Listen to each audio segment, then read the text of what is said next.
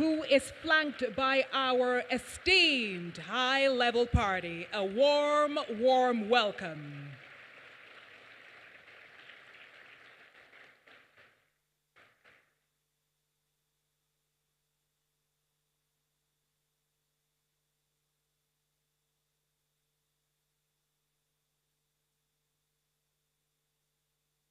Thank you very much.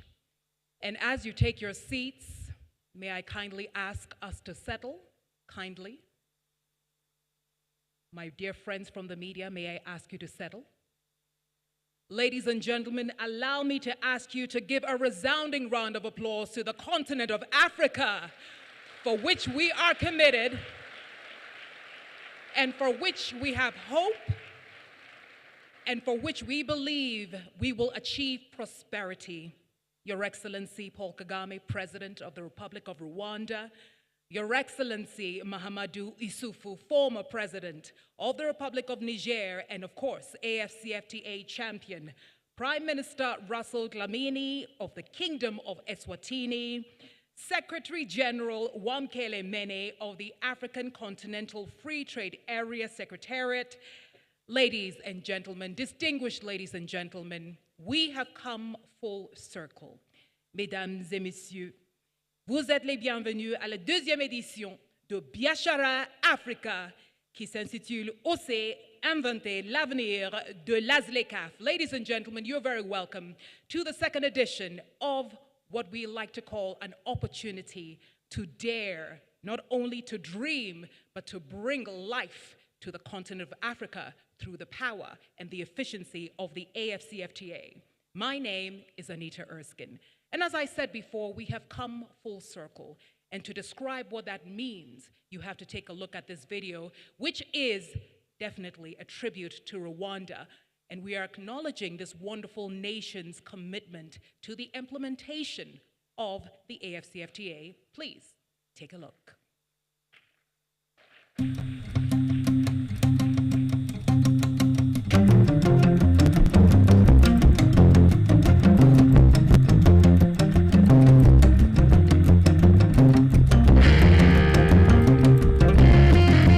In 2018, a new chapter began for Africa.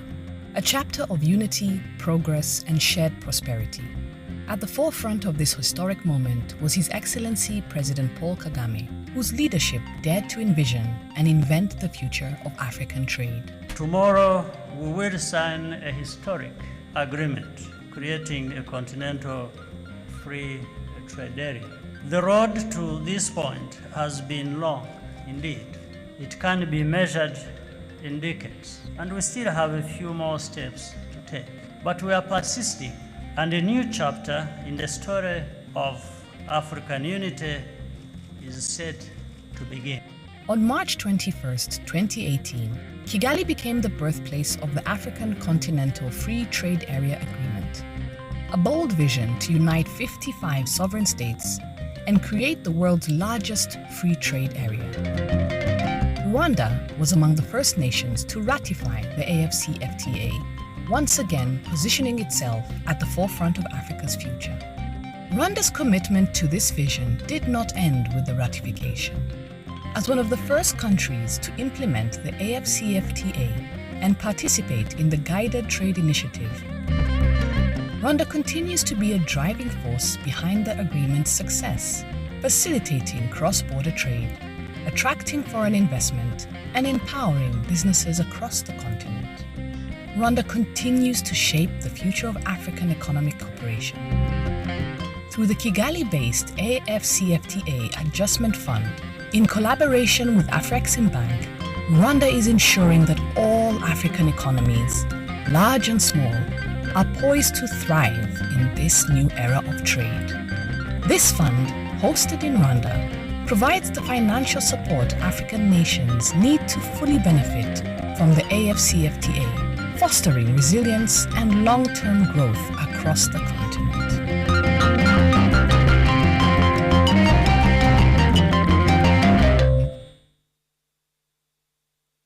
Thank you so much, ladies and gentlemen. Another round of applause for this wonderful country where we have joined together today. And I would also like to acknowledge the presence of the Deputy Chairperson of the African Union Commission, Dr. Monique Nzaza Baganwa. Thank you very much for joining us, Madam.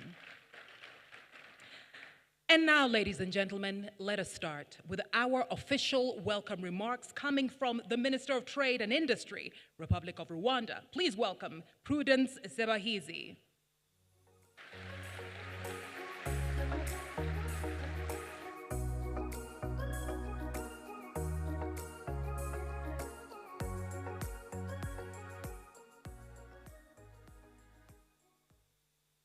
Your Excellency, President Paul Kagame, President of the Republic of Rwanda, Your Excellency Russell Dlamini, Prime Minister of the Kingdom of Eswatini, Your Excellency Mahamadou Issoufou, former President of Niger and the champion of the African Continental Free Trade Area, Dr.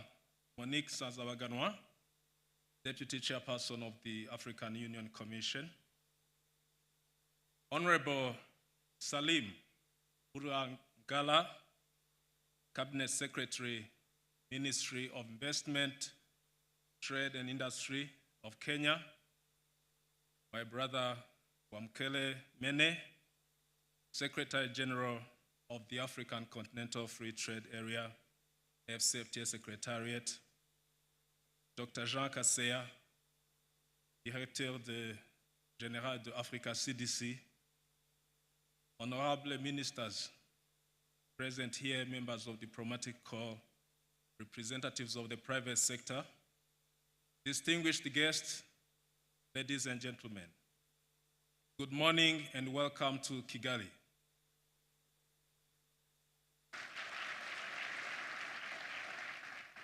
It is a great honor to stand before you today at this pivotal second edition of Biashara Afrika. We are gathered here to advance our shared vision of an integrated, prosperous, and united Africa through the African Continental Free Trade Area.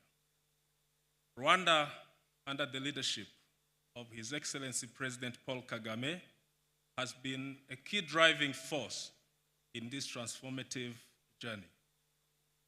History will forever recall that the AFCFTA was born right here in this very room at the Kigali Convention Center on the 21st of March 2018, when African leaders were here to sign the agreement establishing the AFCFTA. This momentous occasion marked the dawn of a new era for African trade. It was a significant milestone that reaffirmed Rwanda's dedication to Pan-Africanism and the broader vision of African unity and economic self-reliance.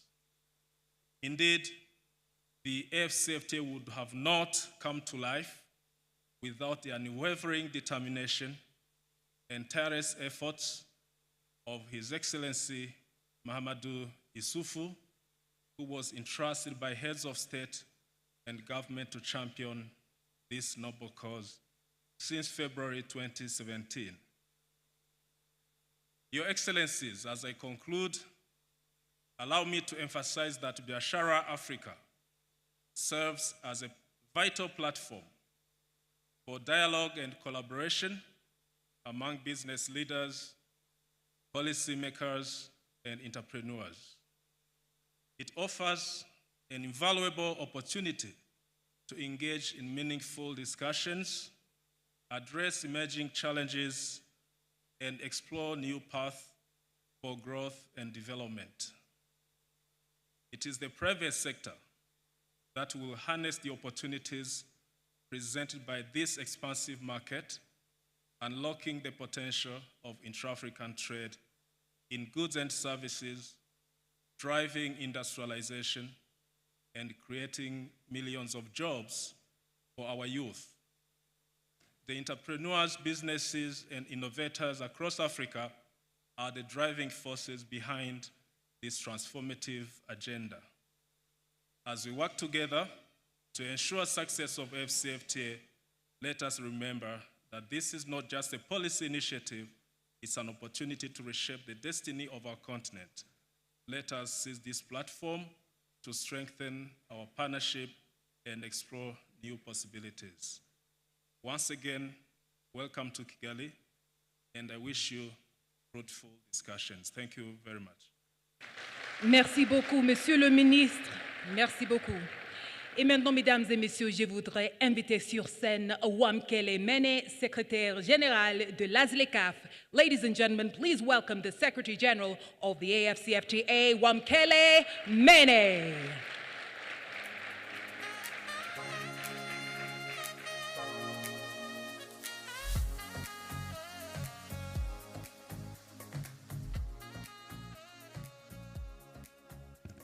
Thank you very much, Madam Program Director. Your Excellency, President Paul Kagame, President of the Republic of Rwanda, Honorable Prime Minister Dlamini, Prime Minister of the Kingdom of Eswatini, Your Excellency Mahamadou Issoufou, former President of the Republic of Niger and AFCFTA champion, Honorable Cabinet Secretary Salim Mbuya Mgala, ably representing President Ruto, Your Excellency Dr. Monique Nsanza-Baganwa, the Deputy Chairperson of the African Union Commission, Your Excellency Dr. Jean Kaseya, Director General of Africa CDC,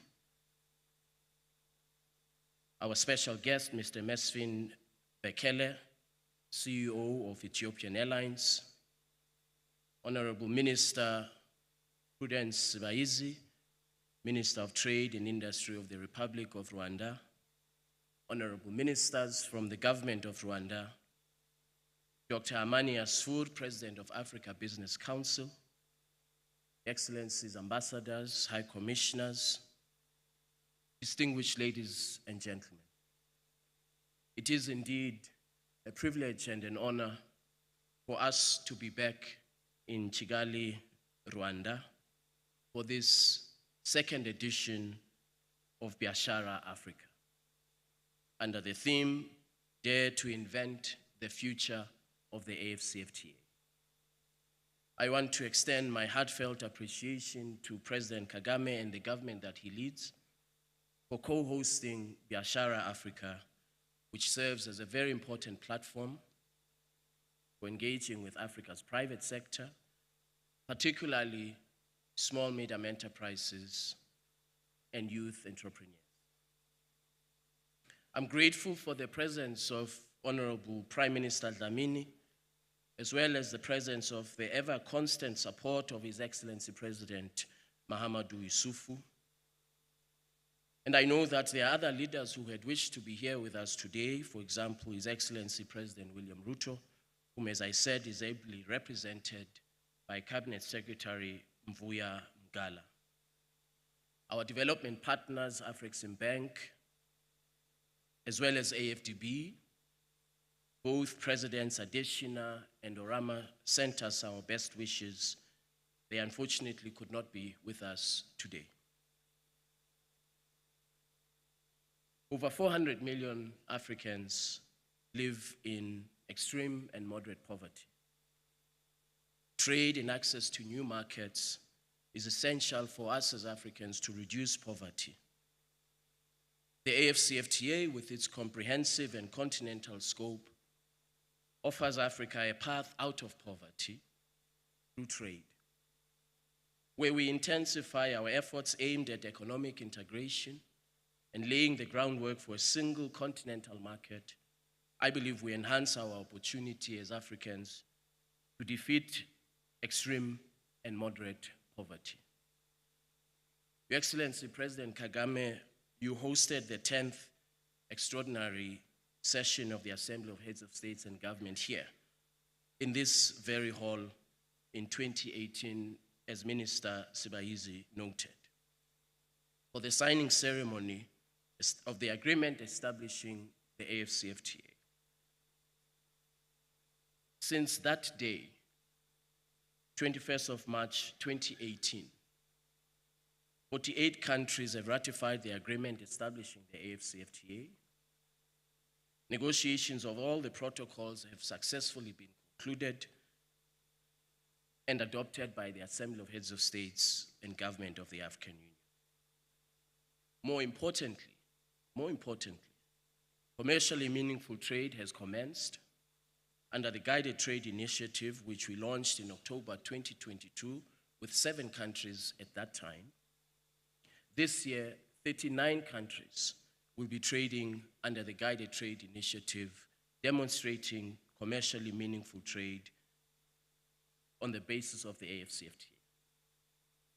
Less than 1 month ago, private sector here in Rwanda exported to Ghana a consignment that included 400 kilograms of tea, 400 kilograms of coffee, and other products.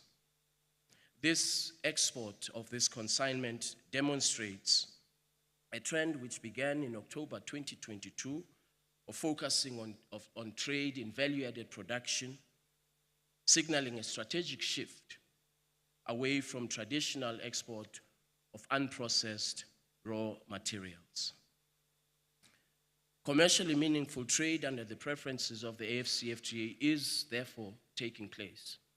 Although modest in volume, we do, however, see trade happening across regions of the African continent.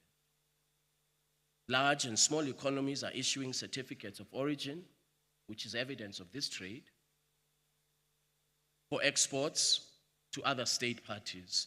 And in this regard, I was particularly privileged to be invited to Nigeria to witness the issuing of the first certificate of origin by the government of Nigeria to a woman-owned small-medium enterprise on 16th July this year. That certificate of origin was issued to Mama Chinwe Ezenwa, the CEO of Leluk. I believe Mama Chinwe Ezenwa is here with us. This, to me, is a remarkable example of prospects for women-owned businesses, for youth-owned businesses, where we fully implement the protocol on women and youth in trade. Mama Chinwe Ezenwa's certificate of origin, the number is 00001. She is the very first one to export.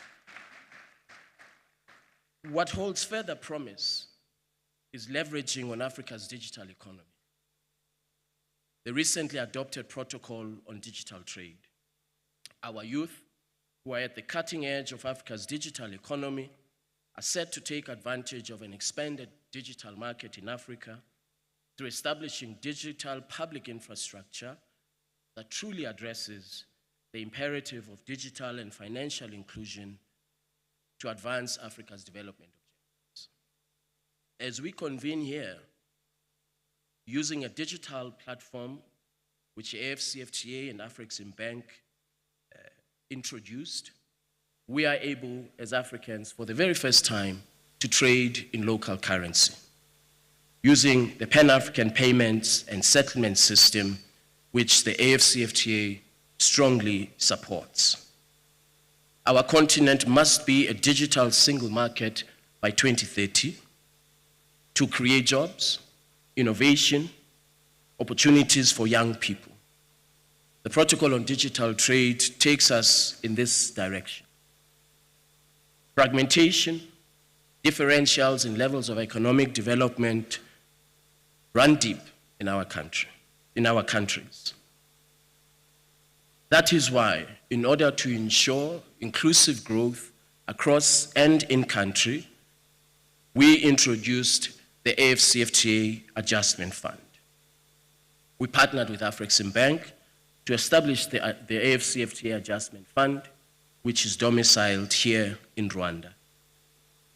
We have already a capital injection of over $1 billion to support countries to trade under the AFCFTA using the fund. Our target is to raise up to $10 billion, and I therefore thank Afreximbank for this partnership. Whilst we celebrate the objectively remarkable progress that we as Africans have made under the leadership of the Assembly of Heads of States and Government in the implementation of the AFCFTA, and whilst much progress has been achieved in a relatively short period of time, we still have a lot of work to do. We remain under no illusion as a Secretariat of the challenges that lie ahead. The cost of trade finance continues to be prohibitively high, excluding millions from the market. The infrastructure deficit continues to constrain enhanced trade flows. We continue to be in a position of over-reliance on imports of pharmaceuticals. And in this regard, we have committed with Africa CDC to tackle this challenge. The cost of transport and logistics continues to have a negative impact on trade. And of course, the lack of progress in achieving free movement of persons in Africa. These are some of the challenges, the very difficult challenges that shall lie ahead. But as I noted before, we should not allow the magnitude of the challenges to define our resolve to achieve a better Africa. We must not step back from the task, from the challenge, because it appears to be too difficult. So as I conclude, Your Excellencies, let me leave you with the words of the great Pan-Africanist, President Thomas Sankara, who implored us as Africans to dare to invent the future that we want. I want to thank all of you for your attention, and I wish all of us good deliberations over the next few days. Thank you very much. Thank you, Secretary General Wamkele Mene. And ladies and gentlemen, taking inspiration from the wonderful speech of the Secretary General, I would like this room to give a round of applause to the women and youth of Africa, in whose hands I do believe the prosperity of Africa and the success of the AFCFTA will lie. Mesdames et messieurs, je vous présente maintenant le directeur général de Africa CDC, Dr. Jean Kasewa. Please welcome him.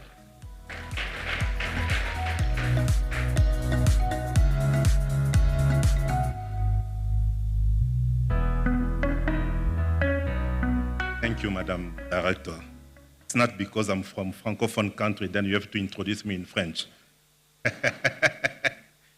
Excellencies, Excellency President Paul Kagame, President of Rwanda, and our host, please let me stand on the protocol already established by my colleagues by recognizing all excellencies, honorables, and guests who are here today.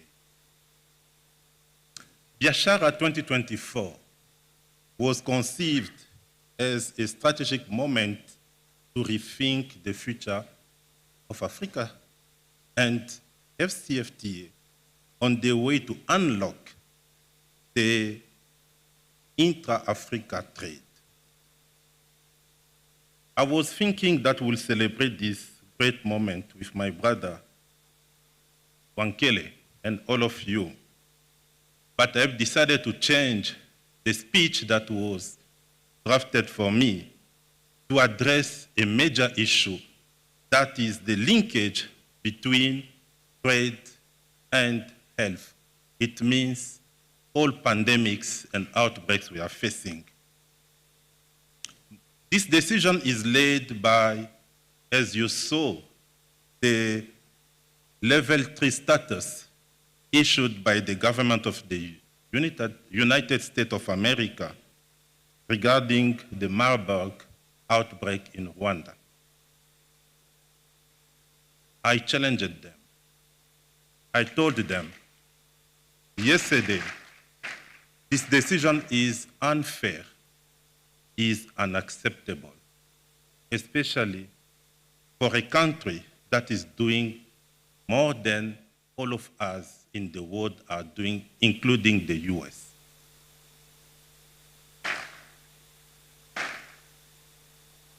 Let me reassure you that this decision is not evidence-based, and I want to recognize my brother, the Minister of Health, Sabine, who's working tirelessly with the team, because what I saw in Rwanda since I landed, even before I landed in Rwanda, I'm just impressed. There is nothing more that we can do that Rwanda is not doing.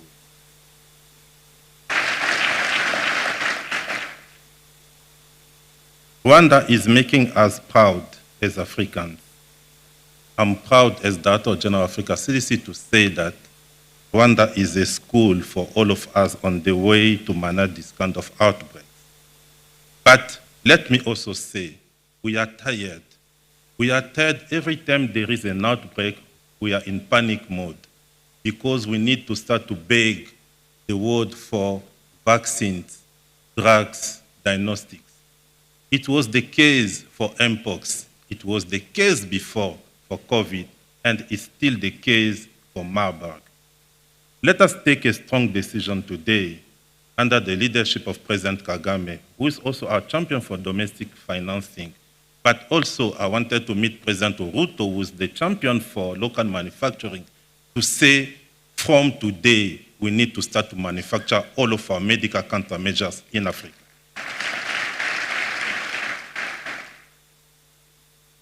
We took this decision, we started to act.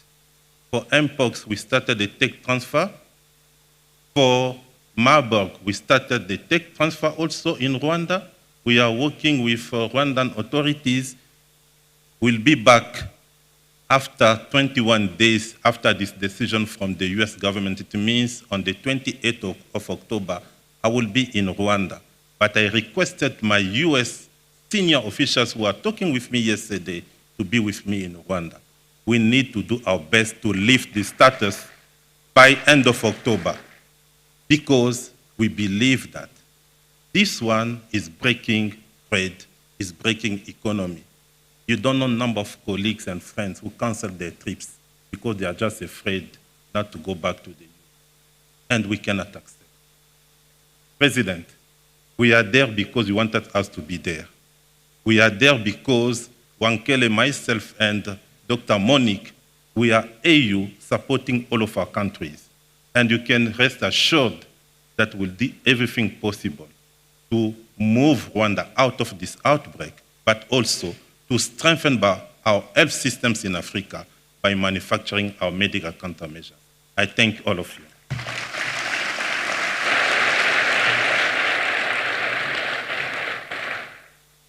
And we thank you, Dr. Jean Kasewa. Ladies and gentlemen, it's now time for us to hear a few words from Honorable Salim Mvura Mgala, who is the Cabinet Secretary of Investment, Trade and Industry, Kenya. Please welcome him.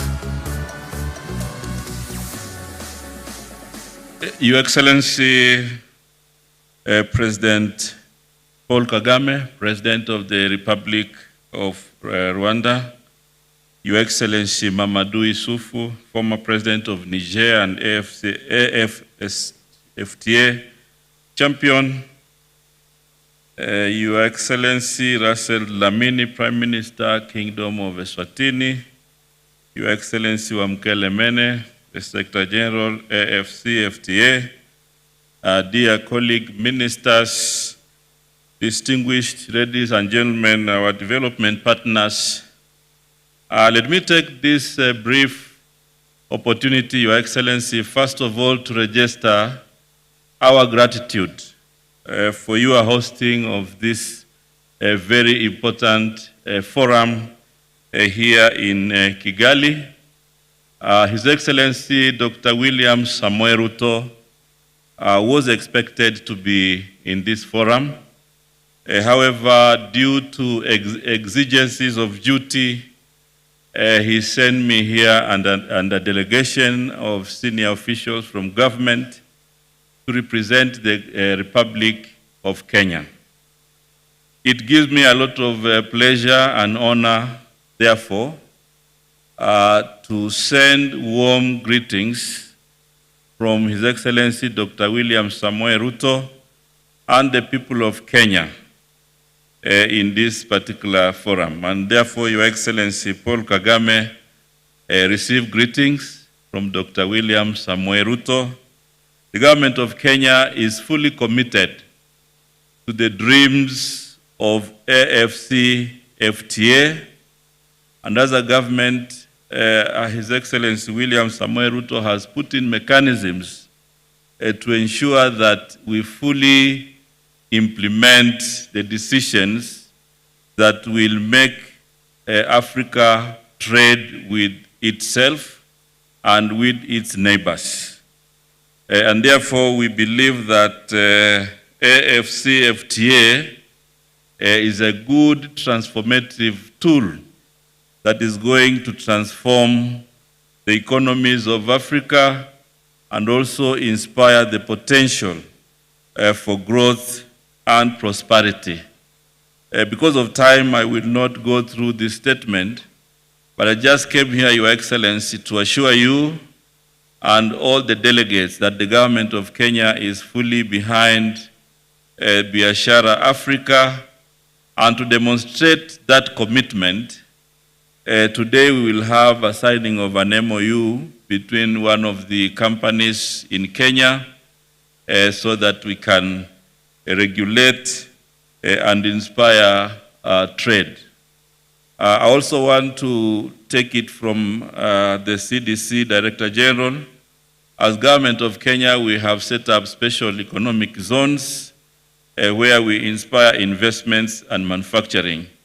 And one of the areas we have set is to ensure that we have a special economic zone that is going to be purely for pharmaceuticals, and therefore going forward, the issue of manufacturing pharmaceuticals will also be an issue that we move forward together. So I want to congratulate all of us here today, and more importantly, to pay my gratitude to His Excellency Paul Kagame for hosting this particular event. And as Kenya, we are fully behind the initiatives in AFCFTA. Thank you very much, ladies and gentlemen. Thank you very much, Honorable Minister. Ladies and gentlemen, now giving way for a few remarks from Dr. Monique Nsazabaganwa, who is the Deputy Chairperson of the African Union Commission. Your Excellency, we await you.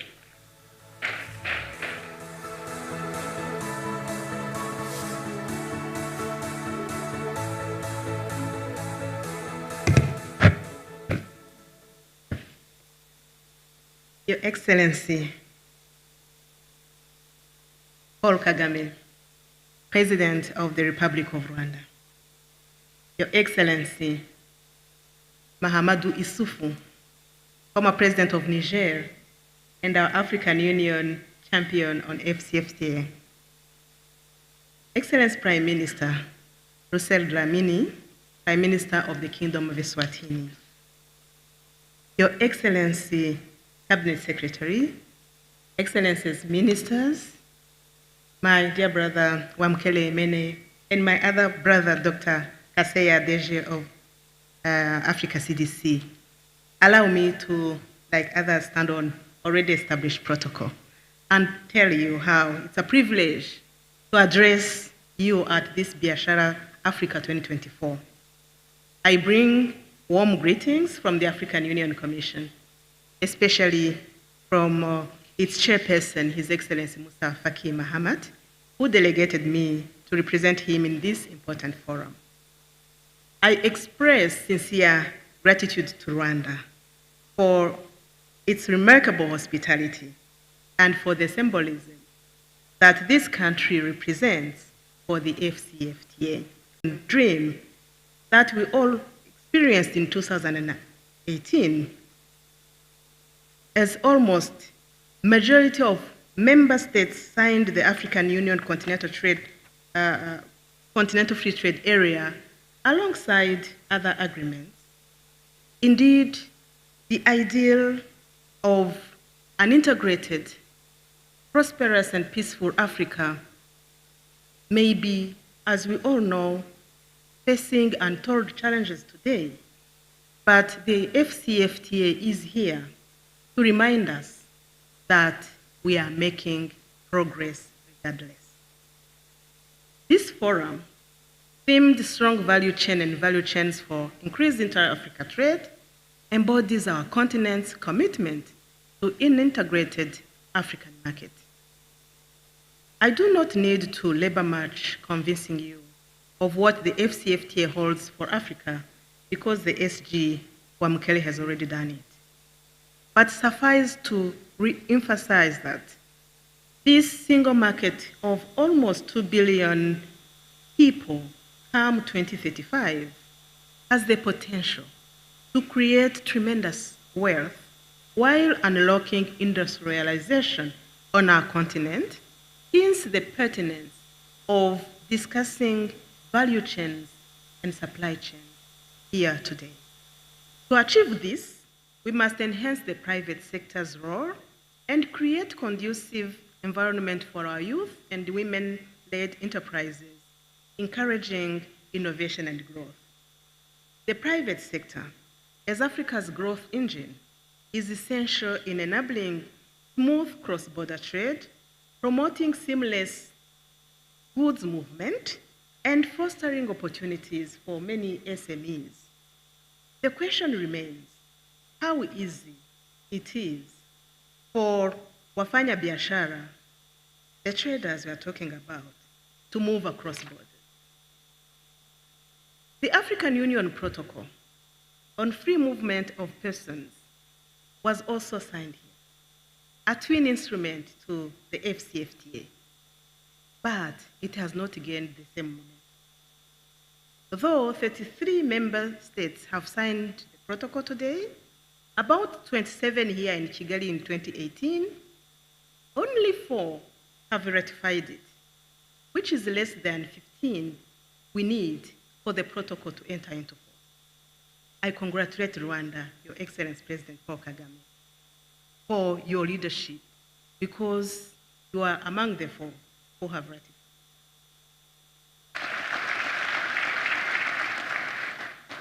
Others being Niger, Mali, and Sao Tome and Principe. This forum, therefore, uniting governments, businesses, and civil society should address the structural challenges that limit intra-Africa trade, free movement of persons being among chief of them.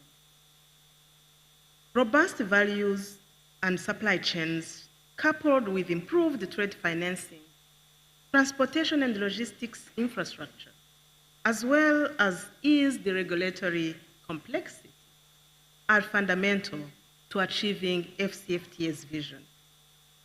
Recent global events have underscored our supply chain's vulnerability, stressing the need for stronger intra-African networks.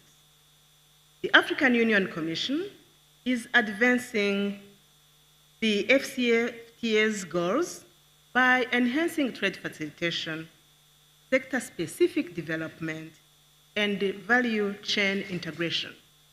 We are focusing on critical sectors: agriculture for food security and export opportunities, pharmaceuticals for health sovereignty and resilience, and of course, digital space for seamless cross-border trade and inclusivity. Your Excellencies, as I conclude, the vision of One Africa Market hinges on strong public-private partnerships and sustained infrastructure investment, from roads and ports to energy. We also need regulatory frameworks that simplify cross-border operations for businesses. Our discussions here today are a call to action for public and private sectors, including our financial institutions, to align their priorities, grow the synergies, foster innovation, and ensure inclusivity and sustainability. Tujenge Africa Pamoja is not just a slogan. It's a call for collaboration, bearing in mind that divided we fall, united we stand. AFCA is a beacon of hope, poised to transform Africa into an economic powerhouse. I'm confident that our dialogue here today will spark deeper cooperation and transformative change. Let us work together, governments and businesses, to strengthen value chains, build resilient supply systems, and ensure AFCFTA's promise is realized for all Africans. I will leave you with this quote from my president, His Excellency Paul Kagame. It is not complete until we do it together. I thank you. A special thank you to the Deputy Chairperson of the African Union Commission, Dr. Monique Inzaza-Baganwa. Thank you so much, Madam, and we are grateful for your calls to action. Ladies and gentlemen, moving into the thematic video of why we are here. Dare to invent the future of the AFCFTA. How and why is in this video. Take a look.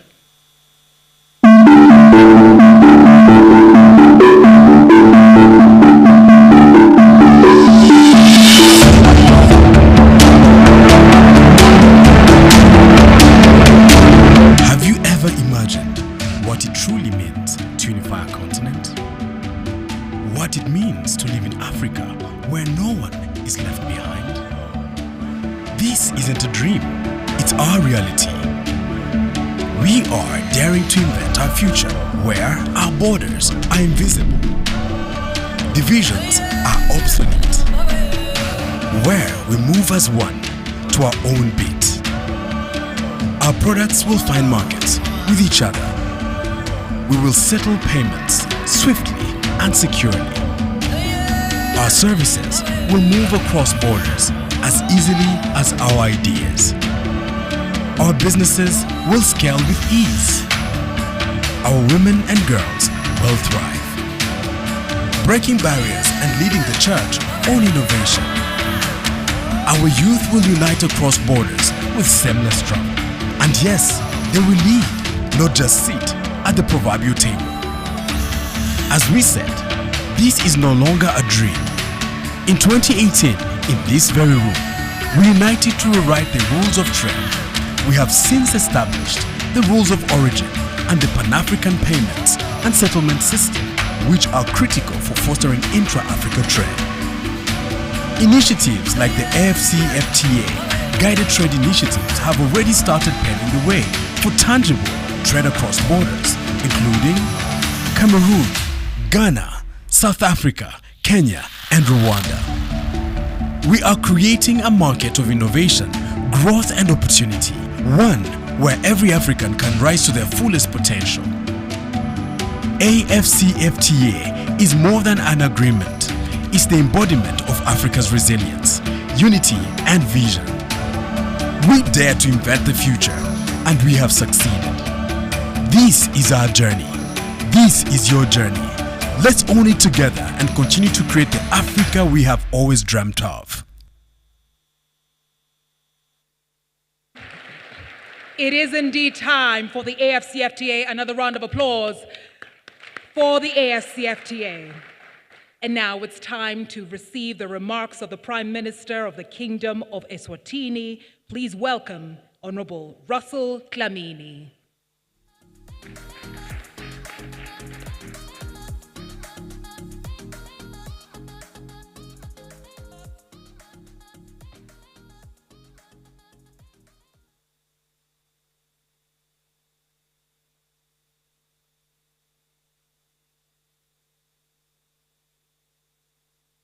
Your Excellency, President of the Republic of Rwanda, Mr. Paul Kagame.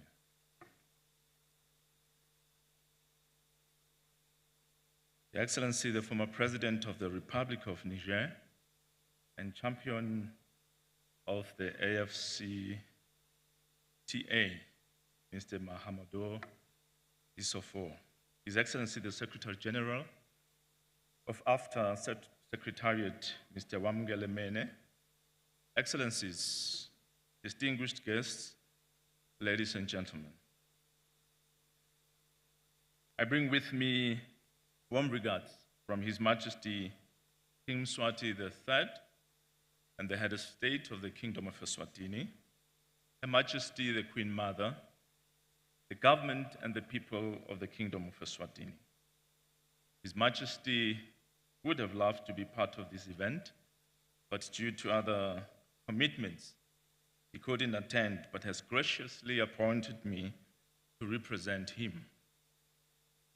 I would particularly like to express our collective gratitude to His Excellency Mr. Paul Kagame and the government of Rwanda for hosting the second edition of AFCA Business Forum, rebranded the Biashara Afrika 2024, a landmark initiative under our African Continental Free Trade Area Agreement.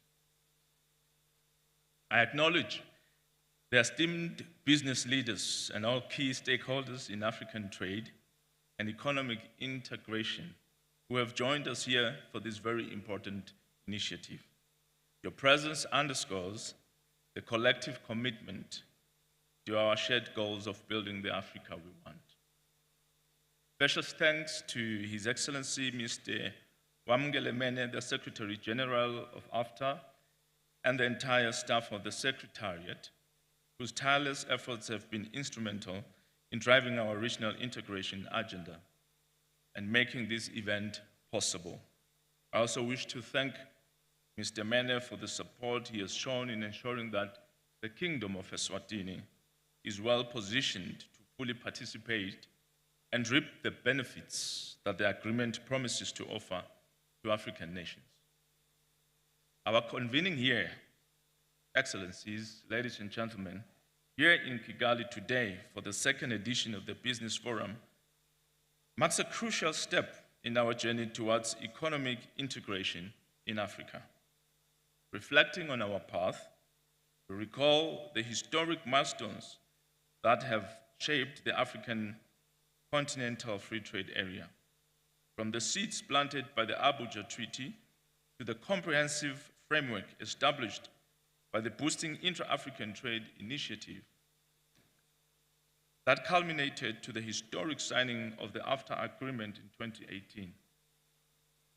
Envisioned by our founding fathers in 1963 in Addis Ababa and further embodied in our ambitious Agenda 2063, these efforts represent the realization of a long-held dream to unify our continent in many fronts. Despite these accomplishments, we must confront the stark reality. Africa accounts for only 3% of global trade, and intra-Africa trade stands at a mere 15%. These figures are not just statistics, they are a call to action. They highlight immense untapped potential that our continent holds and underscore the urgent need for transformative solutions. Today, our resolve is further tested by the triple C's: COVID, conflict, and climate change. The COVID-19 pandemic devastated our economies and disrupted value chains, exposing the perils of vaccine nationalism and the need for resilient local production capacities. Conflict from the ongoing strife in some parts of our continent and beyond continue to hinder our progress, both in terms of economic growth and social stability. Moreover, the calamities, climate change that manifest in floods and other natural hazards continue to challenge our ability, sustainable development, and growth in the economy, in the continent. The operationalization of the AFTA now stands as a source of pride and hope for the continent.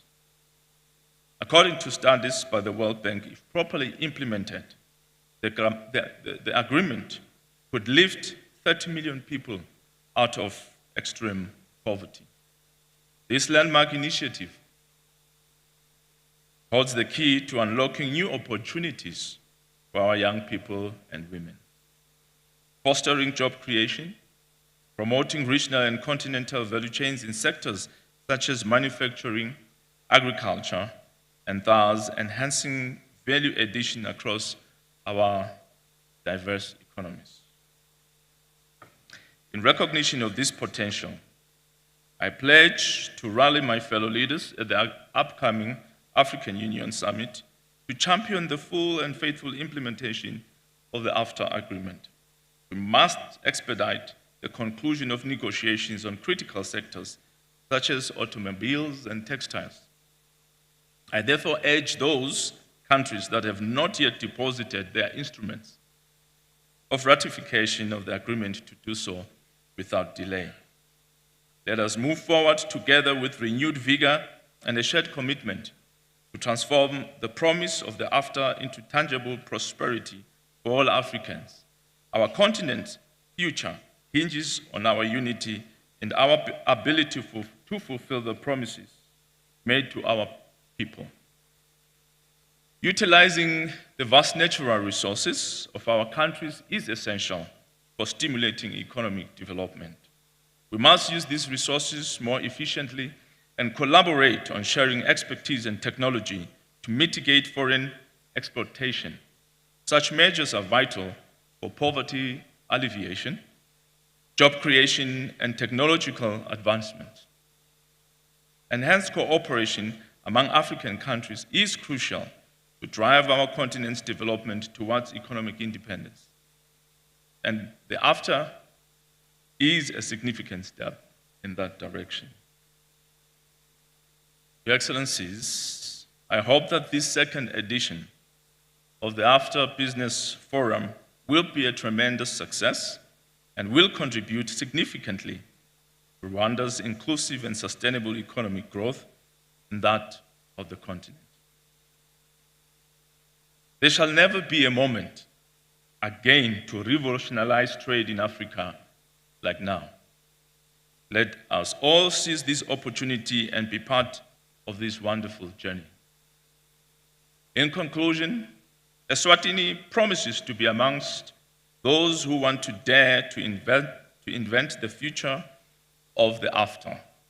The Kingdom has already declared readiness to trade under the AFCA and has joined the Guided Trade Initiative, which will pave the way for Eswatini traders to actively participate in the African commercial activities. We look forward to receiving the Secretariat in the Kingdom of Eswatini to continue with engagement under this initiative. And I thank you. Thank you very much.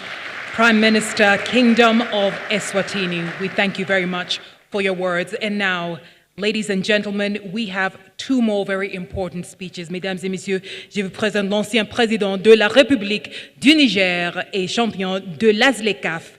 Ladies and gentlemen, I present to you the former president of the Republic of Niger and the AFCFTA champion. Please welcome His Excellency Mahamadou Issoufou. Mesdames et messieurs, je vous présente son Excellence Mahamadou Issoufou.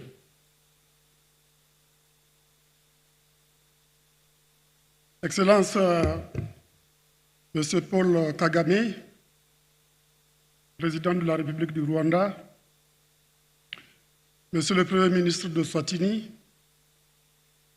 Madame la vice-présidente de la Commission de l'Union africaine, Monsieur Wankele Mene, secrétaire général de la zone de libre-échange continentale africaine, Monsieur le directeur de CDC Afrique, Mesdames et Messieurs, pays le plus propre d'Afrique, doté d'un régime politique stable et connaissant une forte croissance économique, le Rwanda nous montre chaque jour que l'Afrique que nous voulons, celle de l'agenda 2063, est possible. Une Afrique libre et souveraine. Une Afrique en paix. Une Afrique qui compte dans le concert des nations. Permettez-moi de saluer et de féliciter le président Paul Kagame, artisan de cette transformation du pays des mille collines, devenu désormais celui des 1000 opportunités. Je voudrais également saisir l'occasion, Monsieur le Président, pour vous féliciter pour la confiance que le peuple rwandais vous a récemment renouvelée. Je tiens à vous exprimer nos sincères vœux de réussite. Mesdames et Messieurs, il ne nous reste que 39 ans pour réussir la mise en œuvre effective de l'agenda 2063, adopté par l'Union africaine à l'occasion de son sommet de janvier 2013. Quel bel hommage au père fondateur. Si, à l'occasion du premier centenaire de la création de l'organisation continentale, nous arrivions à en réaliser la vision, celle de la Renaissance africaine, et les projets et programmes, dont ceux du premier plan décennal 2014-2023, ont fait l'objet récemment d'un bilan de mise en œuvre. Ces projets phares sont notamment la zone de libre-échange continentale africaine, la stratégie africaine des produits de base, le barrage hydroélectrique d'Inga, le marché unique du transport aérien, le réseau continental de trains à grande vitesse, le réseau électronique panafricain, faire taire les armes, la libre circulation des personnes et des biens et les institutions financières panafricaines. Parmi ces projets et programmes, la zone de libre-échange continentale africaine occupe une place centrale. C'est le projet qui enregistre le score de mise en œuvre le plus élevé grâce au dynamisme, à l'esprit d'initiative et à l'entre-gens de l'équipe du secrétariat dirigée par M. Wankele Mene, que je vous demande d'applaudir s'il vous plaît. Depuis la signature à Kigali, en mars 2018 de l'accord qu'il a créé, et son entrée en vigueur constatée à Niamey en 2019, que de chemin parcouru. Après 5 ans de mise en œuvre, nous pouvons affirmer que nous sommes sur la bonne voie, à l'image du Rwanda, qui s'achemine d'un pas déterminé vers l'émergence. Depuis Kigali et Niamey, peu d'obstacles franchis. Avec l'adoption des protocoles sur l'investissement, sur la concurrence, sur les droits de propriété intellectuelle, sur le commerce numérique et sur les femmes et les jeunes dans le commerce. Ainsi, le cadre institutionnel de la zone de libre-échange continentale africaine a connu un renforcement et des améliorations inédites. Ces différents instruments viennent renforcer et compléter l'accord cadre et les protocoles sur le commerce des marchandises, le commerce des services et les règles et procédures pour le règlement des différends.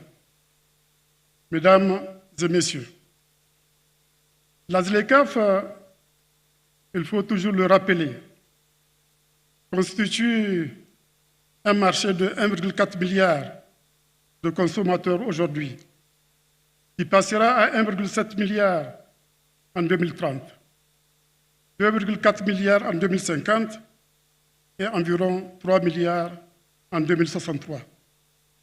Il s'agit là d'un immense potentiel de croissance économique si nous arrivions à relever le défi de la transition démographique, en particulier ceux de l'éducation, de la formation de la santé et de la création d'emplois. Cela suppose que soient levés également les défis de la gouvernance, de la paix et de la stabilité. Ce formidable capital humain et les abondantes ressources naturelles dont dispose le continent constituent des bases solides de son émergence. L'Afrique a le potentiel pour devenir une puissance mondiale si ce potentiel est rationnellement exploité. Cela suppose une mise en œuvre cohérente de l'agenda 2063, du niveau national au niveau continental, en passant par le niveau régional. Cela suppose une mobilisation collective, notamment celle des femmes et des jeunes. Cela suppose en particulier que nous surmontions, entre autres, les défis de l'échange inégal. Mesdames et messieurs, l'échange inégal a toujours été un instrument d'appauvrissement de notre continent. Entre 1997 et 2007, par exemple, l'Afrique a perdu, selon la Banque mondiale, 120% de son PIB du fait de l'échange inégal. Aussi, l'Afrique doit-elle tout mettre en œuvre pour mettre fin à son statut de simple réservoir de matières premières et d'importateur de produits finis. Pour ce faire, le secrétariat de la zone de libre-échange continentale africaine, que je félicite pour ses multiples initiatives, en application des dispositions pertinentes de l'accord, a conçu une stratégie de chaîne de valeur pour une industrialisation de l'Afrique, la stimulation des échanges interafricains et la conquête des marchés extérieurs. Cette stratégie se concentre à court terme sur la souveraineté et la sécurité alimentaire, la mise en place d'une industrie pharmaceutique et d'automobile, ainsi que le transport et la logistique.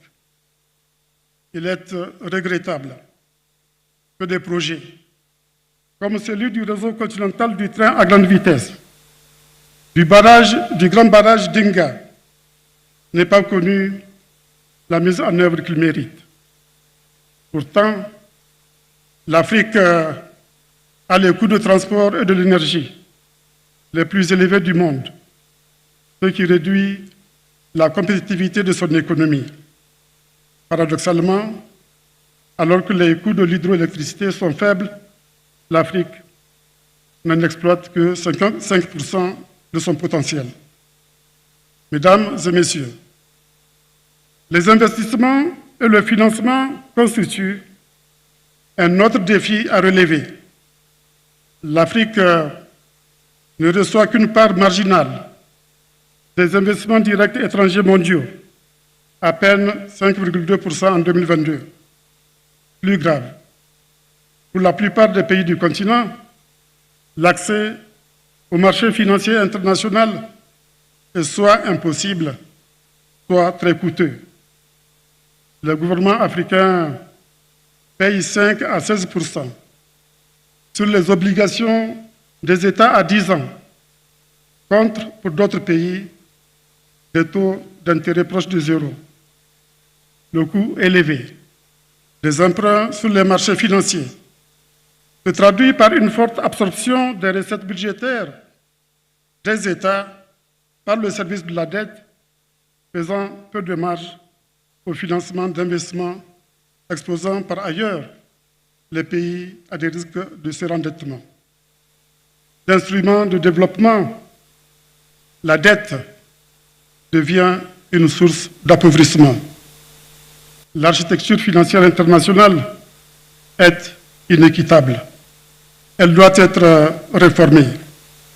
Cette réforme ne sera pas l'œuvre de ceux dont elle sert les intérêts. Elle ne peut être que le résultat d'une lutte.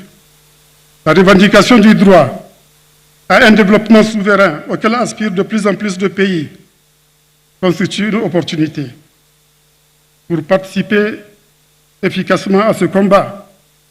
L'Afrique doit renforcer les institutions financières panafricaines existantes comme la BAD et Afreximbank et accélérer la mise en place de celles qui sont prévues par les différents traités, notamment celui d'Abuja.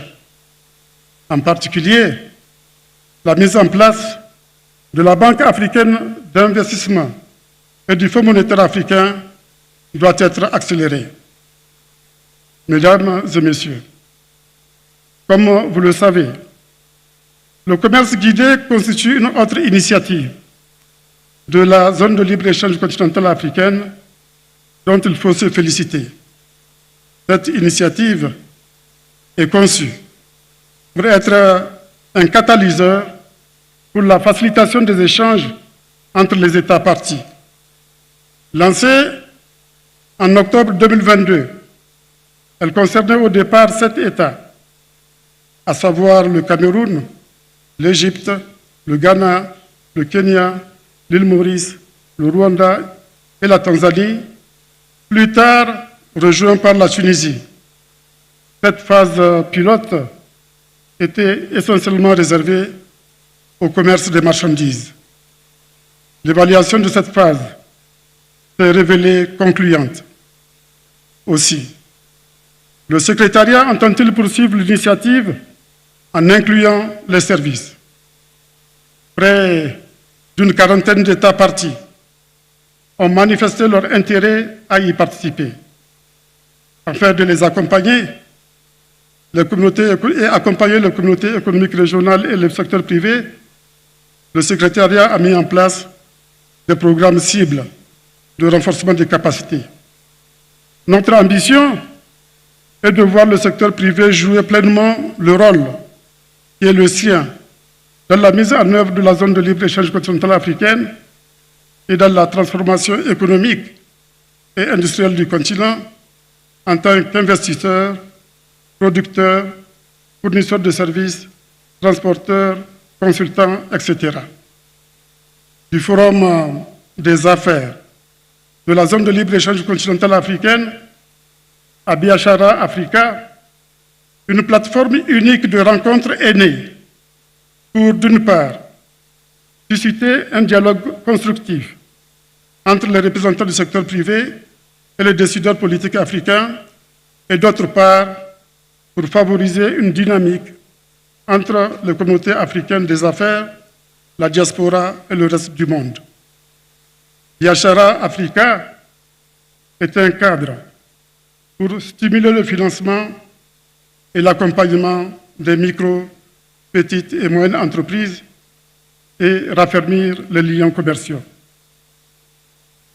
Mesdames et messieurs, en juin 2024, le rapport de la Banque africaine du développement affirmait, je cite, « L'avenir de l'Afrique est promoteur, mais nous devons nous assurer que nous réglons les questions de gouvernance, de transparence, de responsabilité, de gestion de notre capital naturel. Nous devons veiller à ce que les ressources soient utilisées au profit des populations du continent. Nous devons nous convaincre de l'existence d'une unité, d'un nexus entre politique et économie. La démocratie politique et la démocratie économique doivent aller du même pas ensemble. Dans cet esprit, le partenariat public-privé devait avoir toute sa place et établir une confiance véritable entre les décideurs politiques et les acteurs du secteur privé. Les acteurs publics et privés doivent oser, ensemble, en parfaite complémentarité. C'est à cela que nous invite le thème de notre rencontre d'aujourd'hui. Oser inventer l'avenir de la ZLECAf. Oser inventer l'avenir de la ZLECAf, c'est oser la préférence africaine. Cela m'amène à vous inviter à méditer le mot de Lord Macaulay dans un discours prononcé le 2 février 1835 devant le Parlement britannique. Je cite: « J'ai voyagé à travers l'Afrique. Je n'ai pas vu de mendiants ni de voleurs. J'ai vu des personnes avec de hautes valeurs morales. Et je pense que nous ne pouvons pas conquérir ce pays, à moins que nous brisions la colonne vertébrale de cette nation, qui est sa spiritualité et son héritage culturel. Par conséquent, je propose que l'on remplace son ancien système éducatif et culturel. Ainsi, quand les Africains penseront que ceux qui viennent de l'étranger, et en particulier d'Angleterre, est meilleur que ce en quoi ils croient, ils perdront l'estime de soi, leur culture, et deviendront ce que nous voulons qu'ils soient, à savoir une véritable nation dominée. Le mot de Lord Macaulay, je l'ai cité pour la première fois dans mon discours de Berlin, à l'occasion de la conférence sur le partenariat Afrique G20, présidée par Mme Merkel, et dont le thème était investir dans un avenir commun. Il est apocryphe pour certains, mais il est authentique pour l'écrasante majorité. Et ce mot justifie la pertinence de l'axe de l'agenda 2063 relatif à la Renaissance africaine. Ensemble, osons la préférence africaine. Ensemble, évitons de penser que ce qui vient de l'étranger est meilleur que ce qui est endogène. Chaque Africain doit renforcer l'estime en soi et l'estime de soi. Que ceux qui veulent dominer l'Afrique pour l'éternité veulent détruire, comme Lord Macaulay l'a dit avec une grande franchise. Cette estime de soi est une des conditions de la préférence africaine, c'est-à-dire de la Renaissance africaine. Ayons le regard rivé sur les objectifs du premier centenaire, les objectifs de l'Afrique que nous voulons en 2063. Je vous remercie de votre aimable attention.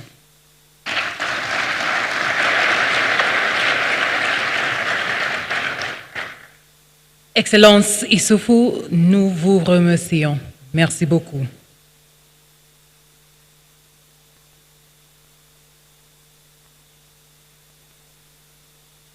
And now, ladies and gentlemen, with honor and pride and respect, I kindly ask you to be upstanding so that we can welcome to the podium the President of the Republic of Rwanda for the keynote address. Please welcome His Excellency, President Paul Kagame.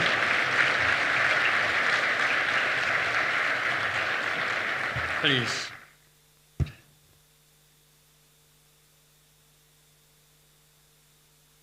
Excellencies, distinguished ladies and gentlemen, I'm happy to join you for the second edition of Biashara Afrika. We are very pleased to welcome you all to Rwanda, in particular special guests from President Muhammad Yusuf of Niger, and Prime Minister Dlamini of the Kingdom of Eswatini, and other distinguished guests. I thank you particularly because it took some amount of courage to proceed to head to Kigali from wherever you were because of what my friend Dr. Kasea said,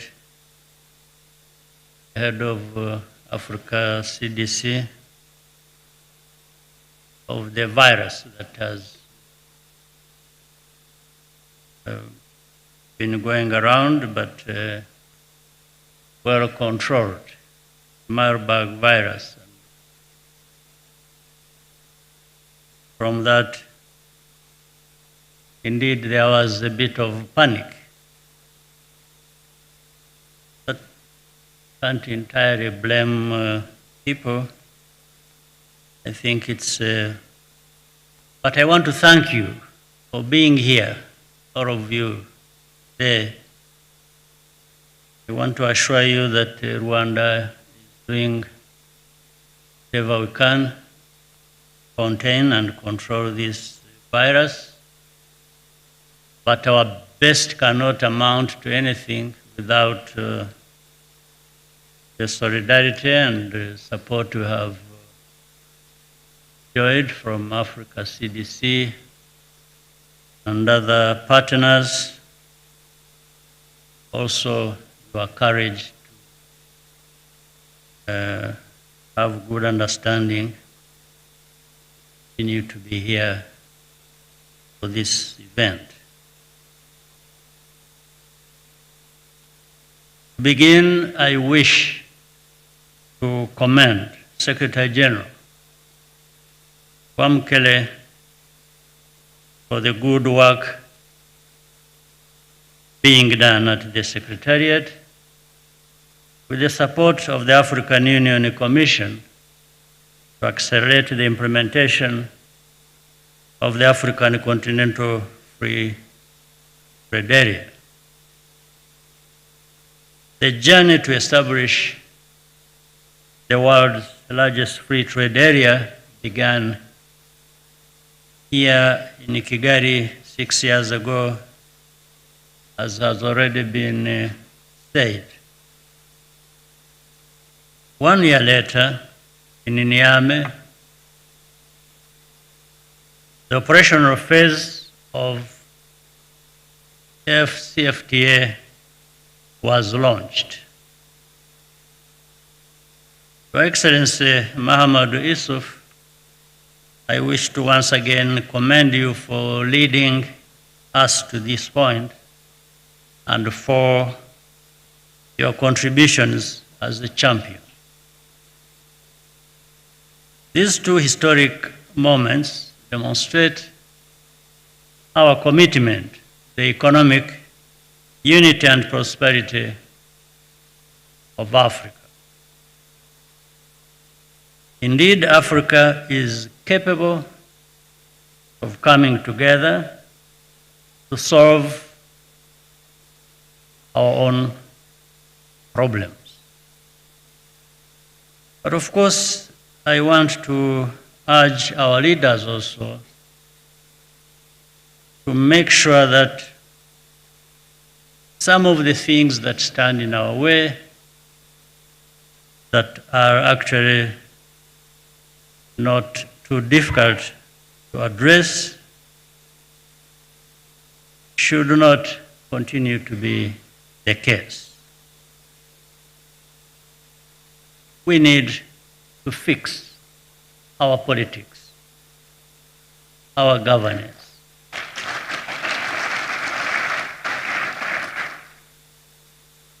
And it all begins with mindset and clarity of vision. Like when people talk about AFCA and intra-African trade, how low it is, and so on and so forth, the first thing that comes to mind is lack of free movement Why should there be anything like that? Why should there be free movement of people, goods and services? Why? Why shouldn't people of one country freely move across the border to another country, across the whole continent? What is the issue?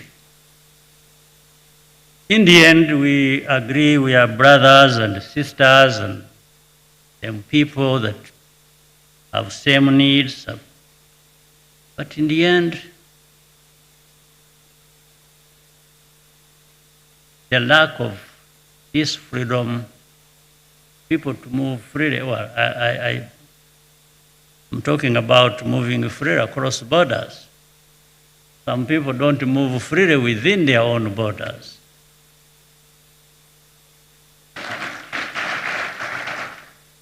And it really is all about politics that can be fixed, and we must fix it.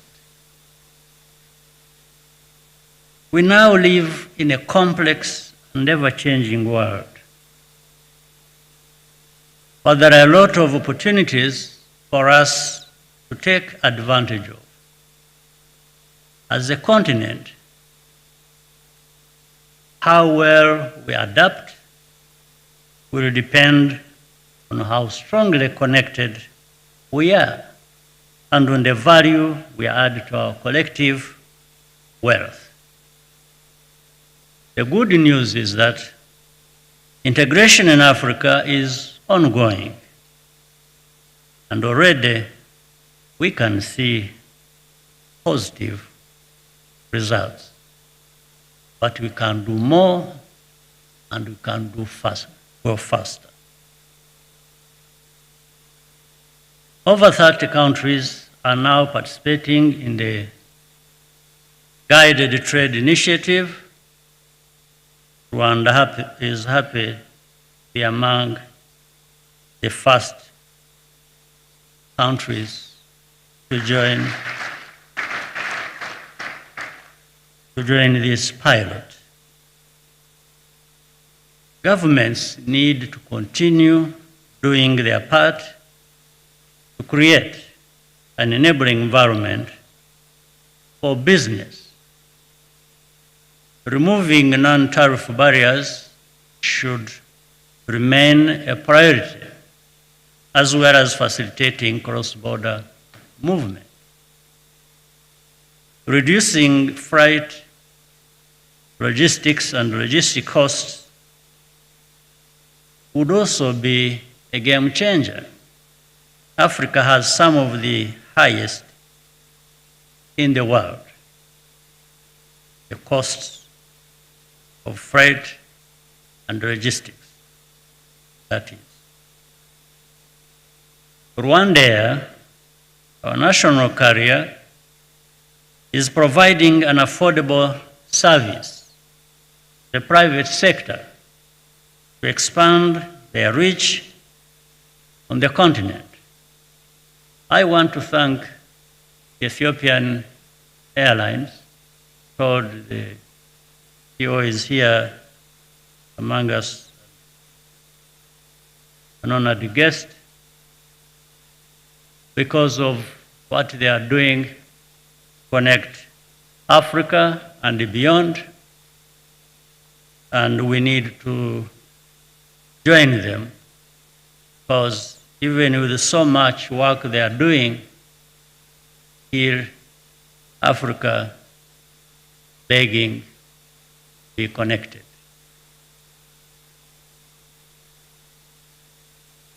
The focus should be on supporting small and medium enterprises. The reason is simple. These businesses and the women and young people that own them are the backbone of Africa's economy. But they shouldn't remain small and medium. They need to grow.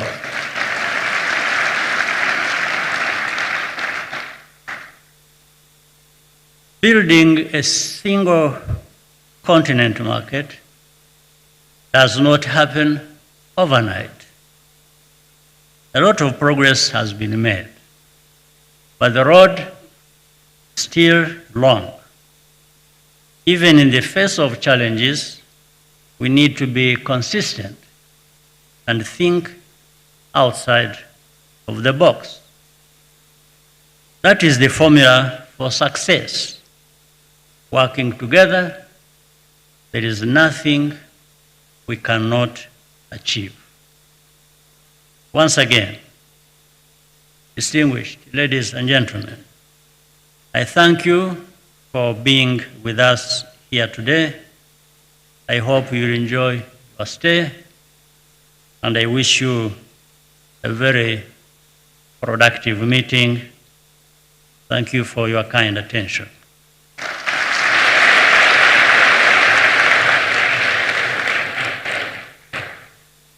And we thank you, Your Excellency, the President of the Republic of Rwanda, Paul Kagame, for joining us, for leading us, and for being an extraordinary example.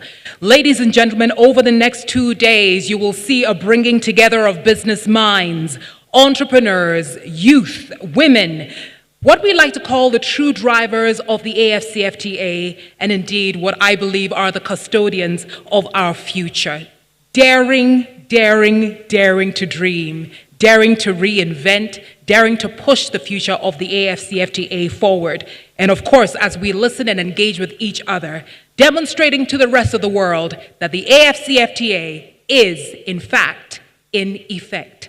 Ladies and gentlemen, we want to say a big thank you for joining us here this morning for the opening ceremony. A quick announcement that we will continue right here in this room from 2 p.m. But for now, we would like to, with humility and respect, bid our high-level farewell as they go off to deliberate in other rooms on other matters. Please allow me, by standing up, to bid farewell to His Excellency, the President of the Republic of Rwanda, who is, of course, flanked by our high-level guests. We thank you, Your Excellency, for joining us. A round of applause for His Excellency, Secretary General Wamkele, AFCFTA champion, Deputy Chairperson of the AUC. And with that said, ladies and gentlemen, officially, Biashara Afrika 2024 is now open. Thank you. A round of applause for yourselves. My name is Anita Erskine, and we shall see you back in this room at 2 p.m. Enjoy your deliberations and all the best of luck.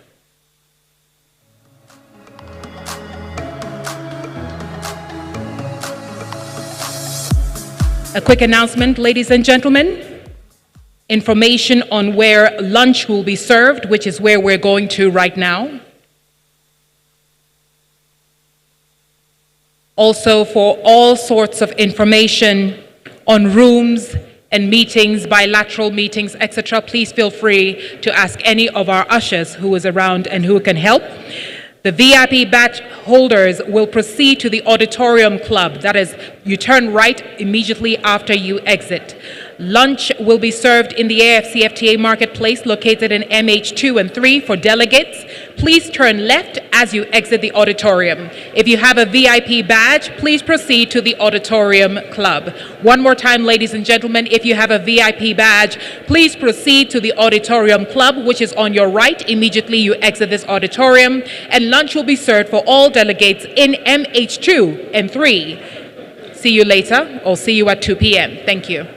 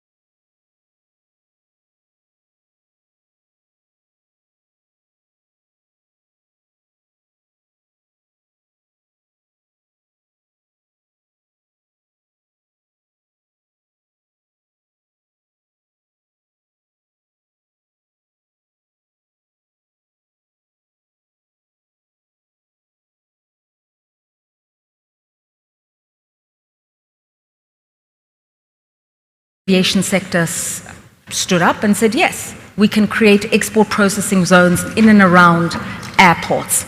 And so suddenly, aviation becomes not just a way to connect people by visiting one country to the other, it becomes a way to move high-value goods efficiently. Around airport precincts, we're now talking about the manufacturing infrastructure for the creation of high-value goods with proximity to the airlines that can cargo those goods. And then it's the all-important tourism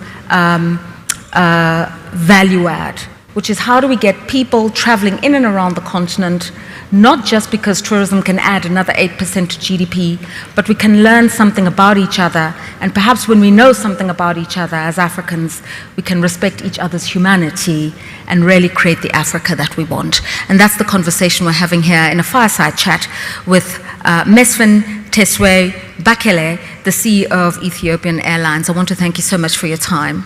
Thank you. Before we begin, sir, let's talk about your name, because it really goes to the heart of this issue that I'm raising. How do we get to know each other, learn to respect and appreciate each other's traditions? Because the more we know about each other as Africans, the less we fear, the less there's competition amongst us, the more we work together for an enhanced growth trajectory and story. So you said I should not call you Mr. Bakele. Why? Okay. Thank you. First of all, I would like to thank the African Continental Free Trade Area Secretariat for inviting me to attend this forum. When I come to your first question, you are asking me the tradition in Ethiopia. In Ethiopia, we call people by their first name. As Madam said, my name is Mesfin Tasso Bakele, and Mesfin is my first name. Tasso is the name of my father, and Bakele is the name of my grandfather. So it's not common in Ethiopia for me to be called Bakele or Mr. Bakele. We don't have a family name. My daughter called Jerusalem, her full name is Jerusalem Mesfin Tasso, because Mesfin is her father and Tasso is her grandfather. So we simply call her Jerusalem or Madam Jerusalem. So I would like you to call me either Mesfin or Mr. Mesfin. So my question is, how many of you knew this? And that is why African trade matters. We need to know who we are so that we can respect where we come from, so that we can really persevere on a common footing, understanding where each person is coming from. And so, Mr. Mesfin, I'm going to call you that. I'm a South African. It would be completely unconscionable for me to call you by your first name in the South African context. That would be regarded as disrespect. But you've given me the permission, and so, Mr. Mesfin, let's do this. You can call me Mesfin. That's fine. I will tell you the name we do know, though. Ethiopian Airlines. That we know really well. Yes. One, because the airline has grown in leaps and bounds. Two, because the airline was, along with South African Airways, one of the first to bring in the shipment of much-needed vaccines during a pandemic 3 or 4 years ago. Secondly, because you've expanded into many new routes across the 55 African markets. And I know that you've taken equity stakes into some smaller national carriers, like Malawian Air. I flew to Blantyre once on an Ethiopian airline flight, but it was branded Malawian Airlines, but my ticket said Ethiopian Airlines. And it always intrigued me why you've done that, because some of the initiatives do not have a profit motive, but you do it anyway. Why? Okay. You have asked me several questions. First, regarding the cargo during COVID. When COVID became a global pandemic in March 2020. The air transport industry grounded all its airplanes because borders were closed. But we have one tradition in Ethiopian Airlines, which is looking for opportunities in challenges. At that time, we identified two projects. The first one was test kits were needed to test people whether they were infected with COVID or not. So we diverted all our attention to cargo, primarily to transport test kits. Actually, initially, it was the protective kits, the masks and others.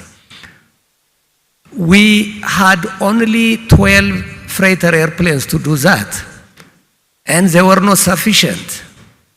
Then we had to convert the passenger airplanes into cargo, about 26 of them, boosting our total cargo fleet to 38 airplanes, and we had to transport this protective equipment from China into Africa.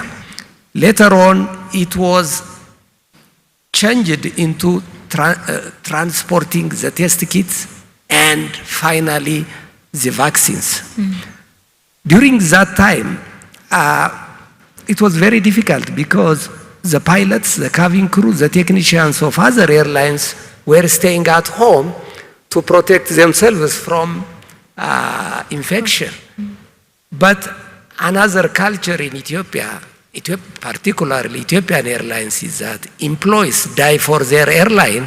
They said, we are willing to operate flights around the world to do this for two reasons. One, they believed that it was saving of lives, and secondly, they were protecting the continuity of the airline. That is how we did it, and that fast adjustment of our strategy enabled us to do this big contribution to the African continent. Right. The second part of the question is about partner airlines in Africa. Part of Ethiopian Airlines strategy is to expand our network throughout Africa. Today, we fly to 61 cities in 40 countries in Africa.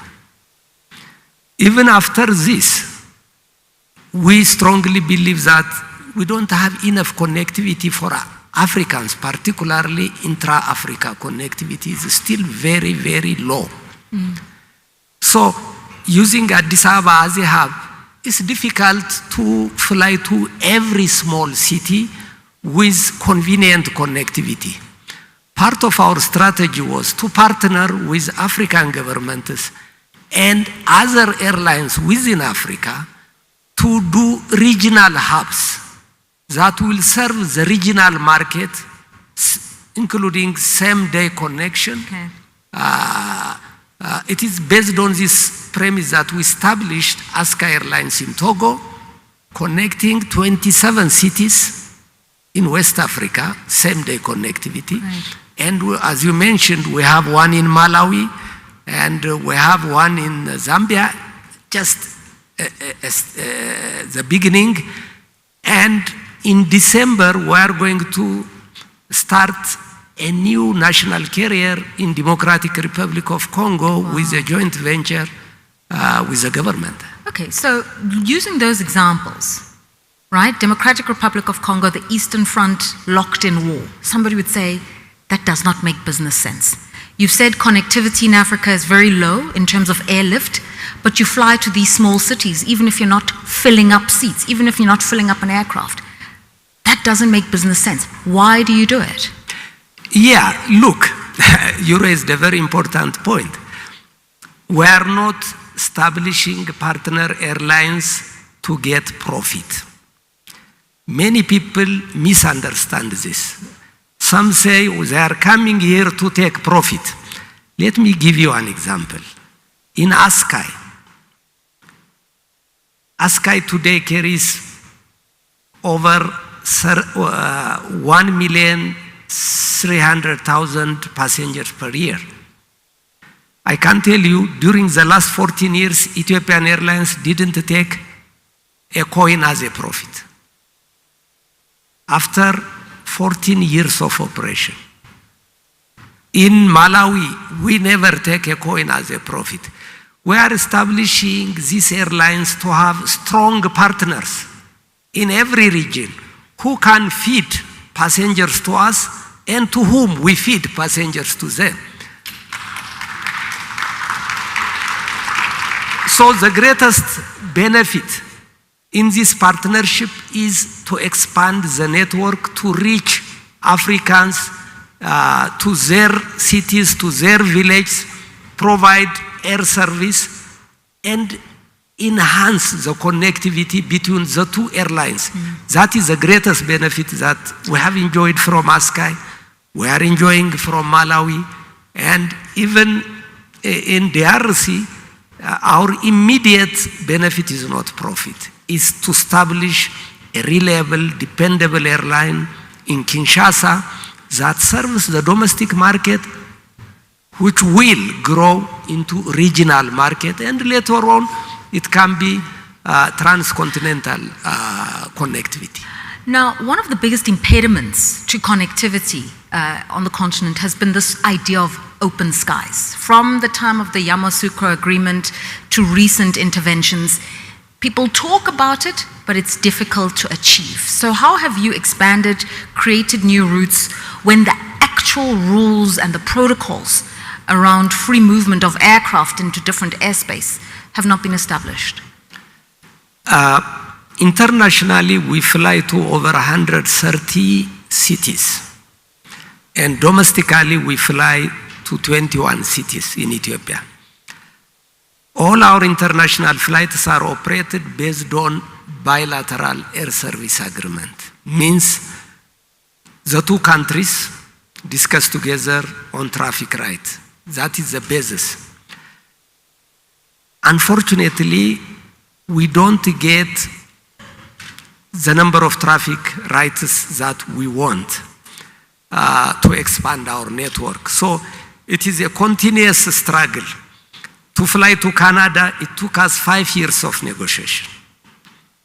And initially, we were given only 3 flights per week, which eventually grew to daily flight. So when I come to Africa, unfortunately, after so many years, after the single African air transport market initiative was taken by African Union, with the consent of African leaders, still African is lagging behind from this. Today, if you ask me which one is the most developed air transport service, it is North America, particularly the United States. How did they achieve this? One of the single things that they did was deregulation of the market, liberalization of the market before, I think, 3 decades, and that helped the industry to grow. Right. In Africa, the governments agreed, heads of state agreed, but implementation was not respected. It is very slow. So, unfortunately, there are several African countries, not several, a few, who are not allowing us to fly, who are not allowing us to connect Addis Ababa with their capital cities. Yeah. So, connectivity is very important. It's not only for Ethiopian Airlines, but this is one of the challenges for other African airlines to expand. Right. So liberalization, deregulation matters a lot. Let's just go back a little bit to some of the lessons learned from COVID. So obviously the shutdowns, the lockdowns, closed down supply chains, and the aviation industry was hit hard. It was one of the hardest hit industries, and you're only now, I'm told, aviation recovering to pre-COVID levels. You're not even talking growth, you just need to get to the pre-COVID levels. But an interesting phenomenon has happened in aviation, which is, whilst passenger travel is recovering, cargo keeps growing year on year, and it's sitting at somewhere like, Investec says about 27 billion cargo ton kilometers. I don't know what that measure is, but that's the growth. And of that number, 14% year on year is the growth in Africa. So something is happening on the cargo side. Could you tell us what that is? Because you say you started focusing on the cargo vertical when you realized you're going to procure and bring, or you're going to bring procured vaccines and PPEs to Africa. But now 60 markets are being serviced by Ethiopian Airlines cargo. What has stimulated that growth beyond COVID? Part of Ethiopian Airlines' strategy is to expand our cargo business. Throughout the years, we have been carrying passengers and transporting cargo. Historically, the revenue share of cargo has been always around 15% of our total revenue. But during COVID, or the year that followed COVID, the share of cargo revenue was 50%. After 1 year, as the passenger traffic increased, that reduced to 35%. And then now it is around 25% of our revenue comes from cargo, because the passenger demand has increased and our operation increased. But in terms of cargo volume, last year we transported 758,000 tons of cargo. Compared to pre-COVID, it was around 350,000 tons of cargo. So it has more than doubled during the last 4 or 5 years, our cargo operation. Cargo is very important. I would like to add here, out of the cargo that we carry, 70% is between Africa and the rest of the world. 70. Cargo, in terms of cargo volume, and the intra-Africa cargo that we transported last year is only 3.6% in our business. This shows that the intra-Africa cargo business is not yet well developed. We strongly believe that Africa has a lot to offer to the other African countries. And we are very optimistic this will grow further under the African Free Continental Trade Area Initiative. And we are prepared to support this initiative by taking several initiatives. Number one, we are expanding our dedicated cargo fleet. In the coming, today we have 16 of them. In the coming 2 years, this will grow to more than 20 by adding 777 freighter aircraft, which can carry over 100 tons of cargo each. Secondly, we have invested a lot to develop a modern cargo capacity with all the facilities needed, including pharmaceutical storage facility, perishable goods storage and management facility, and dry cargo. The capacity we have now is over 1 million tons of cargo per year. So we are preparing ourselves for enhanced intra-Africa trade for goods that can be transported by air. Okay, and you just gave us a really troubling statistic. Just 3-point-something% is intra-Africa trade via cargo. So there's incredible room for growth, but businesses should just take advantage of that. What about the infrastructure story? And this is around aviation or airport precincts, right? Because in order for cargo to be able to warehouse and hold and stock goods, you have to have the facilities. You know, you've just said for pharmaceuticals, you need a particular kind of storage. So you need to have those specialized facilities, you need to have the capacity, you need to have the space. I wonder how many airports are making the investments that are needed in cargo. We're seeing new airports being built for passenger flow, but are we seeing adjacent to those airports cargo facilities? And on top of that, I said, many presidents said, no more should we be procuring drugs from abroad. We should have a big pillar of pharmaceutical manufacturing, even if it's generics. And that goes for jewelry, any kind of beneficiation, automotives.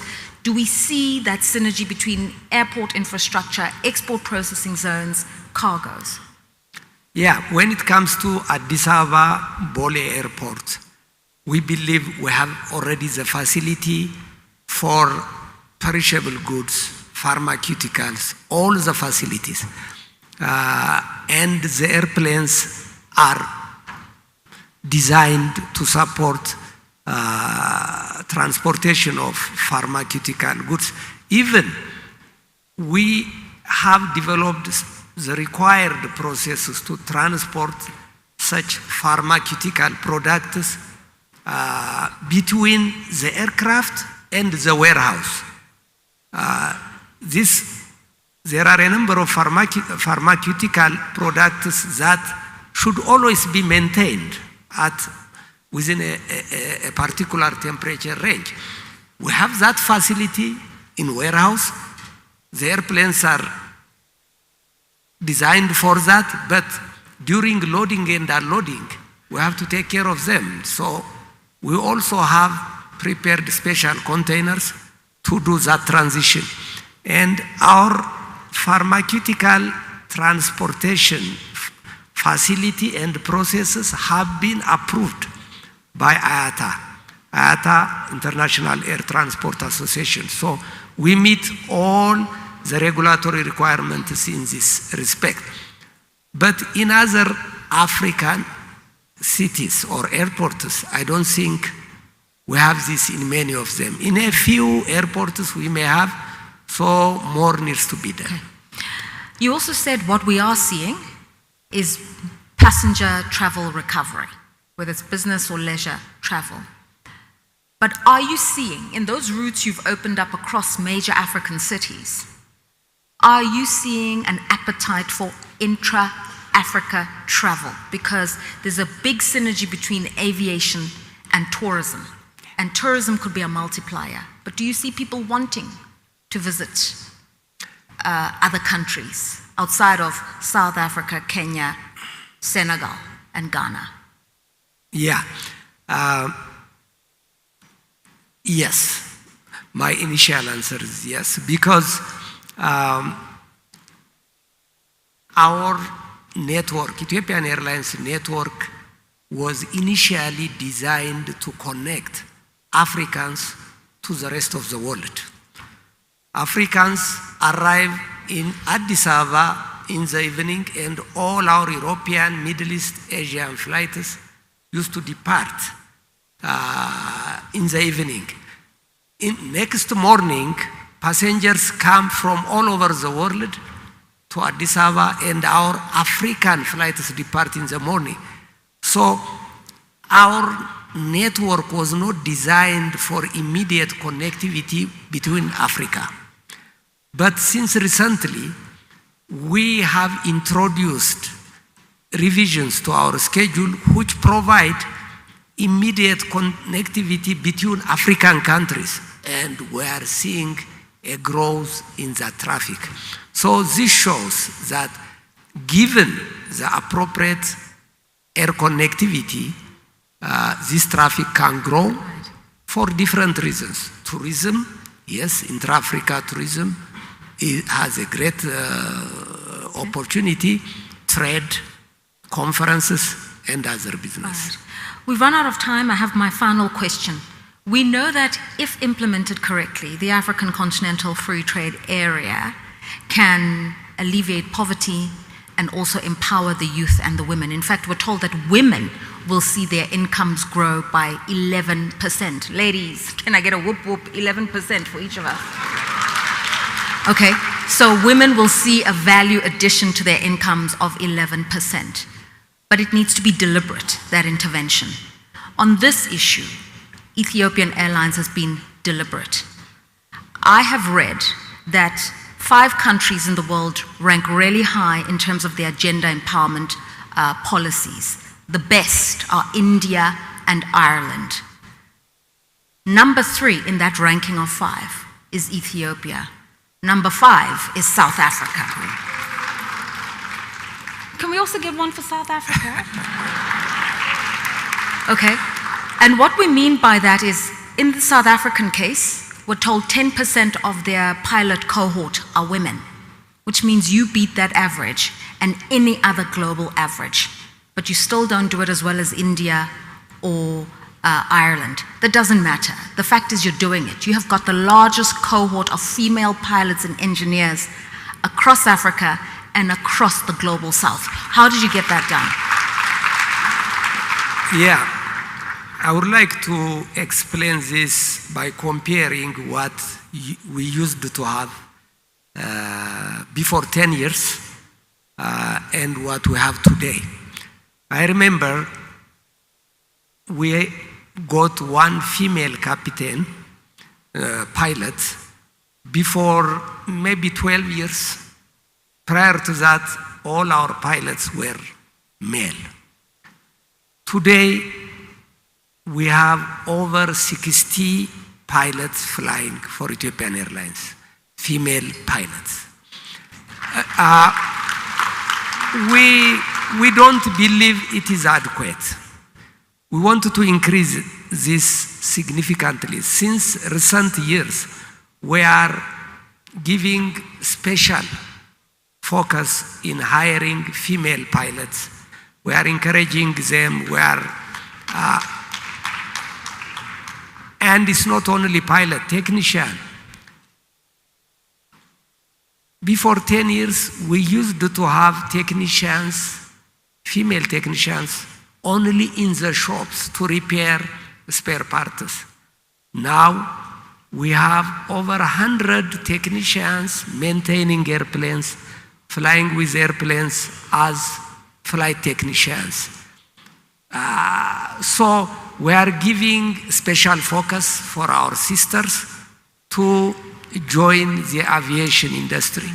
So we are encouraging this, and we have so many female trainee pilots, students in the academy. We wanted to increase it further. I was going to say, Margaret Thatcher once said, if you want something said correctly, give it to a man. If you want it done correctly, give it to a woman. But I think there's a great, I think there's a great synergy at Ethiopian Airlines. You are leading, the women are rising, Africa is rising, and you have done an incredible job with Ethiopian Airlines. We want to thank you for it, and we're going to be watching you take the lead as you connect Africans, the markets of Africa, the people of Africa, the youth of Africa, and the women of Africa, from Africa to Africa and Africa to the world. Mr. Mesfin Teswe Bekele. Thank you. Thank you very much.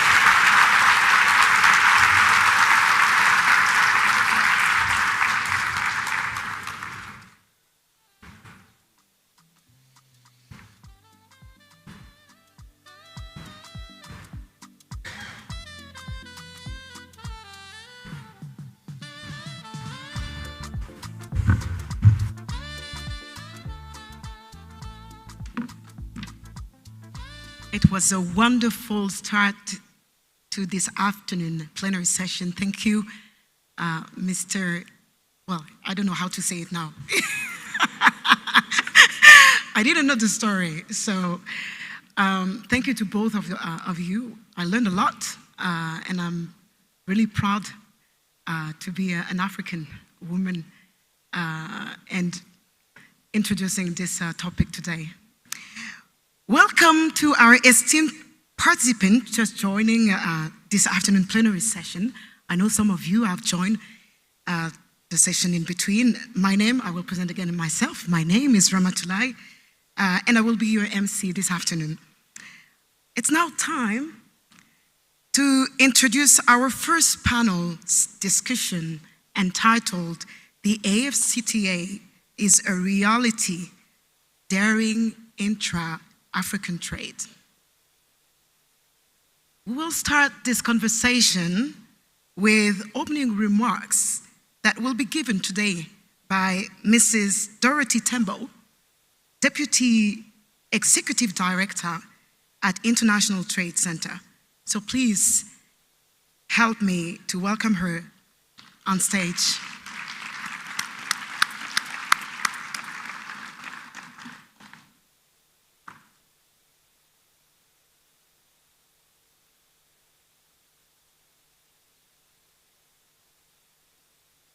Thank you very much.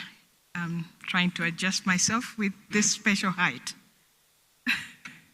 I hope you can still see me beyond.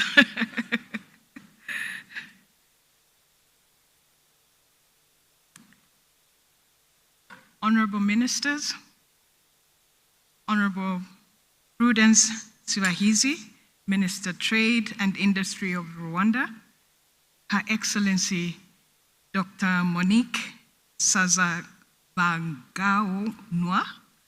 That's one thing we have to work on, trying to learn the cultures and pronunciations. I hope I haven't butchered that. Deputy Chairperson, African Union Commission. His Excellency Wamkele Mene, Secretary General of the AFCFTA Secretariat, CEOs, may I ride on the protocols that were elaborated earlier on and just simply say, distinguished delegates, ladies and gentlemen. Always, always such a pleasure to be back home. Each country I go to in Africa, I pronounce myself a citizen of that country. And today, I'm Rwandese. But what gives me more pleasure is being in a discussion such as the one we're having today, which is shifting from trying to learn what is wrong, what needs to be done, to being more action-oriented. And for me, that gives me great pride as an African to know that there's more ownership being assumed, more solutions actually being sought within Africa to try and ensure that we are moving in a direction where we have better lives for our people within the continent. For those that may not be aware of the organization that I come from, the International Trade Center is a joint agency of the World Trade Organization and the United Nations, working to connect micro, small, and medium enterprises to international market. A critical area for the priorities or the priority actions that have been identified in relation to the implementation of the African Continental Free Trade Area. I think a lot of detail was provided this morning regarding this particular aspect, and I will not dwell much on it. Suffice to say that as an organization, we focus mainly on creating more competitive micro, small, and medium enterprises, stronger business ecosystems, and better regulatory environments in Africa and beyond. Because if we are looking to trading, of course, it's about the intra-African trade, but it is also about going beyond that and making sure that we optimize the benefits of the African Continental Free Trade Area. This year, Biashara Afrika has issued us with an important call to action that we each show the courage and the commitment to invent a new future for Africa underpinned by the African Continental Free Trade Area. To effectively answer this call, we must ensure that African private sector is in the driving seat to guarantee an inclusive future for micro, small, and medium enterprises, including those led by women who often are left behind.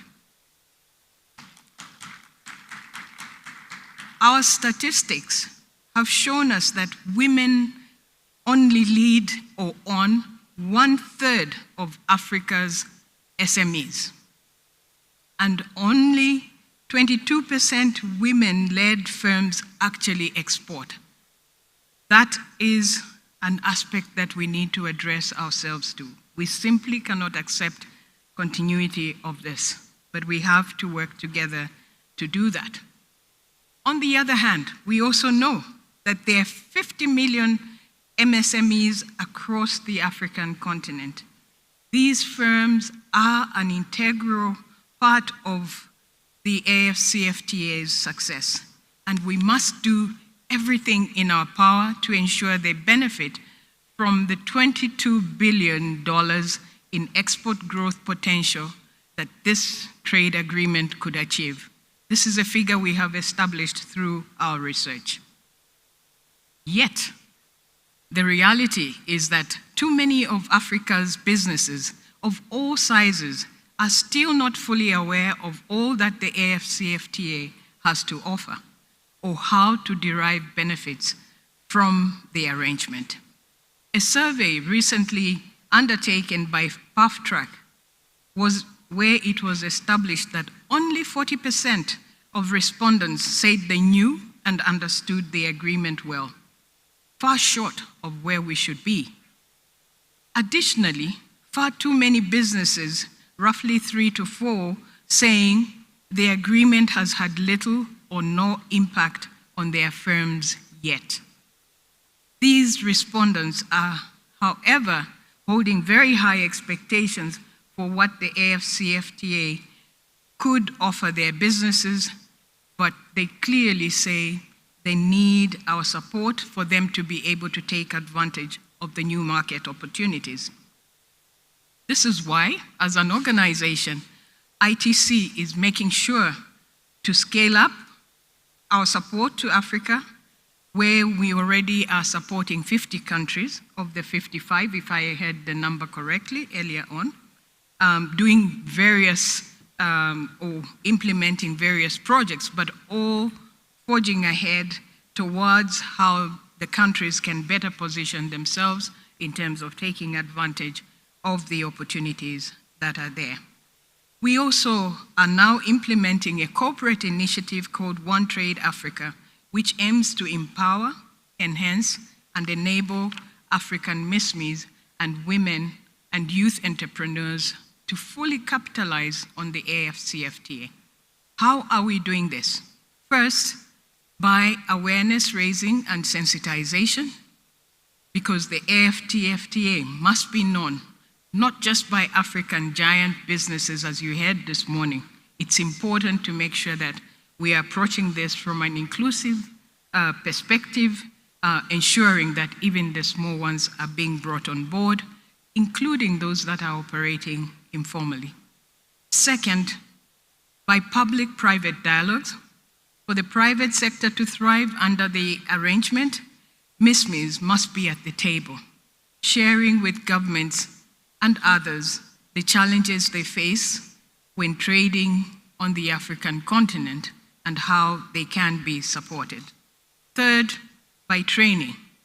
The AFCFTA will not yield the desired effects of its rules unless its rules are understood, which is why, together with AfriExim, we have equipped over 10,000 MSMEs on how to export with the AFCFTA. Fourth, connecting and strengthening the business support organization with a focus on women and youth associations. We know that through this, we can ensure that these institutions are able to support the African businesses ecosystem, adapt and deliver relevant AFCFTA services, and speak as one to advocate for their interests. Fifth, working with businesses across the value chain to ensure that we are supporting the production side and indeed the adaptability, particularly taking into account the issues of sustainability that we all have been talking about. Finally, through business matching, MSMEs require the backing to identify, match with, and exploit new buyer and sales opportunities created by the AFCFTA. Honorable Ministers, ladies and gentlemen, let me now focus a little bit on why it was important for us to be here. This morning, there was the pronouncement of the Guided Trade Initiative Phase 2, which is really calling on all of us to see how we can accelerate our efforts in supporting the different countries. For years, we have been fortunate to work closely with the AFCFTA Secretariat, making the work for Africa's private sector really functional and operational. We have partnered with the Secretariat on its private sector engagement strategy, developed an AFCFTA glossary publication, mobile applications, and jointly conducted a private sector mapping to review the competitiveness of African firms in AFCFTA priority value chains. This is good, but as we heard from SG this morning, there's absolutely more to be done. And as an organization, we want to give you our commitment as member states and indeed as Secretariat SG that we will stand with you together with others, because we do realize that the task before us is really one that is very demanding, one that needs to bring together different expertise, but one that each one of us can contribute to, and making sure that we are putting together building blocks that get us to the Africa that we are all seeking. I wanted to end by giving you an example of what it is that this really means for businesses. Aside from supporting the implementation committees and providing tailored coaching, we have one example that we have brought here today. In June of this year, Fair Africa took part in the Good Life Show in Cape Town, an event that showed them the opportunities within the lucrative South African market. However, Fair Africa also realized that high tariffs could get into their way, which is why they took part in a workshop that we had organized together with AfriExim and the ECOWAS Commission in Africa on how they could export under the AFCFTA. And today, Fair Africa is one of the exhibitors that we have here. But the point I wanted to make here in summarizing what is a fairly long example I was going to share is that they are in the final stages of connecting to the South African market. And we know there are more stories like this out there. And we also know that there are also more possibilities out there. But this can only happen if we all work together. It remains critical that ITC, together with the other international organizations, regional organizations, and I stress that because the objective should be to ensure that we underpin that capacity in the continent to make sure that everybody is able to move forward even when that support is not there. I wanted to end by saying this morning I was very struck by the quote that was shared on the screen, which was referring to disruption and madness as an essential aspect of the success that we are all seeking, and perhaps using that channel to be able to actually meet that objective. And I wanted to say, from the work that we are doing in all the different countries, I must say there's already a degree of that happening. Why do I say that? I see women that were not able to trade, starting to trade, using different ways to connect. using different means to network, using different information to be able to produce and be able to get their product to markets. But more importantly, I see the younger generation's efforts in being innovative. They're using AI to get ahead of us. I think many of us, like myself, if I may put myself in that bracket, we're very much on the traditional side of how businesses should be developed. But what we also see is that they can't have the access to market.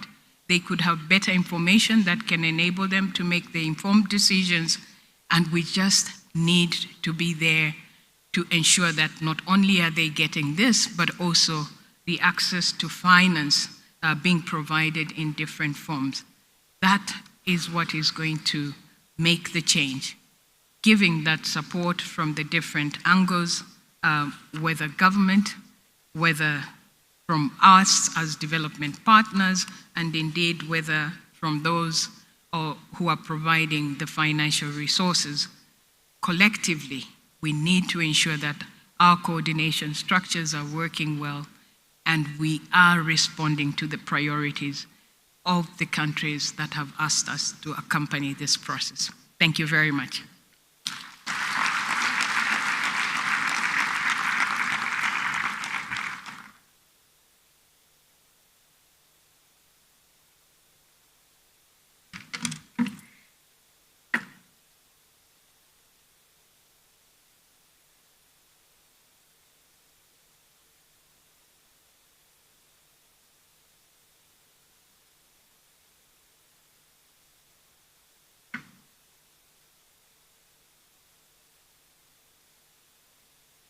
On behalf of everyone here, I would like to extend our sincere thanks to Mrs. Dorothy Tembo for sharing your valuable insight with us today. Thank you so much.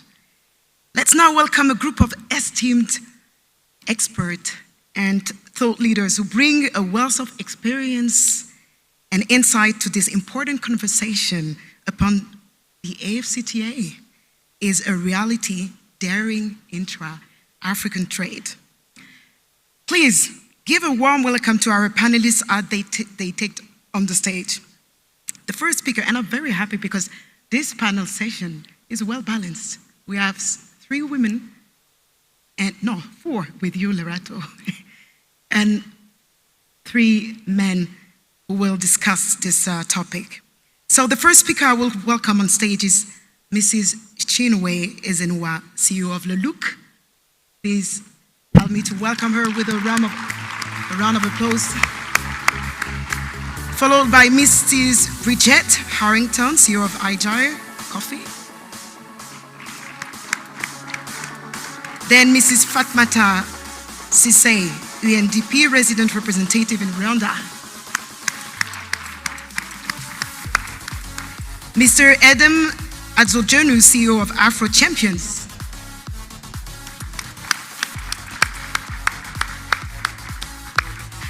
Mr. Gabriel Edgal, CEO of Oakwood Green Africa. Mr. David Beer, CEO of Trademark Africa. And finally, our panel session moderator, Mrs. Lerato Mbele. You all know her.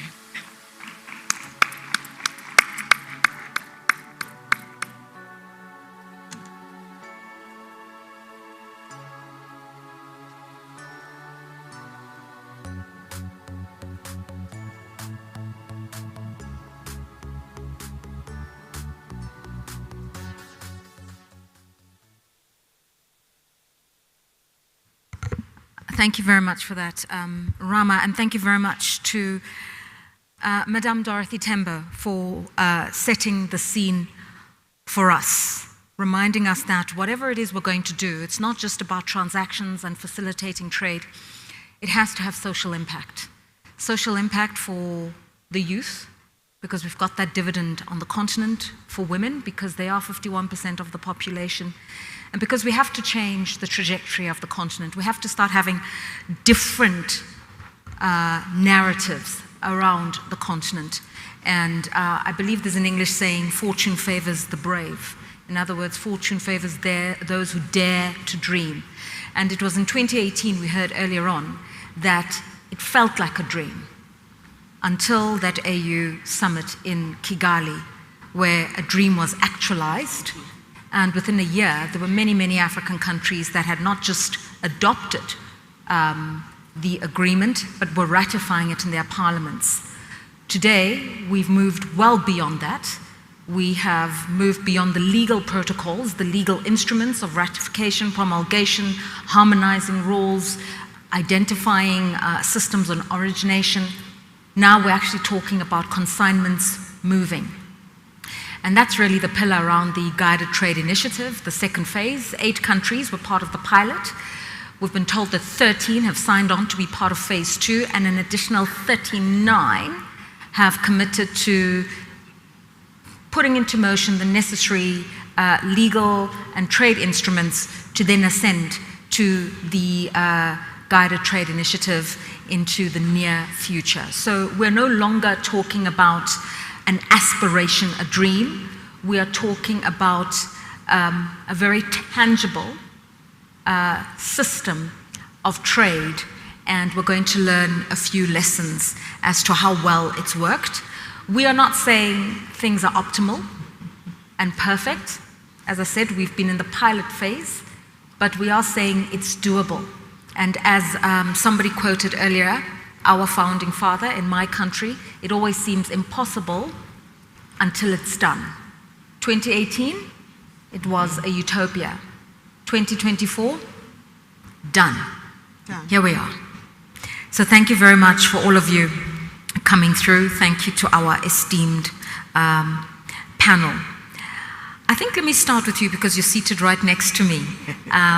Madame Fatma Lavata Sase, the UNDP resident representative in Rwanda. I think the biggest issue here is scale, support, facilitation, access.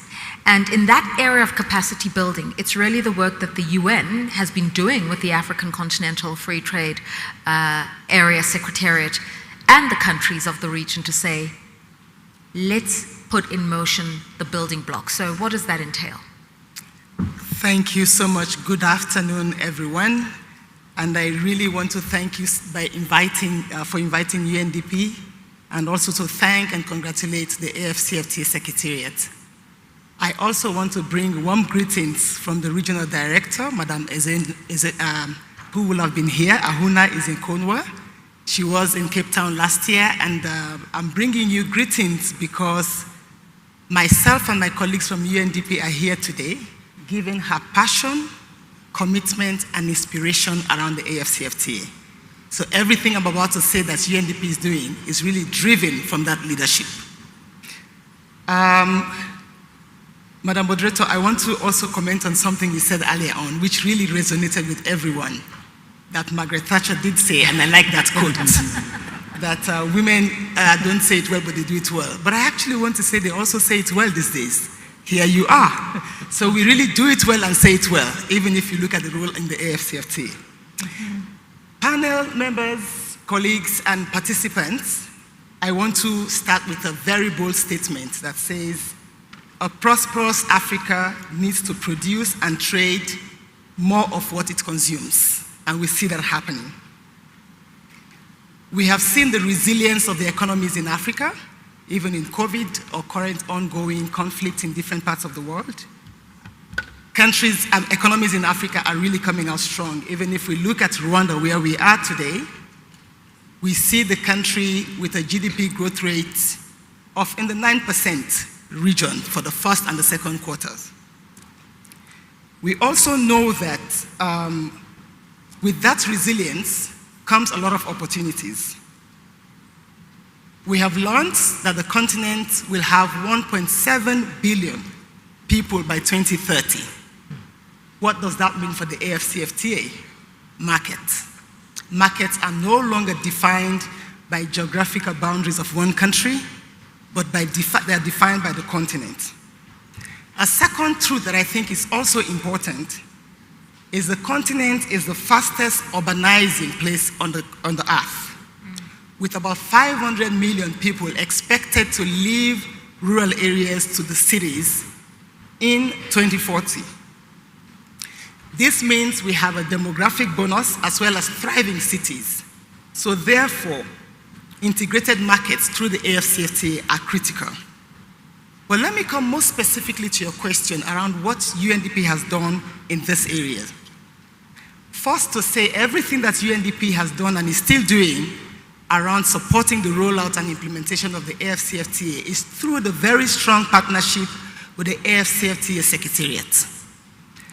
And secondly, our work has transcended national, regional, as well as continental level.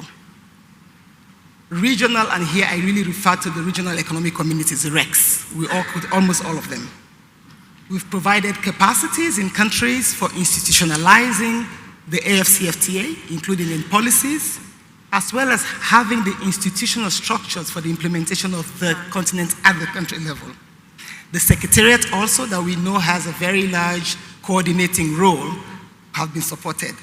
But let me wrap that up around the MSMEs themselves, which I know my sister from ITC has really underscored the importance. Economies of Africa are driven by MSMEs, and this is a reality. Two things that UNDP does very strongly with MSMEs is building their capacities, and most importantly, strengthening their trade readiness. I know you haven't given me a time, but I'll wrap up. I know I have another opportunity.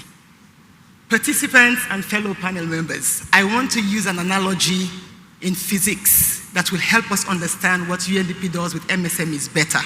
And I hope I'll recall my physics very well. We know about kinetic energy and potential energy. Yeah. It's kinetic energy when the object is moving. It's potential because it's just in the hand. To explain that further, a ball in the hand has potential energy.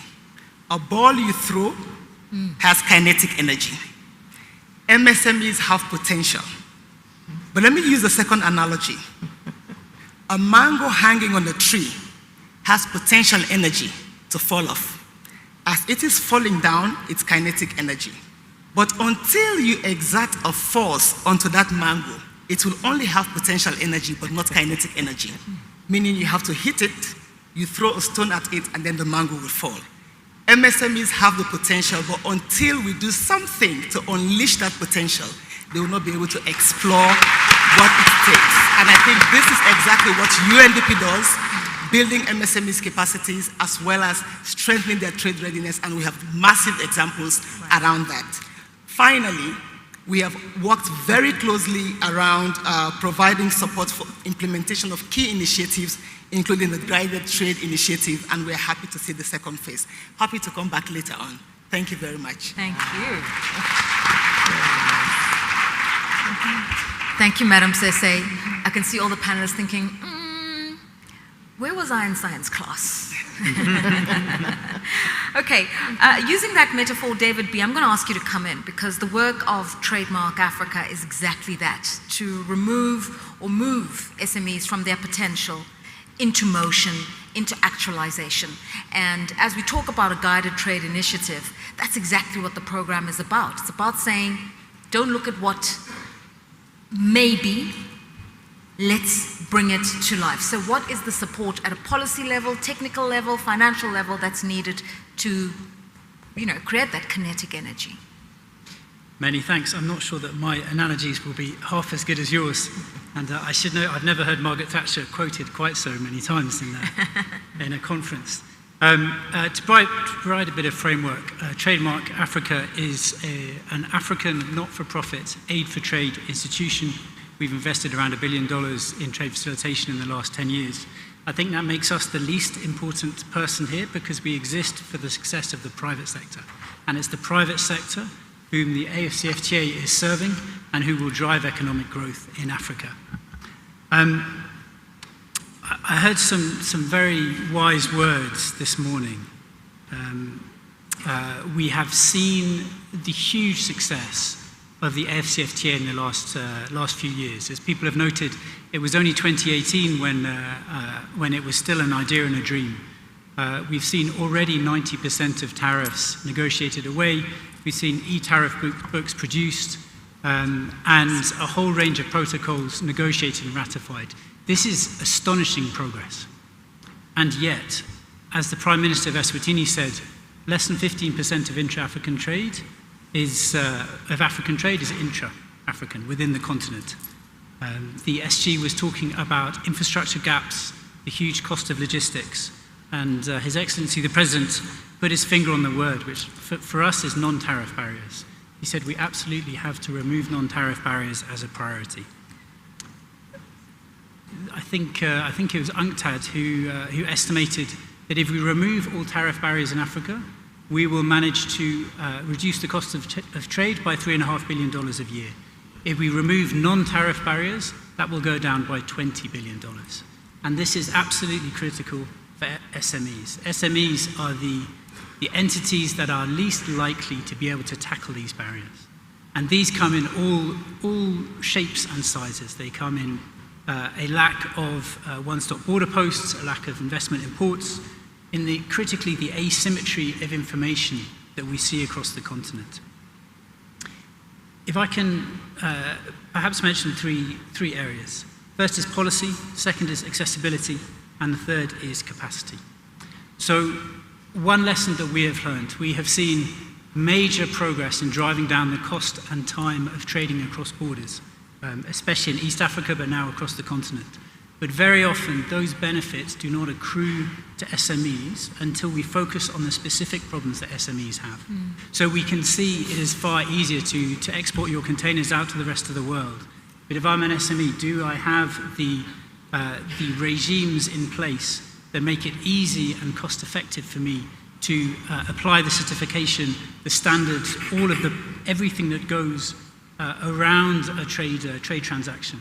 So firstly, policy. We really need to see simplified trade regimes, not only negotiated at regional and continental level, but critically domesticated. Because again, we can have very good quality policy, we can have good papers, and often we do, but unless that is domesticated at the national level, we're not going to see the benefits for the bottom of the pyramid. Second is around accessibility.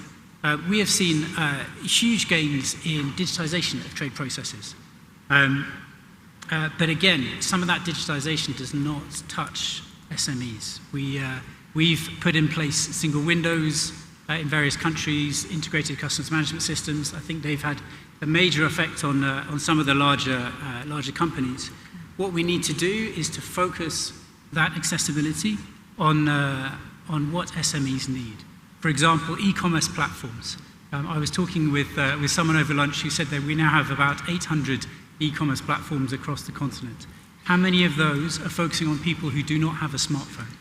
If I can only use a normal phone with USSD, do I have the ability to market information, to linkages in with aggregators? We're trying to plug some of those gaps, and I know that many people here in this room are doing the same. Okay. But my message there again is we need to focus on what an SME needs and then answer that question specifically. Okay. And third is around capacity. I know that my colleague in ITC is doing a huge amount of work with companies to understand the potential from the AFCFTA. We're doing similar things. What we need to do is to not only increase market information, but to create the business-to-business linkages.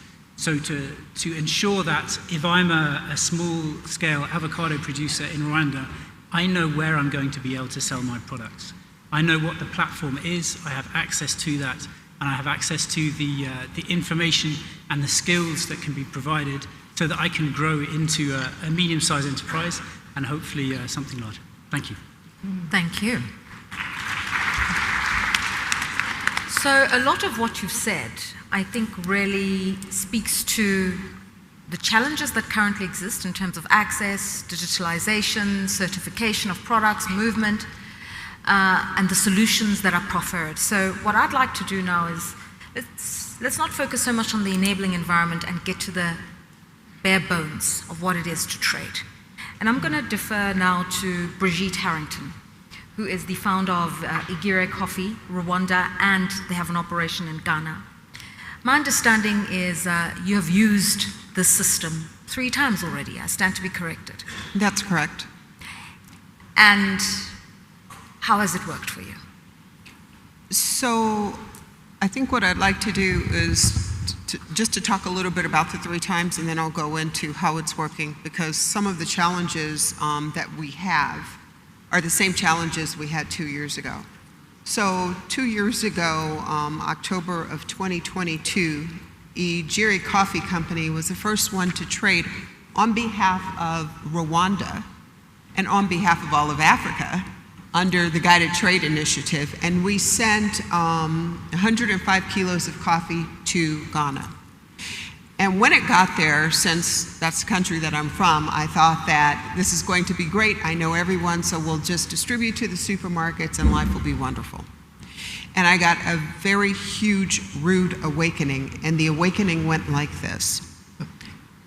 We have a group of people, me, Biashara, I call them a cartel, that have cornered this market, and we own all the supermarkets, and we're not interested in your products because we're importing products from France and from Lebanon and from other various places. So at that point, I sat down and I said, okay, fine, we need to figure out how to penetrate this market. And if I'm having this challenge, then that means that any other micro, small, or medium-sized business will have the exact same challenge, which at that point is going to cause them to just say, okay, I'm not doing this. Let me go back to shipping raw materials. So I sat down and I developed a plan which I called Disrupt. Let's disrupt business that's going on as normal. And so what that looked like was the following. And I've spoken about it to anyone who has listened to me for the past 2 years, which is, in order for us to penetrate other markets, we can't go alone. We have to come together, and we have to aggregate and consolidate products that are made in your country and then take them to another country and figure out how to penetrate the market. So that brings me to the 3rd time. The 3rd time is, you mentioned Ijiri Coffee Company. I'm the CEO of Ijiri Continental Trading Company. We are the AFCA trading company here in Rwanda. And when our president, Paul Kagame, mentioned that there was a company in Rwanda who was the first one to aggregate a shipment and to send it, that was us. So we shipped 900 kilos of coffee, tea, avocado oil, and honey to Ghana on the 25th of September. I can tell you the 25th of September was exactly 2 weeks ago. Now, how do I know this? Because our shipment just came out last night. You're clapping, and it was a feat. But at the end of the day, and I don't want to be negative about this, but until we get customs under control in all of these countries, someone might ship, and after that, they're going to walk away from it. And the reason that they're going to walk away from it is the first thing that happened to us, well, the second thing that happened to us was the fact that customs said, we don't believe this is the value of the goods. So then it took another 2 to 3 days, and they requested that I sent the export declaration. So I sent the export declaration, and the value on the export declaration was the same as the value on the import declaration. So after they decided to do whatever they did for 2 or 3 days, they said, okay, fine, we'll let this go. Then the second thing was, we don't like the freight rate that you paid.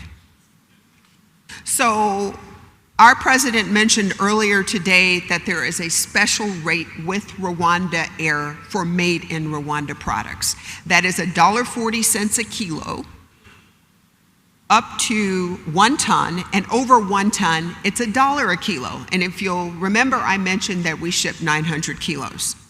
So the freight that was listed on the airway bill was $1,275. Ghana decided that we don't like that, so we're gonna add another $1,030 to it. So we went back and forth and back and forth and back and forth. I sent the bank deposit slip, I sent the EBM receipt, and for those of you that don't know what that is, it's a government issued receipt here for the payment of that bill and the airway bill again. Still, they decided that they were going to leave the freight rate as it is. Now, I'm going to go off a little bit, but it's going to all be in the same area. AFCFTA is great. We have to keep fighting, but we have to get the customs officers in check. And I'm saying this because the other thing is, when you look at the BOE, the Bill of Entry, otherwise the Import Declaration, and you look down at the declared value, well, you start off with the value of the goods, then you go to what the declared value is, and that's cost, insurance, and freight.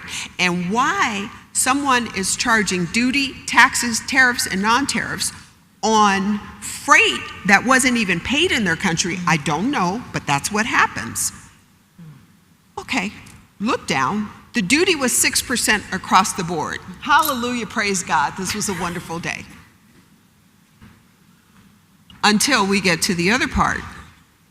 The total amount that we paid in duty, taxes, other tariffs, and other non-tariff barriers came to a total of, and I'm not making this up, 59.7%.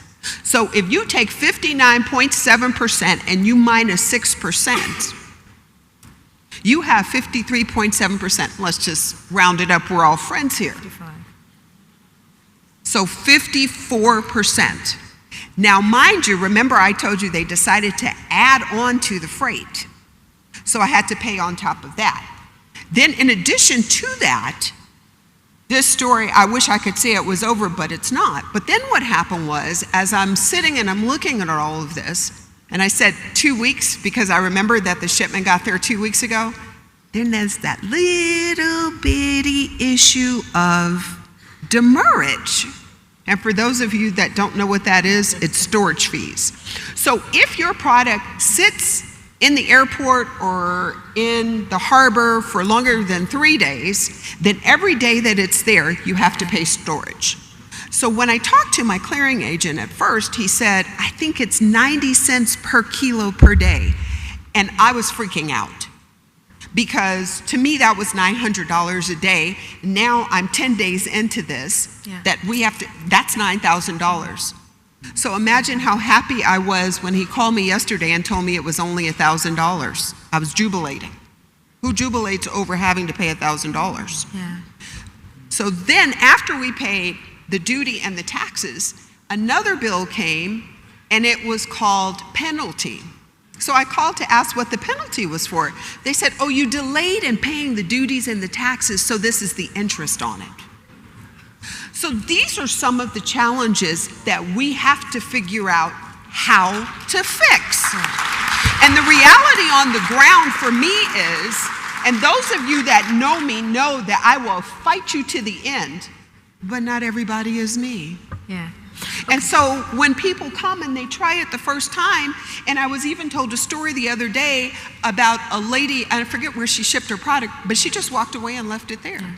Okay, there are many things you said. The first is, 3 times, and the third time was not the charm. So, 3 times is I'm not not the charm. giving up. You've also spoken about the need for aggregation. The more you can get out there, the more value. Otherwise, there's no incentive. So that's the issue that the SMEs need to think about. And then you've spoken about the non-tariff barriers, because even after you'd worked through the necessary customs and trade protocols, the receiving country was able to add different things that have nothing to do with the trading of that consignment, just to make it difficult for you to get in there. And one of those, whether you qualify it as a non-trade barrier, but it sounds to me like it is, you can't even get into the supermarkets. You can't even distribute because there are cabals already. So this is where disrupt the market comes in. So what we decided to do a couple years ago was to look for an e-commerce company. And I heard someone mention that there were quite a few of them all over Africa. And so we started meeting with them last year. And this year when we went, we noticed that their building wasn't so bright and the number of people that were there before weren't there anymore. And I was like, oh, they have venture capital money. So we built our own website. It's called buyafricans.com. It's still under development, but it's live. And so our slogan is Buy African, B-U-Y, Buy Africans, B-Y.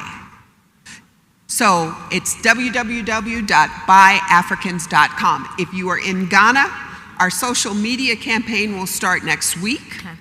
And then once that starts, the purpose is to drive everyone to the website so that we sell directly to the consumer. And we have little people on motorbikes that will bring it to your home. We love the animation, we love the energy. Let me bring you now into the conversation, your experience, Mrs. Chinwe Ezenwa from Leluk, Nigeria. First, if you could tell us what Leluk is. But, you know, as I say Nigeria, many things come to my mind now. It's, ooh, the Forex. How much more did it cost you with the devaluation? Could you get it to the market? Was there fuel? There are a lot of things I want to ask, but I'm just going to let you tell your story. Well, I thank all the distinguished ladies and gentlemen in the hall. My name is Chinwe Ezenwa of Leluk, and today I have a new name, 0001.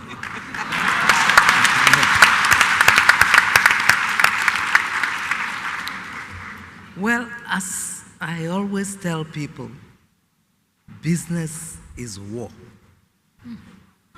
And you have enemies on all the fronts.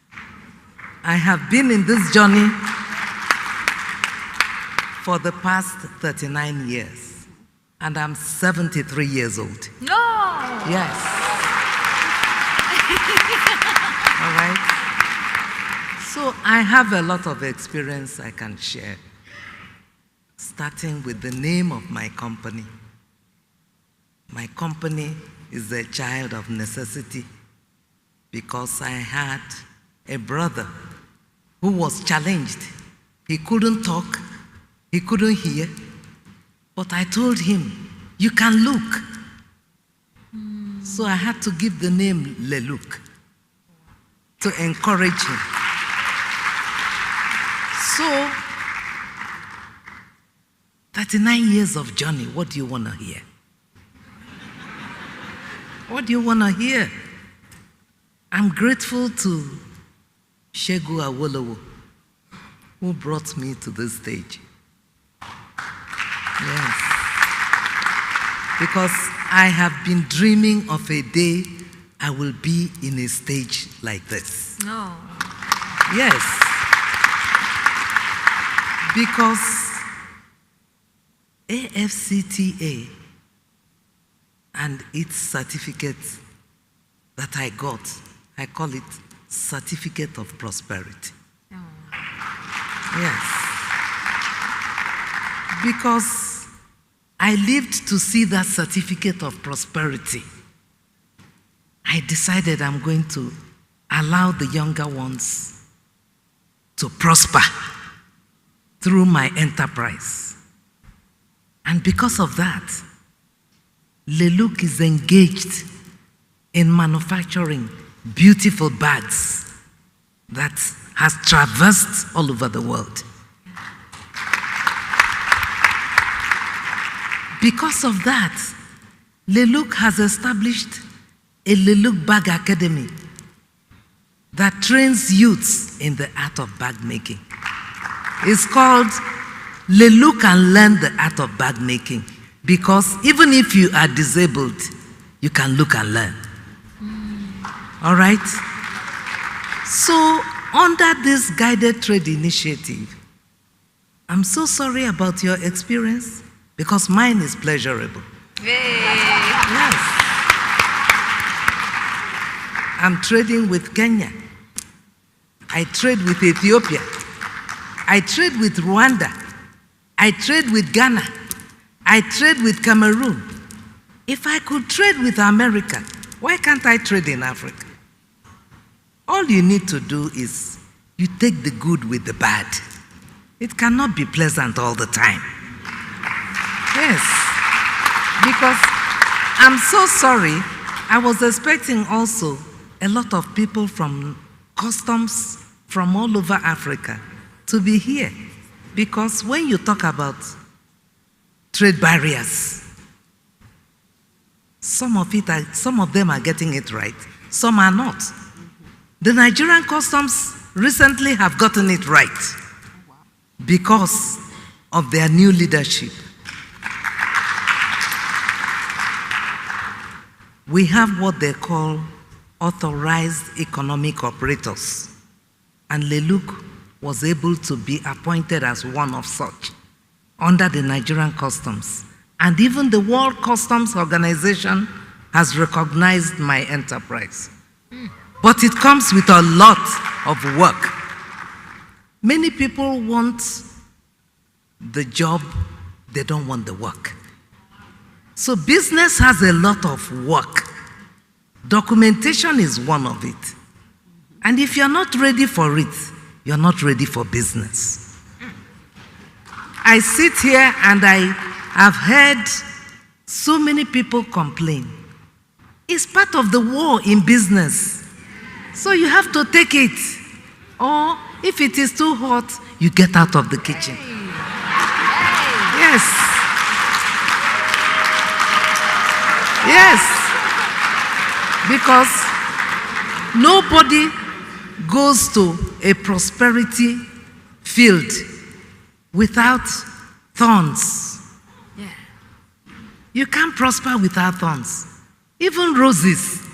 You want to get a rose, you have to go through the thorns. So, guided trade initiative in Nigeria was done in a different way. They guided us all the way. All the way. So, education is part of it. Capacity building is part of it. Okay. If you don't train them, don't blame them. Train the youths, leave a legacy of training. UNDP has come finally to support Leluc massively through her AFCTA project, headed by, one of them came to this conference, Claire Henshaw, and Ahona came to launch it in there. And I became the biggest beneficiary because they brought 100 women, youths, and people living with disability. They are currently training in the best academy in the entire Africa. All right. You are free to come and visit Leluc Bag Academy and see what prosperity for the future 2063 is for the African youth. Thank you.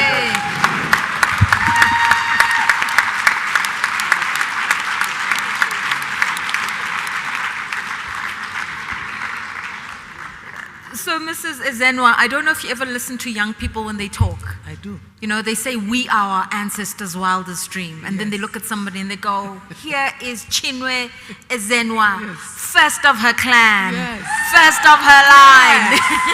Yes. I am 001. 001. Game changer. Yes. Thank you so much for your input. So the guided trade initiative is working for you. It's given you access. Yes. Reforms within Nigeria have made it easier for you to streamline your business. Yes. The certification, cumbersome, but once you get through all the admin, the prosperity lies on the other side. That's it. And your whole business is about social impact because of your brother. Thank you so much for your time. Dr. Edom, let's bring you in, Afro Champions, because a lot of things are going on here. So 2 entrepreneurs are having 2 different experiences. To be fair though, Brigitte didn't say it was all bad. No. It was fine moving from Rwanda. It wasn't so great when it got to Ghana. So it works on the one side, on the export side. It didn't work really well on the import side. And I don't know if those are realities for many others, where the movement is good. You know, from the connect. What's that metaphor you used? From she who was throwing, the potential is good. It's the landing on the other side that's not so great. So I'd like you to share with us just your insights on how businesses can be supported, because here we need to talk about single window systems at the customs level. We need to talk about the use of digital tools at the payment level. It shouldn't be hard to pay those duties from one country to another, converting currencies. Rules and harmonization rules, they've already been established by the AFCFTA. So why can't all member states just apply the rules? Why are people improvising these rules? So how do you work around a complex system like that? So Lerato, I'll start first by saying that I recognize that everyone here is a champion in their rights, championing one thing or the other, whether it's in trading, whether it's in policy, whether it's in industry. I think where we need to figure out is how these champions can work collectively together, where everyone plays their roles in synergy and also bring complementary value to absorb our collective strengths. And I think that's what we have to do as Africans. For me, that's where the real innovation is. It's not a lack of youth being able to deploy digital tools or innovate. It's not a lack of being able to build capacity for SMEs to grow their business, or that's going on and it should continue.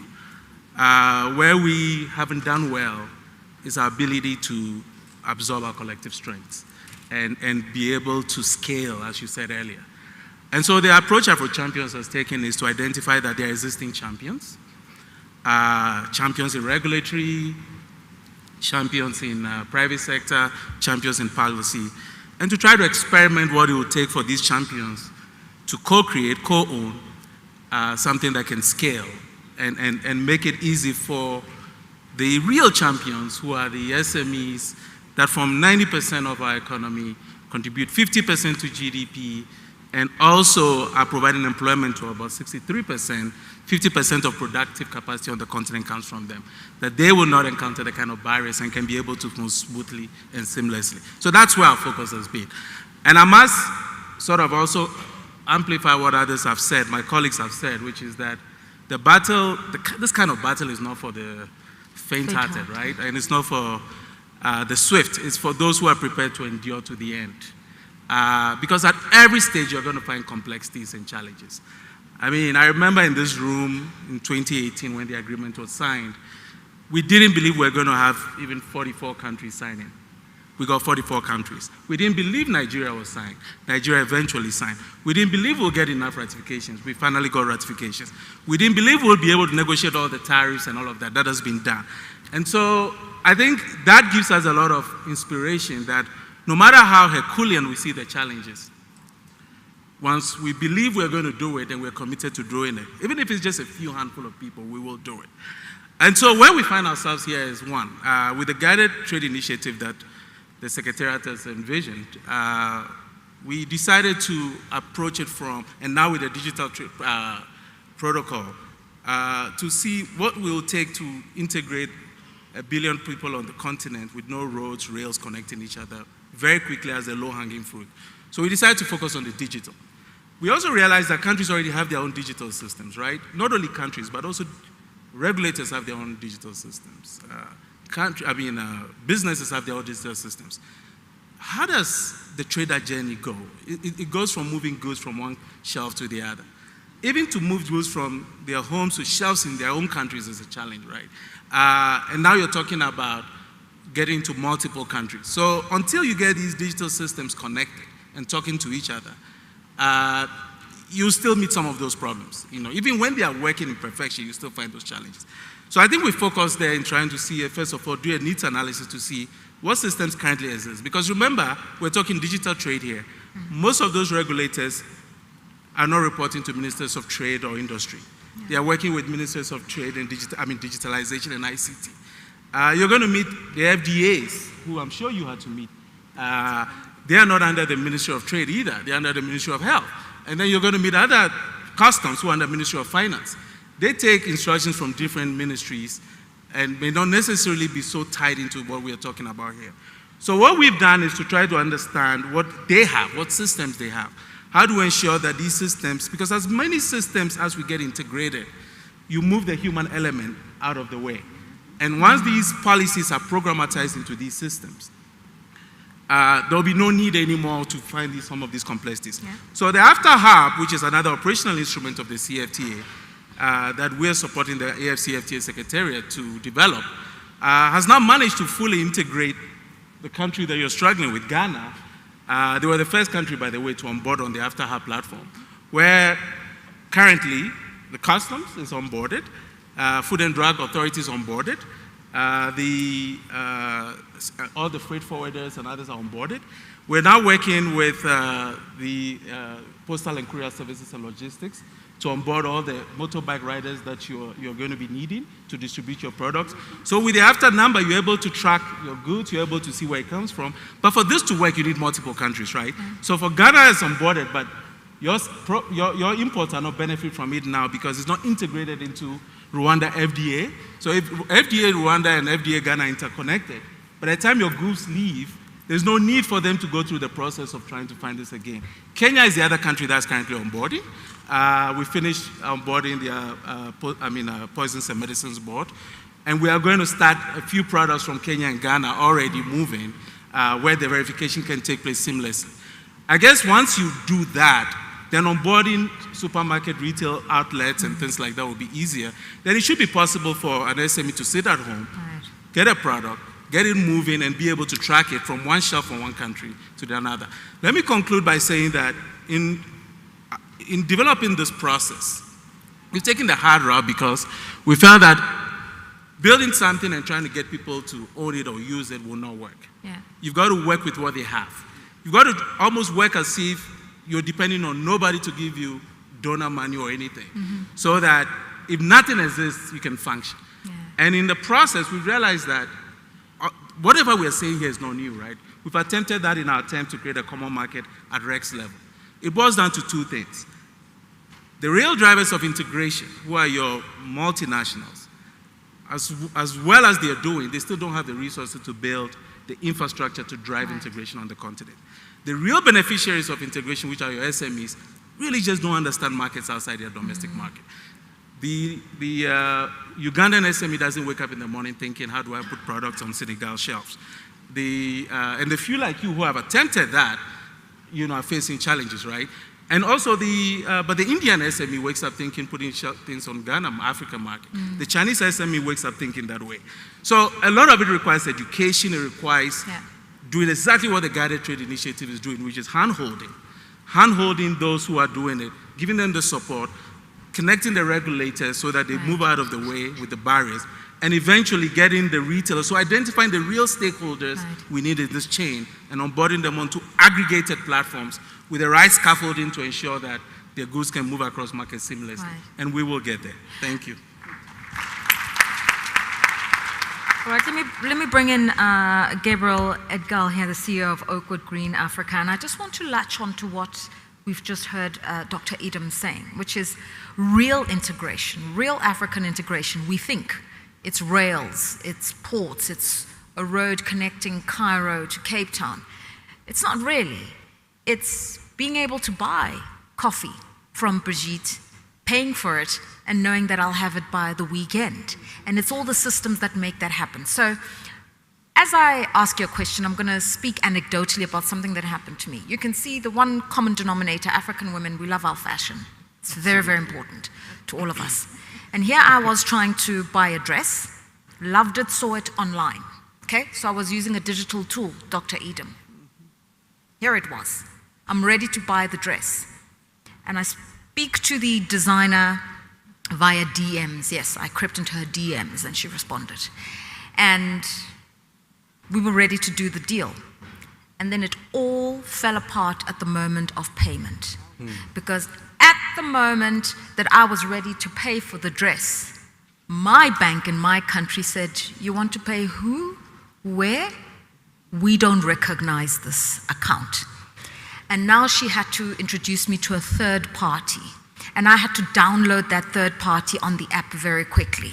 And then I had to fill out the form. And I had to know her street address. And I don't know her street address. I just met her online. And I had to know many, many things that I couldn't quite answer. But in the end, I was ready to do the payment. And then my bank said, yes, we'd rather give the money to the third party versus the trader directly. But then her bank was sleeping, so it didn't get the message to her on time. And my bank was ready to release the money, but because we were not, aligned, coherent time-wise, the money then came back to my account, and she missed it because her bank didn't call her at the time that my bank required it. I'm just telling you this because those are going to be things that stand against the opportunities for traders and consumers. And so payment systems, streamlined banking systems become almost as important as everything else that's been spoken about here today. Over to you. I hope you still got the dress. Sort of, maybe I had to opt for another one because somebody else bought the dress. All right. Thank you so much. This has been wonderful. And Madam Ezenwa, you are truly a champion. Well done for what you're doing. Thank you. With people like that, we can't stop. Truth about this whole Africa trade thing is that we really have no other option. For several years, we've been talking about how do we integrate ourselves, create one market. We've created all sorts of associations from WAMI to this to that. Truly, the greatest integrator for us is trade. The Africa Continental Free Trade Area has brought that to us. They've set up the protocols, they've done everything they need to do. Afrexim Bank has come up with the financing for trade, all sorts of products that they have. The question now is, what are we, the private sector, doing? This is a charge to all of us here. We really have to be fighters. That's the truth. We must continue to be resilient. Yeah. We must never give up hope. If Nelson Mandela gave up hope, your country may still have been in apartheid today. Look at what is happening in Kigali. The president has shown, His Excellency Kagame, that it is possible. Bridget has shown that it's possible. Madam Ezenwa has shown that it's possible. I can see all of the champions here. Now, the point here is this. How many of us here are actually knowledgeable about what AFCA is doing? That you're here, first of all, shows good interest. Okay? How many of us are knowledgeable about what the Trade Bank for Africa, Afrexim Bank, is doing to support you? You need to get that knowledge. You need to see the opportunities that are there. We can never allow what happened under COVID to happen. Or Ukraine, and Russia, fertilizer prices went up, food prices went up, cost of goods went, everything, imported inflation, exchange rates. African countries are still trying today to recover from those things. So trading in Africa is not an option. It is a necessity. Now, having said that, what are we as Okud Green Africa doing to be part of this change? From everything you have heard, even though the protocols and everything have been set up, you need people who are hand-holding this process. People must come up to hand-hold this process. I see a lot of opportunities that are there. A lot of opportunities for companies to take on and actually become champions themselves. Opportunities to look at the supply chain that is available. Who is producing what? Who needs what in Africa? How do I become the person who brokers that? Opportunities to create infrastructure. Okay? We in Okud, we set up an advisory company because we know it's called Okud Green Advisory, because we know that one of the things that is very important in Africa is capital. Okay? Most businesses require capital. So we set up the advisory company because of our background. We understand those who have capital out there. We know those who need capital. So we help governments to arrange this capital, to be able to build the roads, build the transport systems that will connect countries. When we start trading, okay, in fact, before we start to trade, we need to learn to produce. So as I said, what is required. It's very interesting today. I sat with the trading company in Egypt. It's amazing the goods that they produce that is needed across Africa. The question is, she is in Cairo, in Egypt. People need the goods in various countries. Who is aggregating this? Who is ensuring that those goods in Cairo can fill the demands in Zimbabwe, or in Ghana, or in Botswana? That is what Okud Green Africa does. We set up our organizations to deliberately recognize these opportunities and bring them together. The AFCA has set up trading companies in a lot of countries. You can either contact them directly or you can contact Okud Green Africa. We will facilitate it for you. They've set up AFCA centers in various countries. You need to also do that. Now, in terms of, I hope my friend is here, Magdan, okay, when it comes to shipping. Now, aggregating these goods, because one of the challenges is that each country, you produce something small, all right? How do you ensure that it becomes profitable, to pick these goods? Now, if it's something, look at how ASKY has done, Ethiopian Airlines, they pick passengers from here, that's what we must do to utilize our waterways, okay? We must begin to move towards utilizing our waterways. It's something I really would challenge also AFCA. I know that they are the secretariat, but it's important that that haulage business actually begins to thrive, to begin to do that. Now, Okud has also recognized that the SMEs are a major driving block for this whole thing. We arrange roadshows in various countries. Now, these roadshows bring the importers, the exporters, the customs agents, and everyone that has to do anything with trade. And we actually make sure that deals are closed there and we facilitate it. Now, there are challenges, but we have seen that, is beginning to grow. Not just facilitate, but also provide the financing for the exporters or for the importers to be able to do this trade. So we say, no problem. You are doing your trade with Europe, no problem. But you have the opportunity now to expand your trade. We will give you the capacity and we would help you to raise the finance for that. So the roadshows have told us that, you have a lot of women traders producing cashew nuts, shea butter, things like that. They need to expand. Now, they don't have the capacity by way of knowledge. So we created a company called AfriCelerate. The AfriCelerate program is actually to accelerate women entrepreneurs across Africa. In a couple of countries, we have thousands of them. We put them through stages of growth. Primary stage, if you don't know anything, we teach you about governance. We teach you and give you tools to manage the business. We put you on a platform and we create exposure to you to various markets. This is what I'm telling people that we can start doing. Okay. Everyone must join this. Now, Okud is just one company sitting out of Ghana, but working across Africa and facilitating this. I enjoin everyone else to pick something and be part of this change that is happening. Okay. We here, I can see them, that we have all emancipated ourselves from mental slavery, as Bob Marley said. And we are saying that no matter what the obstacles are, we would convert, we would challenge them, and we will overcome them. Thank you. Thank you. The beauty is you can see the clock. So we literally have 10 minutes left. That means I'm giving each guest, each panelist 2 minutes only. But I think the broader issues have been raised. We know that we need to sort out the financial architecture for investing in SMEs, for trade facilitation. We need the regulators to come on board. We need the physical infrastructure to facilitate the trade. The goods must move to market. We can augment with digital tools and create efficiencies.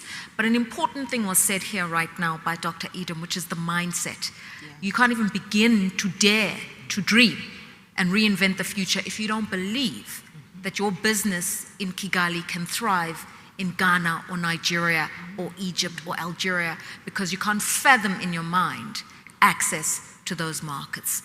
And so if we just draw on that one point, knowing the limitations we've spoken about, but seeing the opportunity and knowing that the African Continental Free Trade Area Secretariat, through the Guided Trade Initiative, are able to give you the leap into new markets, what would you say are the things that small and medium enterprises should consider joining this program, regardless of the challenges? So let's start with you, Madam Sase. Thank you very much. I hope this still works. I actually just observed something interesting that everyone seated here in the panel, if you take this and assume to be an equation, there is a common factor. If you eliminate me, everybody else is a CEO. What this means to me, in addition to what Madam Chinwe has said about UNDP's support to women entrepreneurs on her AFCFTA, UNDP is getting this right by being part of this journey. And I'm really delighted to say that here with all motivation, to say that we will continue to be part of this journey, because our experience has shown that the continent is ready for a made in Africa trading. Mm-hmm. The continent is ready with a viable market of 1.7 billion people. And this is why, for MSMEs and to change the mindset, one of the strongest value addition of UNDP is supporting convenings of this nature and making sure MSMEs are present in these convenings. Because by bringing our diverse challenges, we are likely to have collective solutions instead of having them individually. So therefore, our support is continuing into more targeted initiatives, such as the market entry expedition and the B2B engagement. We've done that for a number of countries, and we will continue. We are not oblivious of the challenges that exist, especially logistical challenges that have been very well articulated here today. But we know there are solutions. The French call them groupage, bringing small SMEs together, which is exactly the direction that UNDP is moving nowadays. But we also know that bilateral regulatory cooperation is important to address bottlenecks. So what my sister is experiencing between Rwanda and Ghana, for example, you need bilateral. In an approach where you have an agreement that is continental, you still need two countries to have a conversation. Again, UNDP will stand ready here in Rwanda, liaising with our teams in UNDP in Ghana to see how we can support that process as well. But I agree that we do need customs in the room. Yeah. But let me conclude on this note. 3 years, 4 years, 5 years ago, and I think Dr. Edem articulated this journey very well, we had more skeptics. But now we have more optimistic people about what the AFCFTA can do, and it holds a lot of potential in reducing the persistent poverty in some of the areas, given how far we have come. Mr. Gabriel Edgar. Yeah, thank you very much. I realize that something major you said during your stuff talking about the financial system. I think it already exists. The Pan-Africa Payment and Settlement System, launched by the AFCFTA Secretariat and the Afrexim Bank, makes it possible for us to pay in our local currencies. Now, it's so important that we understand the import of this. One of the major challenges we have in our African economies is our tie to the dollar. Because everything is imported, the demand for the dollar is very high. And so we actually end up importing inflation into our countries. And as we import that inflation, we have all these dislocations in the economy, and we now have to begin to rely on IMF.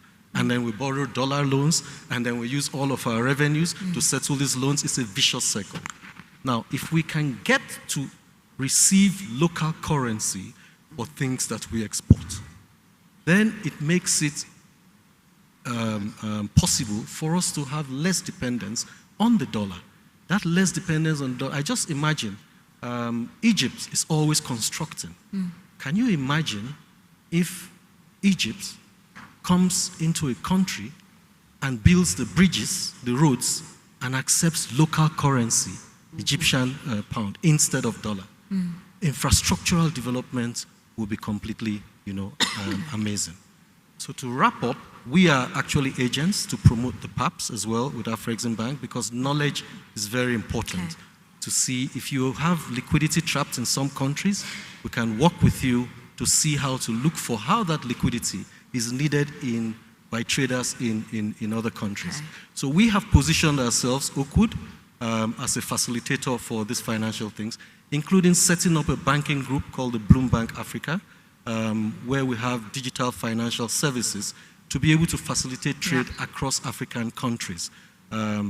So one of the things I would leave with is that in terms of ensuring that the exporter, the importer actually talk to each other, this is something we facilitate.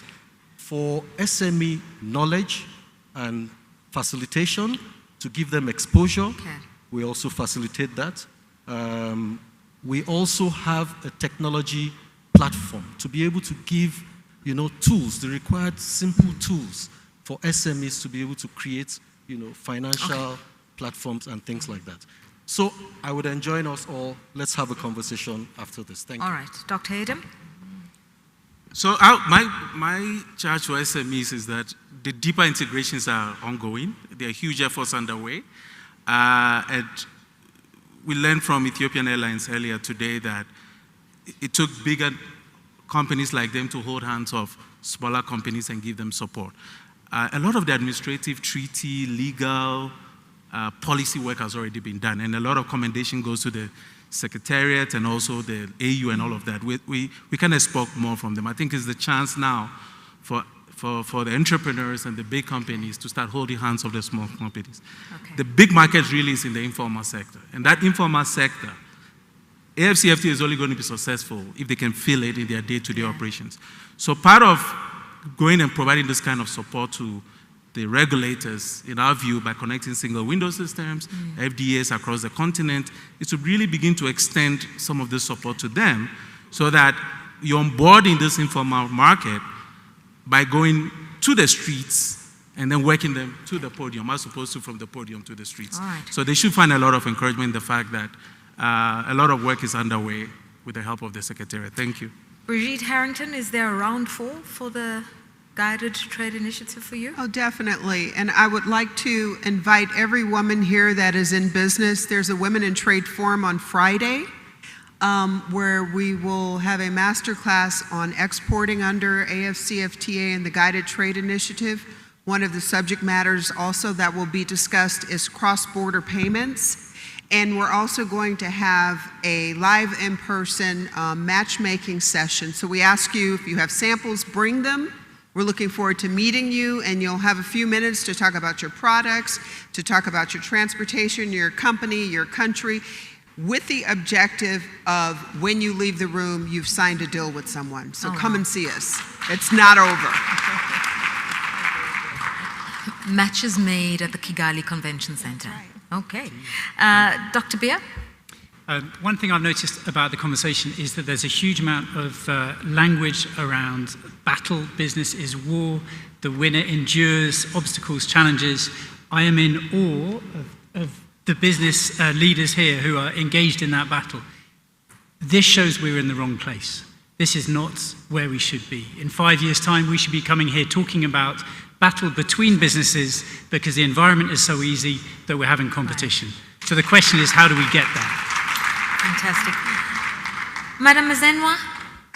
Yes, I will wrap up by advising the AFCTA Secretariat to do more sensitization about AFCTA in all the African countries, to do more, to teach the younger ones more, and then to have mentoring hubs. To each one, teach one. The MSMEs must adopt to each one, teach one.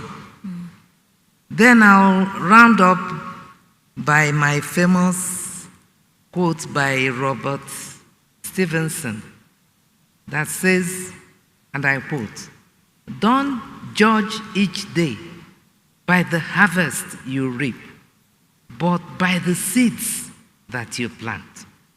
And that is what the Guided Trade Initiative will be remembered for. Thank you. Well, that's where I think we leave it for this particular conversation You dare to reimagine or reinvent the future. We've passed the point of imagination. We are living in that dream. It hasn't been an easy road, but the fact that we are even seeing consignments of made in Africa goods for an African market, moving from one market to another under the regimen of one market through the African Continental Free Trade Area, means that we've already moved 1,000 steps ahead and are living the reality of a Nasser, a Nyerere, and Nkrumah, a Bouteflika, an Mbeki, and an Obasanjo. We are there. And thank you for seizing the mantle in the battle. Thank you.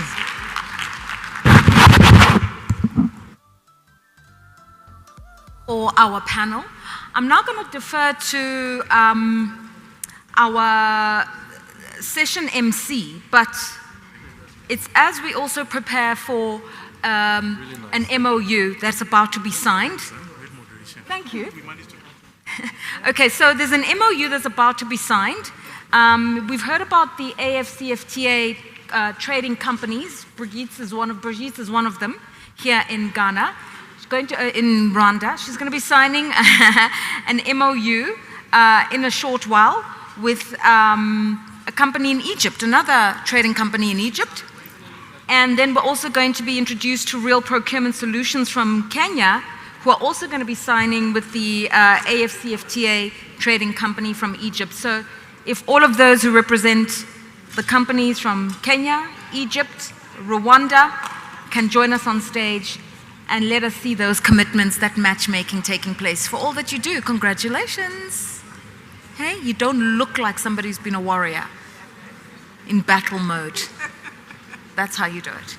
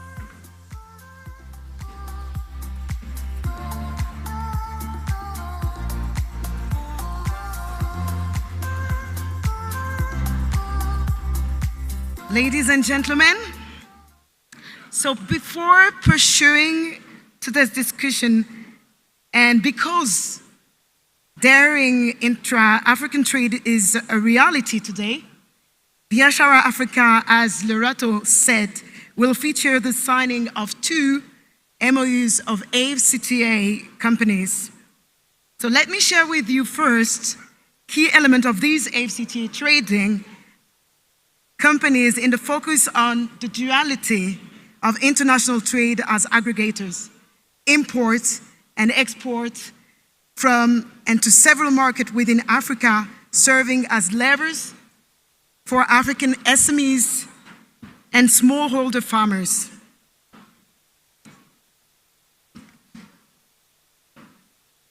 So prior to the signature, you can sign now. Yeah. Oh, you're waiting? Yes, okay.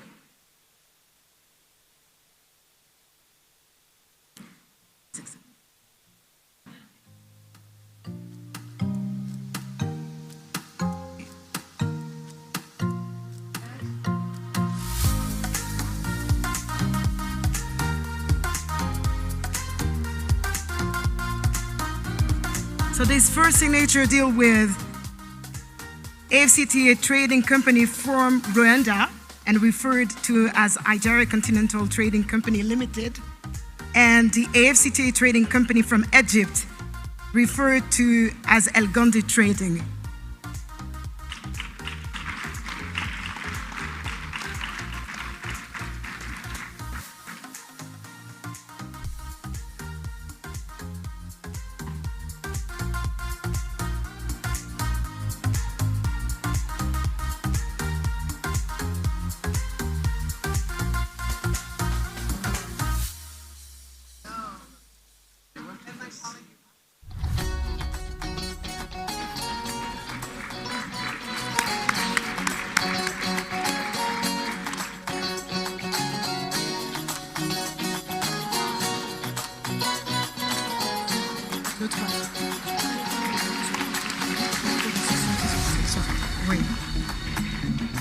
So this was the first one.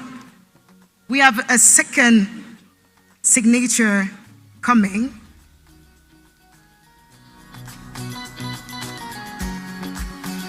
And it will be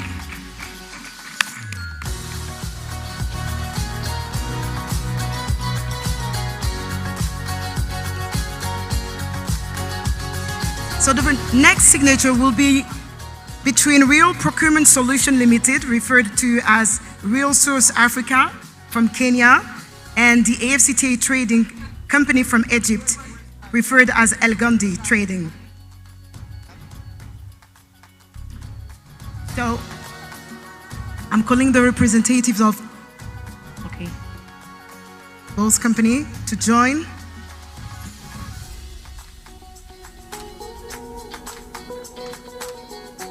This memorandum of understanding represents a significant step forward with the purpose of establishing a mutually beneficial trading relationship to facilitate intra-Africa trade using AFCA instrument and tools.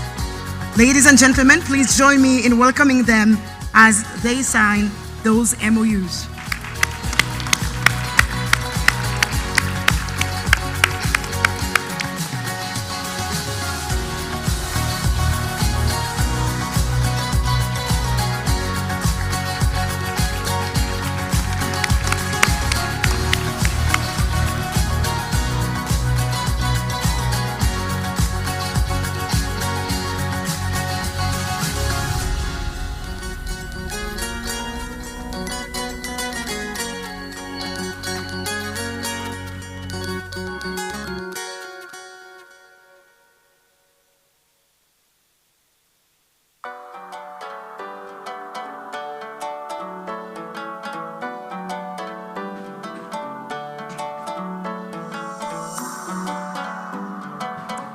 We thank you all for this signature, which is a milestone of in today's discussion and debate.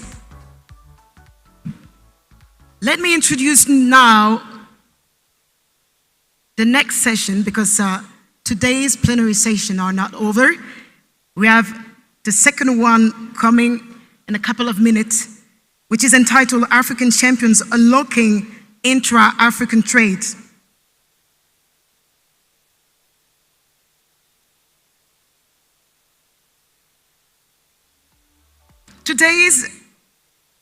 I'm very delighted to welcome on stage specialists. And I will start with Mr. Tunde Makole, Head of Africa Regions and Offshore for Business and Commercial Banking from Standard Bank. Please help me to welcome him on stage.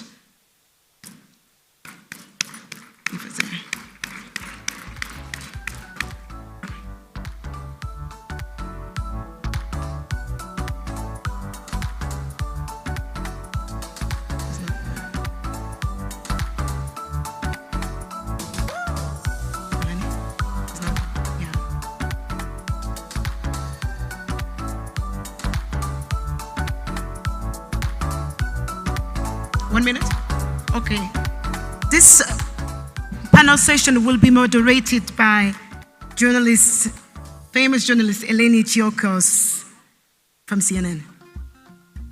Nice to see you.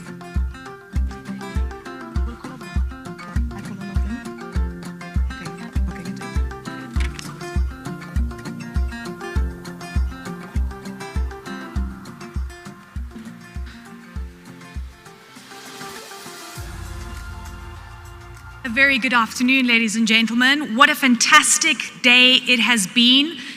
Intense conversations, illuminating, and of course, we've heard from some of the most incredible delegates that have been sharing their experiences and importantly, their wisdom, and also perhaps giving us a few options for solutions that can be adopted to take this forward. My name is Eleni Jokos.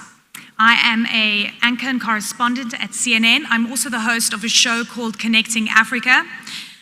We have been diligently following the AFCFTA from when it was just a concept to when it became ratified. Remember those moments when we saw countries signing up to the AFCFTA, and then importantly to implementation. And now we're bearing the fruits of that hard work and effort, not only from governments, but policymakers, the private sector, and of course, the one and only His Excellency, the Secretary General of the AFCFTA Secretariat, Wamkele Mene.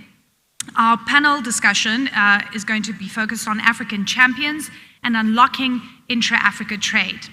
So on that note, I'd like to welcome my guests on stage, and I'll give you a bit more context of where we are right now and what we plan to achieve with this panel discussion. I'd like to welcome Mr. Wale Tinubu, Group CEO of ANDO. Wale, welcome on stage. Do we have our delegates here? Is the big question. There's a lot of moving around today. Okay, we will wait for Wale. Tunde Macaulay, Head of Africa Regions and Offshore for Business and Commercial Banking, Standard Bank.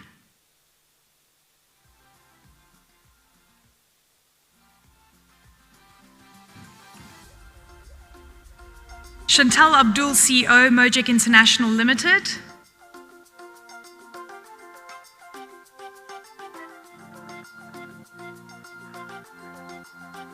Some of them will be online. Fantastic. News to us, but great. We'll make it happen, guys. This is going to be a great conversation. Usman Fall, Director of Industrialization and Trade Development, AFDB. Roger Nkubito, Managing Director, Rwanda and Burundi, Africa Global Logistics. And Adriano Lamas, the Executive Administrator of OPEA Group. Round of applause, ladies and gentlemen. Thank you. I know it's late in the afternoon and we've had a long day, but we're going to have a very energetic conversation. So welcome.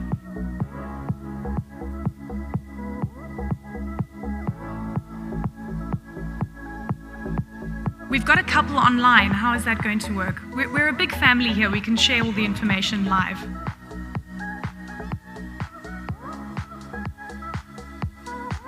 I think let's get on with the conversation.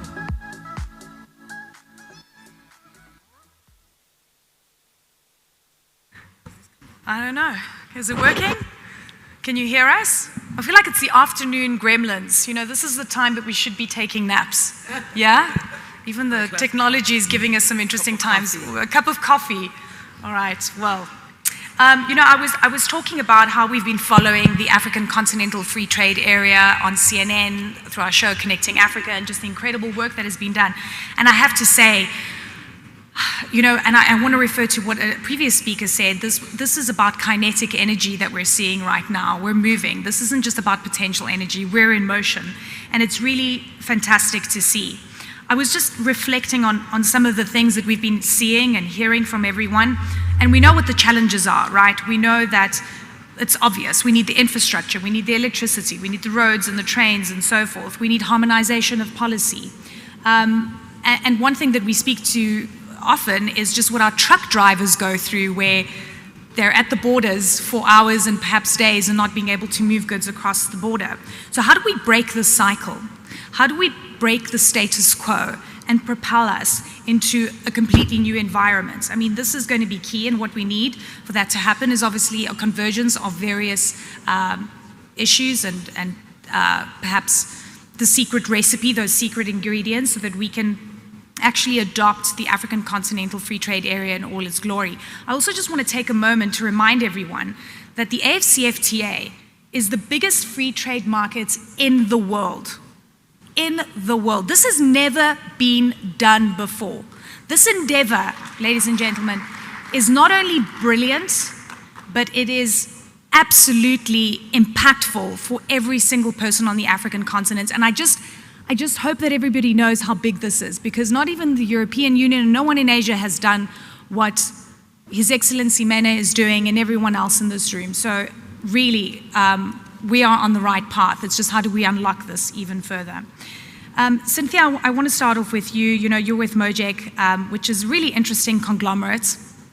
And you're across so many different sectors. Chantal, yes. Okay. Yes. Chantal, but you're with MOJEC, yeah? Yes. Yeah. So you're with MOJEC, and I really want to get into what you've been seeing on the ground and your experience. And I want to talk about things that are working and things that are not working. Good afternoon, ladies and gentlemen. You guys don't sound excited at this time of day. Good afternoon, ladies and gentlemen. Should we get them to get up and do a jumping jacks? I think we might just need to get a little excitement going on in the room. Yeah. Thank you so much for having us here this afternoon. I want to commend, Eleni, thank you. And of course the planners and the AFCFTA Secretariat for putting such a, August event together. The honest truth, Eleni, before I answer your question, is that I have dreamt of this day for a very long time.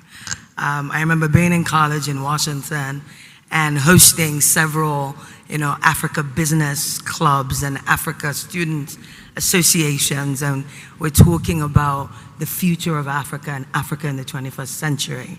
And it is honestly a dream come true to see us today talking about, the largest free trade zone in the world. In the world. Right? Yeah. Being the AFTA.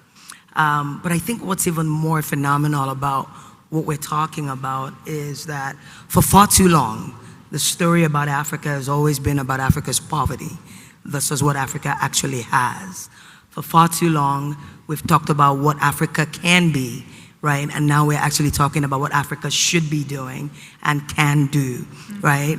For far too long, Africa has remained at the bottom of the barrel, whereas it actually should be, right, at the very top of the barrel, because the fact of the matter is, all of, or shall I say, majority of the materials and resources that are used globally are mostly found here in Africa. I sit at the helm of a company called MOJEC International, and MOJEC is a holdings company that pretty much operates in multiple sectors in the African economy.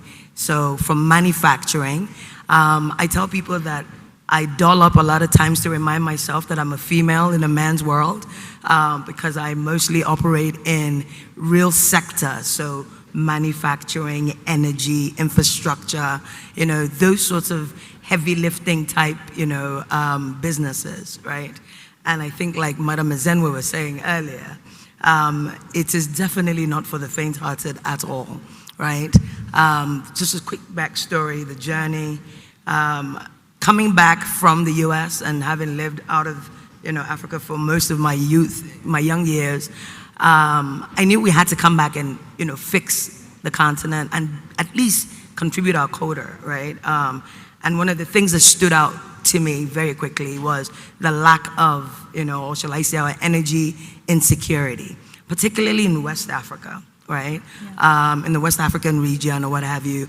We know that half of the continent, for example, is in the dark, and we have a lot of energy poverty, right? And so for us, our focal point was to, again, improve energy access, right? So that you can be able to provide access to energy to at least many of the underdeveloped areas, as well as the peri-urban, right, and rural areas. And then, of course, for those who live in the city, right, if you look at the West African region, particularly maybe Nigeria, right, you'd find that 50% of those who are on the grid, right, experience, epileptic power supply. So what's the journey been? For us, the journey has been one of nothing but challenges, right?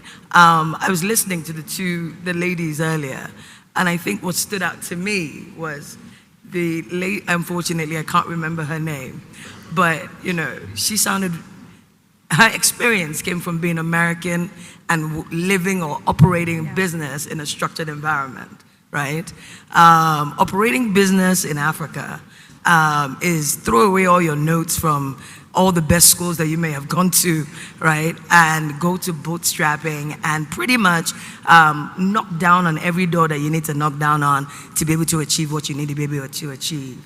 For us as a company, being female-owned and female-led, we are the largest in our sector across the continent. I think year on year, we've led the market. We manufacture smart meters as well as the panels, batteries, renewable, just renewable energy type materials and things that again help with end users, being able to, on the one hand, get billed for what they consume, right? And at the same time, also bridge their energy gap, right? We also, by the grace of God, we've been able to also be one of the largest employers in our sector, right? And we employ a lot of young people as well. And that's in Nigeria? Yes. Yeah. But also in West Africa. So we are expanding operations in Ghana as well as Central Africa and Liberia. Okay, fantastic. I've got a lot of follow-up questions on that because I want to know how difficult or easy it is to do cross-border business. I think it's going to be important.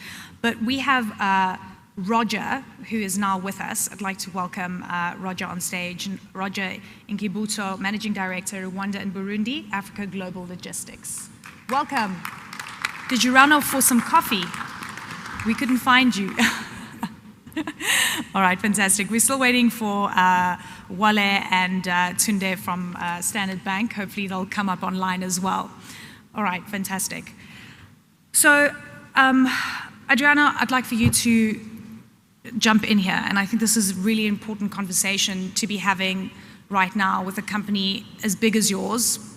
And I'm going to ask you the same question in terms of what has been working, what hasn't, because we're trying to do an important review of where we are right now. How would you characterize the AFCFTA right now and its implementation?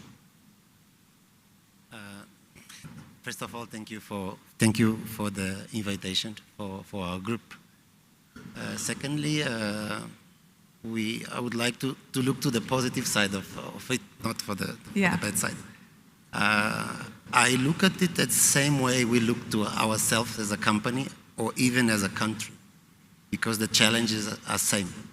We are always talking about infrastructure, but also we share the same philosophy to industrialization of our economy, looking for the huge potential of agriculture that we have in the country, Angola, from where we are based, but also for the whole continent. We know how potential we can be food producer for food security, but same as us, all of us, we are importing goods.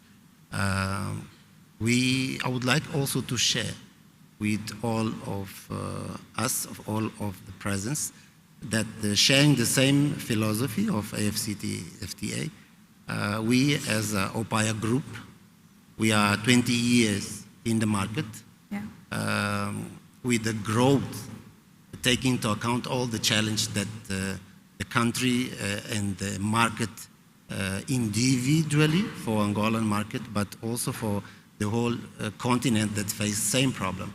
We are in the construction, we start from IT, we are in the construction, we are in the food distribution, in agriculture, and now recently in the industry, trying always to find solutions on everything that comes as a problem to our market, that we can build solution for our country. Yeah.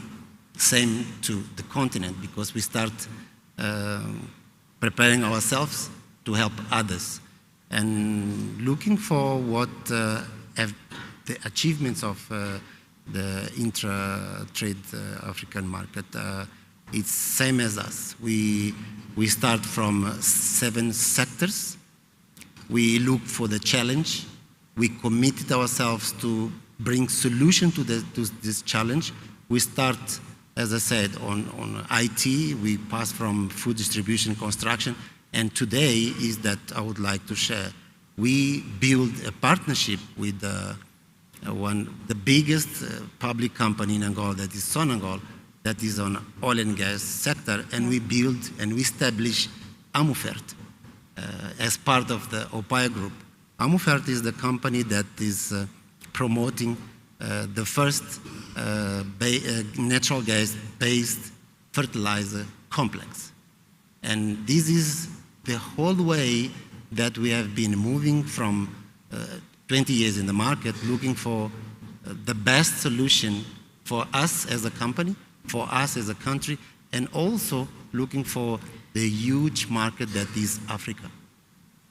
I'm going to ask you what the challenges have been, because you're saying we look for the challenges, we find the solutions. What's been the biggest challenge you have faced? I can say that the big challenge for this kind of solution is the natural gas. Natural gas. That is our Angola is the second biggest producer of oil. That's a big challenge to have. That's our associate gas. We have gas, but another challenge, same as all other sectors, we can nominate the technology. Yeah. Technology, and also finance, but we have all these pillars in the project that it's been financed by Afreximbank. That is the big support of this growth in Africa, and we're expecting to have the commercial date by 2027. It means that we are facing challenge. Yeah. We are finding solutions with the big support of our government, led by our president, and with the big support of the oil and gas minister, and also with our partner, Sonangol and Afreximbank. All right, I was going to say, if you need funding, Osman can maybe help. If you need funding with the AFDB.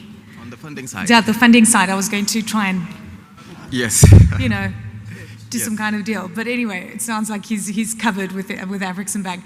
Give me a sense of what the biggest enablers would you say right now of, in terms of where we are, clearly there's been incredible progress. The big question is, has it resulted in an increase in intra-Africa trade, which is still stuck on that 15 to 18%? The enablers will obviously be the infrastructure that we need, financing, the payment structures as well. There's a lot. So what would you say the most important thing is right now, Osman? Thank you very much, and I'm happy to be here, and I would like to also thank the AFCFTA for inviting the African Development Bank to participate in this important event. We have been a strong supporter. Osman, just do me a favor and get the microphone closer. Closer, like this. Yeah. So there we go. Yes. So I was saying we have been one of the strong supporters of the AFCFTA, and it's really a pleasure for us to see progress that has been made. I think we have been the first one to provide support. We are in the second type of support that we are providing to the Secretariat, and it's really a pleasure for us really to see that things are moving forward. Now, in terms of the enablers and the challenges, I think there's nothing that we can say more that haven't been said since this morning, right? People know what the issues are, the challenges. You mentioned it, infrastructure deficit. Right now, from the African Development Bank, we have estimated that we need between $100 billion and $120 billion per year to close the infrastructure gap on the continent. It's the same when you look at connectivity and ICT. Right now in Africa, you have 800 million people that are not connected to ICT. And if you look at the importance of ICT and connection in trade today, you can see that there's a lot that needs to be done on that side. Industrialization, what we have also observed is that Africa is one of the most integrated into the global value chain. People do not know that. When I hear some of the traders here saying that I'm having difficulties moving goods from Accra to Nairobi or from Beira to Senegal, to me I'm puzzled because all the natural resources that we have, they are moving. They are getting out of the country somehow. Somehow, our critical minerals, our gold, our diamonds, our oil, everything is getting out. We don't know how. Maybe they are using a special route we are not aware of. So what that tells you is that we are integrating in a forward-looking, actually, sort of way. What we need to do more is how to create those means actually to retain those values and on the continent and add value to them, and make sure that, you know, we create the jobs that we need. And I was having a discussion this morning with one of my colleagues, and he was telling me that it's very important to understand that when you see those migrations that are happening from Africa to the global north, and you think that people are moving because they are running out of poverty, no, it's not the case. Our brothers and sisters are not dying in the Mediterranean Sea because they are running out of poverty. They are dying because they are following the job, actually, that has been taken from Africa and brought to the global north. That value addition that is not happening here, the cashew nut that is not processed and transformed here is going to be transformed somewhere in the global north. And he's just actually following that opportunity and go to the global north, walk into their plants, walk into their manufacturing plants to be able actually to have a better life. So really those are the key things that we need to tackle. And the third thing I want to also highlight is the lack of adequate financing. And it's very important when I'm saying adequate financing, because AFDB, as AFDB, we've been doing a lot on financing. On trade finance, for instance, for the past 10 years, we have done more than $12 billion. We have been one of the founding fathers and the creators of many African institutions, including Afrexim, TDB Bank, African Finance Corporations, East African Development Bank. We have invested equity. We have provided them with technical assistance just to make sure that the outreach actually is there for those MSMEs actually that needs financing. But that's not sufficient. We need to do more. We need to maintain that, but we need to do more on the financing side and come with adequate instruments actually that will reach those SMEs that are here. And we are not there yet. Yeah, so I'll stop there. Thank you. On every account, everything you said was brilliant. I mean, round of applause for Usman, because for me, there were so many things. It's like the goods are moving out of Africa and they're making their way to the international market. So then the question for me is, why can't we do it ourselves for intra-Africa trade? The second important point, people are leaving because a job exists somewhere else that should be in Africa, and why isn't it in Africa? And that's really, it's one of the most important things I've actually heard about what the reality is on the African continent and the potential that has been stolen and taken away, the competitiveness that has been taken away. So how do we get that back onto the continent? Really just food for thought. Roger, African Global Logistics, one of the most, correct me if I'm wrong, the #1 integrated logistics network in Africa. 23,000 employees, 49 countries. I mean, it's phenomenal. So maybe you can answer the question. We're moving all our stuff out. Yes. Why can't we get more intra-African? I know you're going to tell me harmonization of what's happening at the borders, the infrastructure, the railway systems. I get it, but yes, let's get this done. Thank you, Elena.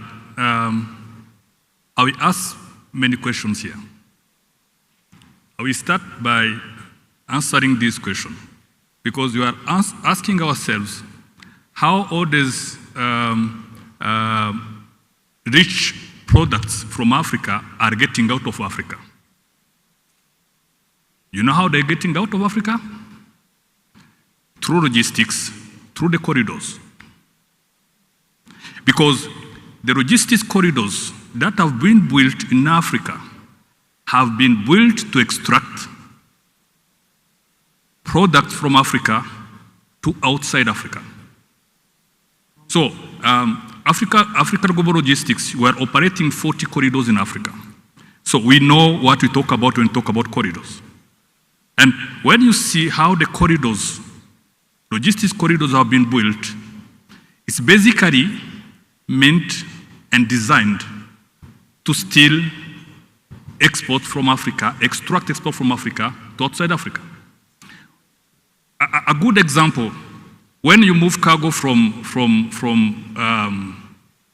Douala or from Abidjan to Dar es Salaam or Mombasa, the time it takes for a vessel to move from that part to Dar es Salaam is between 30 to 45 days. Yeah? And a vessel moves from China to Djibouti in 10 days. You can imagine. So which means moving the cargo from western part of Africa to eastern part of Africa is twice as expensive as moving the cargo from Valencia to Beira. And this is the same for the exports. So what happens? It's good, and a lot of things have been done in terms of investment in our seaports, in our infrastructure, ports, dry ports, whatever. But as we increase the capacity and the performance of the ports, something else happens. We congest our cities. We congest our roads. So the cargo that comes into the African ports that are now better and competing with the global ports worldwide is now struggling to get out of the cities, out of the port, and bottlenecks are created. A small example, when you look at an important corridor between DRC and Zambia, you know, at a border called Kasumbalesa, you know, at some point we have 70 kilometers of trucks queuing to cross that border. That is the border that is getting cargo from two important countries in Africa, and actually more than two, because it also connects to the port of Dar es Salaam. You can imagine what it takes. Now, what is the solution? For the sea and road, and I'll talk about the air later. For the sea and road, we need to think of creative solutions. One of the best solution is infrastructure called railway. Now, you don't get the air rail in Africa, you are nowhere. Whatever we say, the only thing that can massify the volumes and move them in efficient, in cost-effective way from one place to another place in Africa is the rail. Just a few numbers. A country like Rwanda, let's say this year it is projected that Rwanda will have around 80,000 TEUs, volumes in terms of containers, imported from Mombasa and Dar es Salaam into Rwanda. That's roughly 40 to 60,000 trucks. 40 to 60,000 trucks. You know, if you have 2 SGR trains that can take 216 containers each, that can do 2 trips a week. Those 2 SGA trains can pump and load all the containers coming into Rwanda instead of 40,000 trucks. Wow. The cost of transport, which is the highest in Africa, President Kagame said it this morning. Actually, when you look at the numbers, in hinterland countries, the cost of logistics can be close to 100% of the landed cost, double of the landed cost. So for 200 tons of grains you buy per ton, you pay $200 per ton for transport. Okay? So what should it be? Massification. If you move what dollar per Why? per Why? ton? Because you have to look at what the cost is. If you move the truck by road, first of all, countries protect their roads and they are going to limit the weight. So one truck cannot load more than 25 tons, right? Yeah. Okay? And one train can load 4,000 tons. Okay? You can imagine how many trucks you can load in a block train, first of all. 2, trains actually don't pass through the congestion of borders and don't create these bottlenecks. If you consider this queue that is happening on the borders in Africa, You can imagine the cost, the time and the cost that Kasumbalesa border is costing to these 70 kilometers line of trucks that are staying there for 2-3 weeks.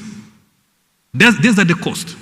And we can't say that Africa will build X number of roads in addition.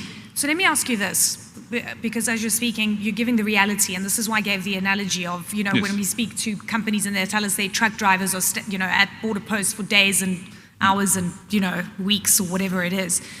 Have you seen any change since the AFCFTA has been implemented, at least with policy harmonization at border Yes. posts, at least freeing up space there and that congestion being freed up? Yes, we have seen some changes. I give you an example for the rail that Africa Global Logistics manage in Africa. We manage 2 railways, okay?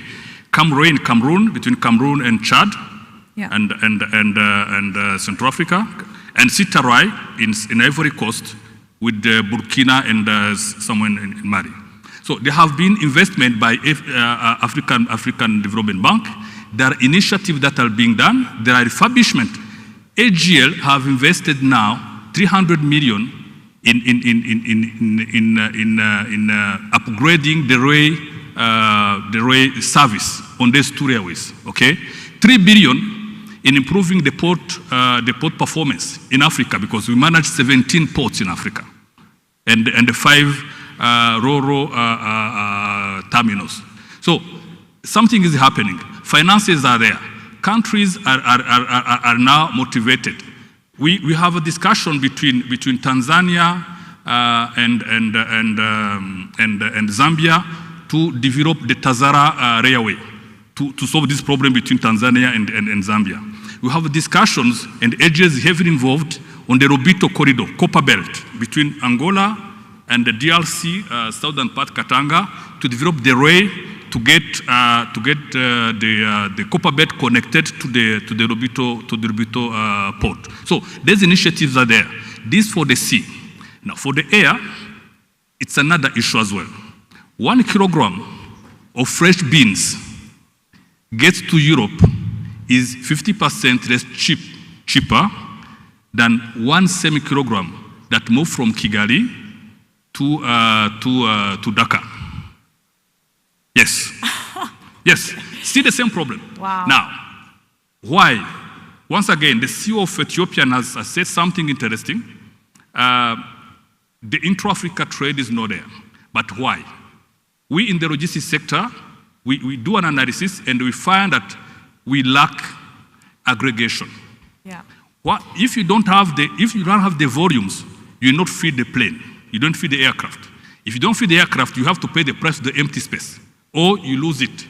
Qatar have tried to do this hub in Kigali, but until we get this aggregation in place, where we can have cargo from many places, so that we can fill the plane and we can get the numbers right, we know to get the prices right. It's economies of scale. And, you know, and that's the reality. Yes. I mean, Chantal, you're listening to this, and you're, as we said, an establisher across so many different sectors. And we've described some of the real logistical challenges, the real infrastructure that is required that is not solved in a day. Maybe the policy mechanisms at the border posts could be something that alleviates things. When you think about doing cross-border trade in West Africa, does it give you nightmares? Are you feeling excited about the future where you can, you know, really build something strong? So I think the optimism and the entrepreneur in me always thinks optimistically about any challenge or anything we try to embark on. But the reality, of course, is always the contrary. It's always the reverse, right? You just heard how expensive it is to just do a simple load. Without a doubt, but I consider that, part of the course, and it's part of doing business in Africa, period. The fact of the matter is this. I just literally flew in from the US about 2 days ago. And I can promise you that my suitcase was loaded with different things from the US that I would literally just buy for $5 in the US, but get to Nigeria or get to anywhere else, in West Africa, and I'll be paying 4x, 5x the price. And people would actually pay that. And the interesting thing about this is that price is pretty much value and whatever people place on, that product. It's alarming to me and amazing to me how in the African market we are able to pay this high. In the US, people are making noise over, prices have gone up maybe X percentage. In Africa, we have high inflation and people are still paying this cost. But I'm saying that to say this, that the reality is that because we do not have infrastructure in place, we don't have, whether it's our energy costs or even just, I think the most reduced cost that we enjoy as business owner in Africa is maybe labor costs at most. I mean, I don't know how others on this panel think, but I think our labor cost is probably our least cost. Today, as a manufacturer, for instance, all of our inputs are imported. It actually has led to a new project that we're trying to start called the Smart Electric City, right? We find that all of the different inputs that are required to either build a transformer, build a meter, build all of these, materials that are required for doing any project period, right? We cannot or we do not have them on the continent. Those, by importing everything that we use, right, as a continent, that automatically increases, right, your price. So I was nodding my head earlier when I think the gentleman from Standard Bank was speaking, right? Today, if I were to be competing for a project in Africa, right, the Chinese will probably do the project in fact, let me give you a very real life story. There was a World Bank tender in Nigeria to do about 1-point-something million meters. As the largest manufacturer, pretty much on the continent, we, out of all of the players, were the only ones who qualified to participate in this project. My partners, in other words, my trade partners out of China, who have been giving me components, right? So what we do is we get a lot of, it's called complete knockdown, right? So we get all our components because, again, like I said, we don't produce resistors, capacitors, batteries, name it. All of these components that you need to be able to manufacture many of these products in Africa just don't, the factories don't exist, right? So you have to import, these components. Now, we have to import them, and like I said, we're addressing that by coming up with a new project where we're going to actually begin to produce these things, on the continent, right? But we import these things from there. Now, we have a set price. So let's say, for example, the price is $50, right? To bring in all the different components, and total price is $50. For this World Bank tender, my jaws dropped when I saw and now, if you know anything about Nigerians, right? We're hard negotiators. So we felt like we had already negotiated all the way down. In other words, I think we had initially started about maybe $80 or $90. We felt like we were at $50, rock bottom. The World Bank tender came, and out of nowhere, my partners who I've worked with for years submitted prices, right? Competed alongside us, submitted prices for $30 per unit, right? And of course, we were doing, 40-something dollars, right? That, and I wonder whether under the AFCA, right, again, we're going to talk about how, again, some of our investment and these protocols, right, we'll talk about ensuring that it's a fair Africa playing field for Africans to play But how in. were they able to bring it down to 30? Excellent point. So they're able to bring it down to 30 because all this while, right, they had margins on what it is they were producing. And now, mind you, I'm bringing in almost 500,000. In other words, we're doing about 500,000 units of meters probably, annually or more, right? So the volume is there, the economies of scale is there. Because there's healthy competition as well in all of this. Right, but the sad part of it is that, they were super aggressive about it.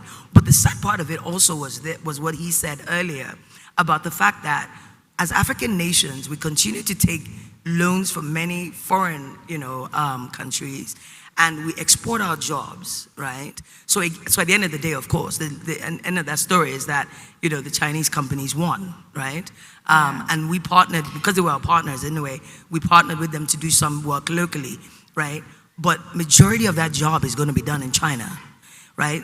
those are jobs that could have been taken, by Nigerians or just pretty much, others that we bring in from other countries as well, right? And as well, you find that, you're losing not just jobs, you're also losing an opportunity for you to be able to have the knowledge transfer, right? So that when you're producing these products, for your local market, you can not only just do it for your local, but you can also get it done, you can produce it for West Africa, East Africa, or so exactly, many other and you're losing a chance to industrialize and create a wider value chain on the African continent. I mean, you're losing on so many opportunities. Usman, I want you to jump into this conversation because I think it's really interesting. These tangible examples are really giving us a sense of the reality on the ground. And this is sort of the notion of how do you create value chains? And as Chantal was just explaining, well, she had to import absolutely everything, every little component. If you try and do this on the continent, your costs suddenly increase, right? Because the cost of electricity is more expensive, the cost of moving goods, the cost of raw materials, and so forth. Where are we right now on this dream to expand the value chains and to be competitive at a global scale? Or do we have to say, we're not going to be competitive initially, it's going to be more expensive, but it's for the greater good, and we just have to get it done? I want us to be realistic about this one. Yes, it's a very key question, I think, and we have all the ingredients actually to be competitive on the African continent. Just to take the example she has provided on electricity. Today, the average cost of electricity on Africa is between 20 to 24 US cents per kilowatt hour. If you go to Asia, it's 10 US cents per kilowatt hour. You see the big gap. At the same time, the continent is endowed with extraordinary resources in terms of renewable energy. We have done projects, solar energy projects actually, where the cost of kilowatt hour is less than 5 cents. By harnessing, that resources, we can really get closer to competitiveness because we will significantly reduce actually the cost of those inputs. That's just one example. But the three other points actually that I want to highlight is first, we need also, because we haven't talked a lot about governments and the role of governments in all these things, right? It hasn't come out strong on the debate. We need our government officials to be more intentional, more forceful, and more active in supporting the AFCA and the private sector. They need to do their job. They need to do their part.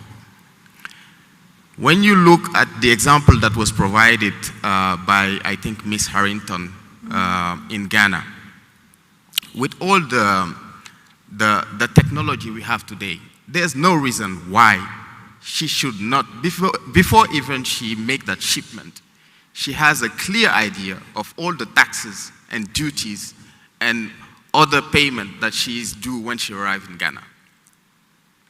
With all the technologies today, we should be able to have it somewhere so that she knows exactly what would be her cost when the container shipment arrives in Ghana, but we don't have it. I was really puzzled.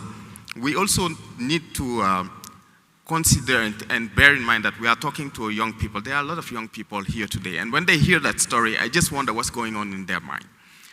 When you look at Abu Dhabi today, they have what we call invisible customs.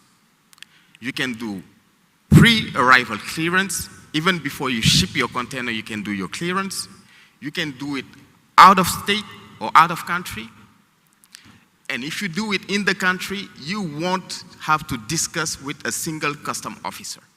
It's done using technology, blockchains, AI.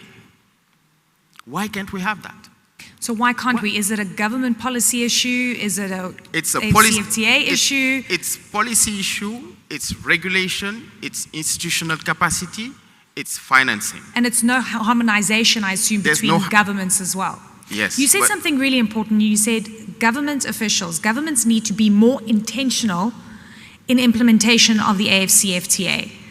Are you saying that because you don't see the intention really materializing at this point? No, I'm not saying, because I think out of today we have 54 countries that have signed the the agreement, if I'm not correct. I'm talking under the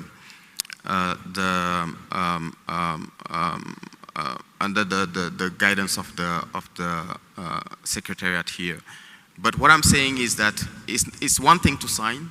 It's another thing to do. It's another thing to implement. Yeah. And it's another thing to do. And really, that's where we need government to be more forceful. Allow me also to finish what I was trying to say. So that drive from government, really, we need it. They need to be more intentional. It's really key if we want to make it. The second thing I wanted to say also, coming back to infrastructure, I agree with him when he say that we have to talk about corridors. It's very important. Today in Africa, you have the corridors approach is one of the most effective way if you want to give life to the AFCFTA. But what is important also is to move from the past approach we used to have on corridors and go further into what we call economic corridors. When you are building a corridors, it needs to be multimodal. It's not only rail, it's not only road. It needs to be multimodal for it to be effective. When you are building a road, the objective is not to connect only Mombasa and Nairobi. It's not only to connect Abidjan to Lagos, no. You're doing it for trade, you're doing it for movement of goods, you're doing it also for economic development. You are going through agricultural land. Why can't you come up with a comprehensive strategy that will help you while you're building the road? You also have that economic development by developing those. Today we have 60% of arable land globally in Africa. While you're building that road, you need to put those infrastructure that you need to transform those products. Because the road will give you that market access that you need, but you need also to transform those products from the farm gate and bring it actually to the consuming centers. So the logic of economic corridors, it's really where we need to go. The Lobito corridors, we are one of the lead actually developer of the Lobito corridors. And we will not support it if it is there to just replicate the colonial approach of taking our copper and ship it from the Lobito port. No. What we are pushing and what the US is also pushing, what the China's investors is pushing, is to have those refineries in those countries, in DRC, in Zambia, and in Angola. You're talking about the Lobito corridor, corridor, which is really a fantastic project. It is. Yeah. It is. And that logic, we need it also in Guinea. When we are transforming our bauxite, we need to transform them locally before we ship them. And really, that's the approach that AFDB is taking with the support of African countries. We are supporting them in coming with new policy that are more action-driven. It's good to have a policy, but it's better to have an action plan, which actually give you a clear roadmap on the actions actually that you will take if you want to change your industrial sector and your industrial base. I love going back in time because the conversations I've had for the past 20 years around integration of Africa, I remember we always used to talk about the African continent is so good at coming up with incredible pieces of policy, but really bad at implementation. But I feel things are changing. I can feel it, I can see it, I can see the impact, I can see that people are galvanized, governments are galvanized, people within the AFDB, for example, the African Continental Free Trade Area, private sector, there's a different energy that everyone's bringing to this, and I truly hope that we are able to materialize all these ambitions that we're seeing, and I think we're starting to see signs of that, Usman. Adriana, I want you to jump in here. And one of the things for me always is about job creation. And I think about the woman in the village, and she for me is the gauge, the barometer, the most important person in this entire conversation. If you can get the woman out of the village, or at least give her access to market, right? Those roads that you guys were talking about. If you can give her easier access to water, if you can give her electricity, her life fundamentally changes, and then you start to see generational changes for her daughter, her granddaughter. Creating jobs is one of the most important things. How do you guys have that at the center of what you do? It's great to look at the macro picture, and we're looking at the big projects and the big money, but at the end of the day, it's that impact that's the most vital. As I said before, we assume the challenge to produce food from natural gas. Yeah. Means that we are looking for the natural gas or for the project as one of the way to monetize what we have, the natural gas. But one of the big challenge or one of the big results of this project is job creations. When we talk about job creation, we are talking about our own employees, that we are talking about 4,700 people that we can, balance the gender. But we're also talking about a lot of indirect job, because as I said also, we are talking about diversification of our economy, industrialization, looking for agriculture as a main beneficiary of our final product.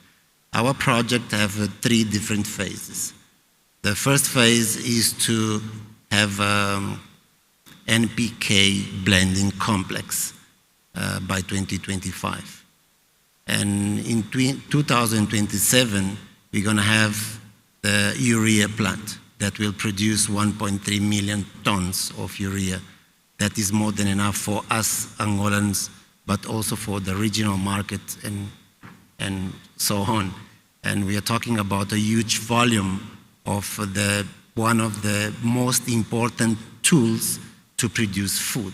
And we know that agriculture is one of the sectors that potentially create jobs, bring people to work, gives more money, let's say.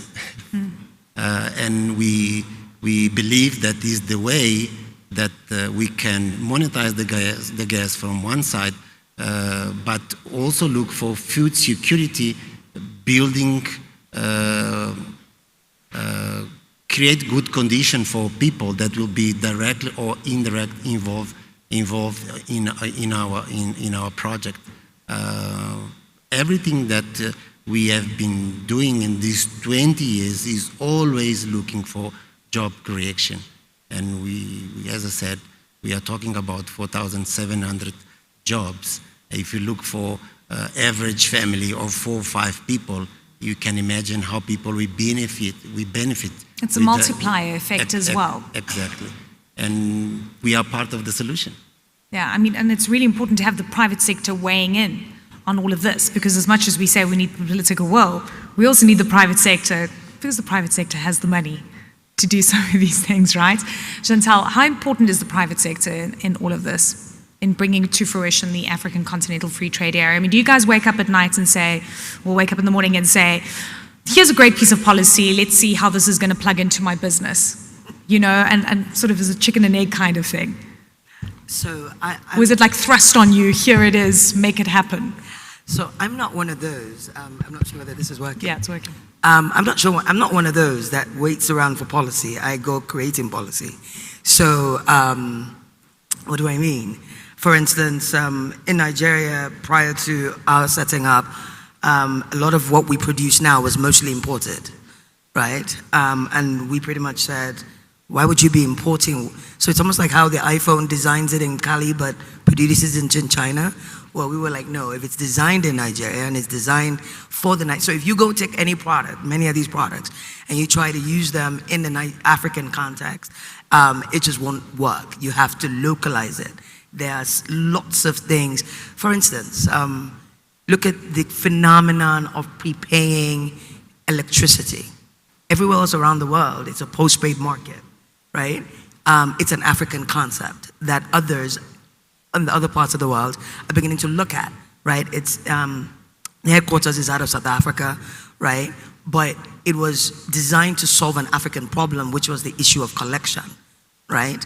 And then on top of that also, you now find us using mobile money and using Momo platforms, and that's part of one of our investments, mobile money, so that people who are not, connected to a bank or what we call the unbanked, right?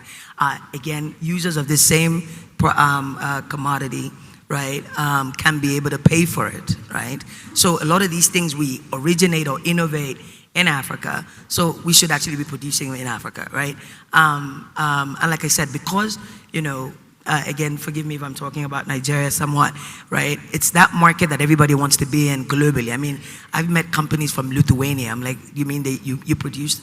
I mean, they coming again into the market. And I'm saying that to say this, that we actually enforce and work alongside government to ensure, right, that the right policies are put in place. And by policy, so case based in on point, what your solutions exactly, are. Because I think Dangote said this best, right?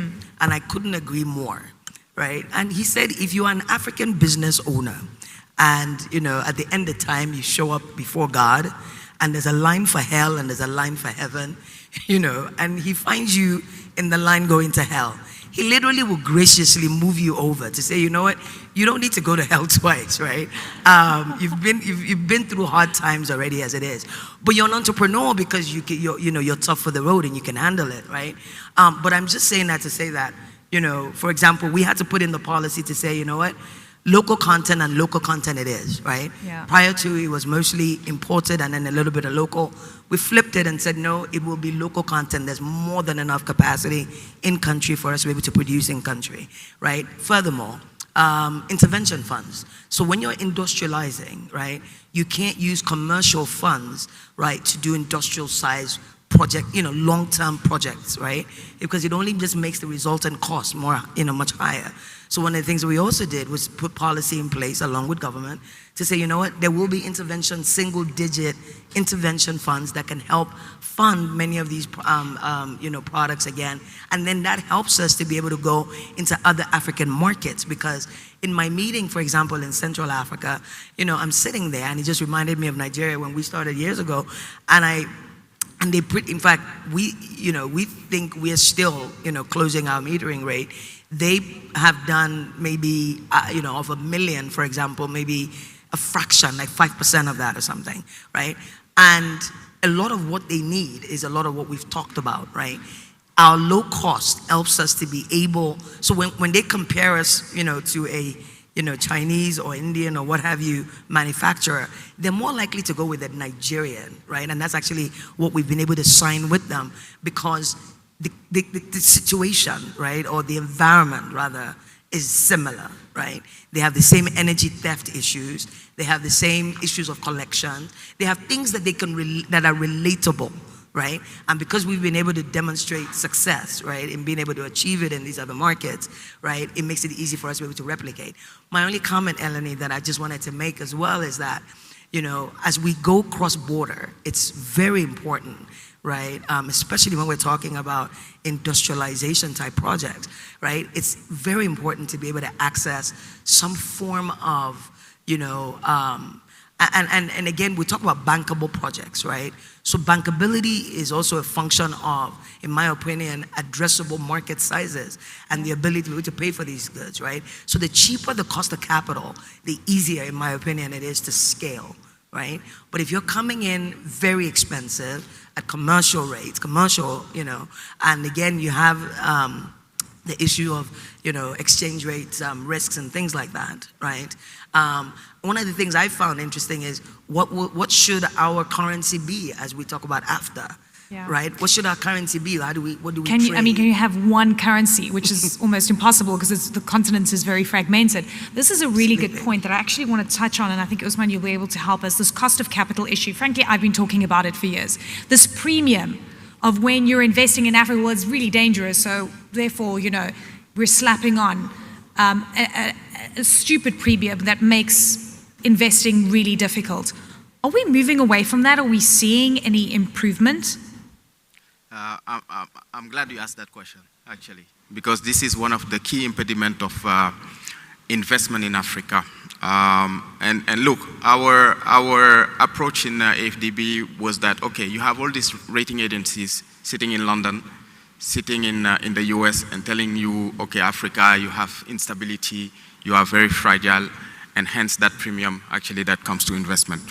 For us, what we decided is that, okay, AFDB has been created 60 years ago. We've been investing in infrastructure for 60 years. So we have data that could demonstrate whether you, and challenge and demonstrate whether what you are saying is true. And we went around, we discussed with the World Bank, we discussed with EIB, because they also invest in Africa, and we agreed, all of us, to take our data, to give it to an independent third party who will do the analysis and come with the real default rates that we see in Africa and demonstrate whether Africa is risky or not. Get what is the result? In Africa, infrastructure default rate 1.9%. In the US, 10.6%. No. In Asia, 6.7%. What does it tell you? We took that, we said, okay, in that case, we'll chart our own path. We'll take our own destiny. We are in discussion with the African Union, and we will create an African credit rating agencies that will give the reality of Africa. Because the perception of those people are not our reality. No. It's not. It's not. It's not. It's not. And it's infuriating because it still comes up in conversation, you know, and then it becomes a reality because then these African countries are signing really bad deals because they need the money, because there's no other pool of money. I was recently in Paris for Paris Fashion Week. Very difficult assignment. I was checking if you guys are awake. Anyway, I didn't go check out. I mean, obviously I had to dress up, but that wasn't the point. The point was, I went to this incredible show, the Trinoy show, where African designers were featured. And it was amazing. I mean, there were South African designers, Ethiopian, Nigerian, Kenyan. It was, honestly, I cried when I saw the African runway. It was the first time I was ever on the runway. Watching a show, by the way. Usually I cover a lot more serious things. But the point is that the emotion that it evoked in me and everyone around me was really something so tangible. And I thought, well, why can't we do this for ourselves? But the thing is, these African designers need to go to these mega shows so that they can be seen and heard on a global scale, because these buyers don't come to Africa for African Fashion Weeks. We've got to go to them. But by the way, there's this huge appetite for African design clothes, right? Louis Vuitton took the Basotho blanket and suddenly, you know, it became this huge icon. Meanwhile, the people in Lesotho are proudly wearing their traditional clothing. I mean, there's a lot of things to really dissect here.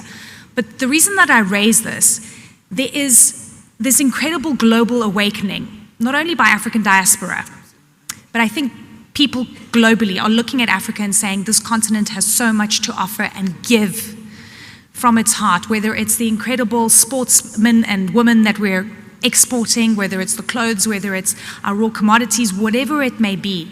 And I want to end off by asking this question. At what point do we see the continent really flourish in all its glory? How long is it going to take with the logistics and the perception of the cost and actually doing things on the ground? It's a lot of work.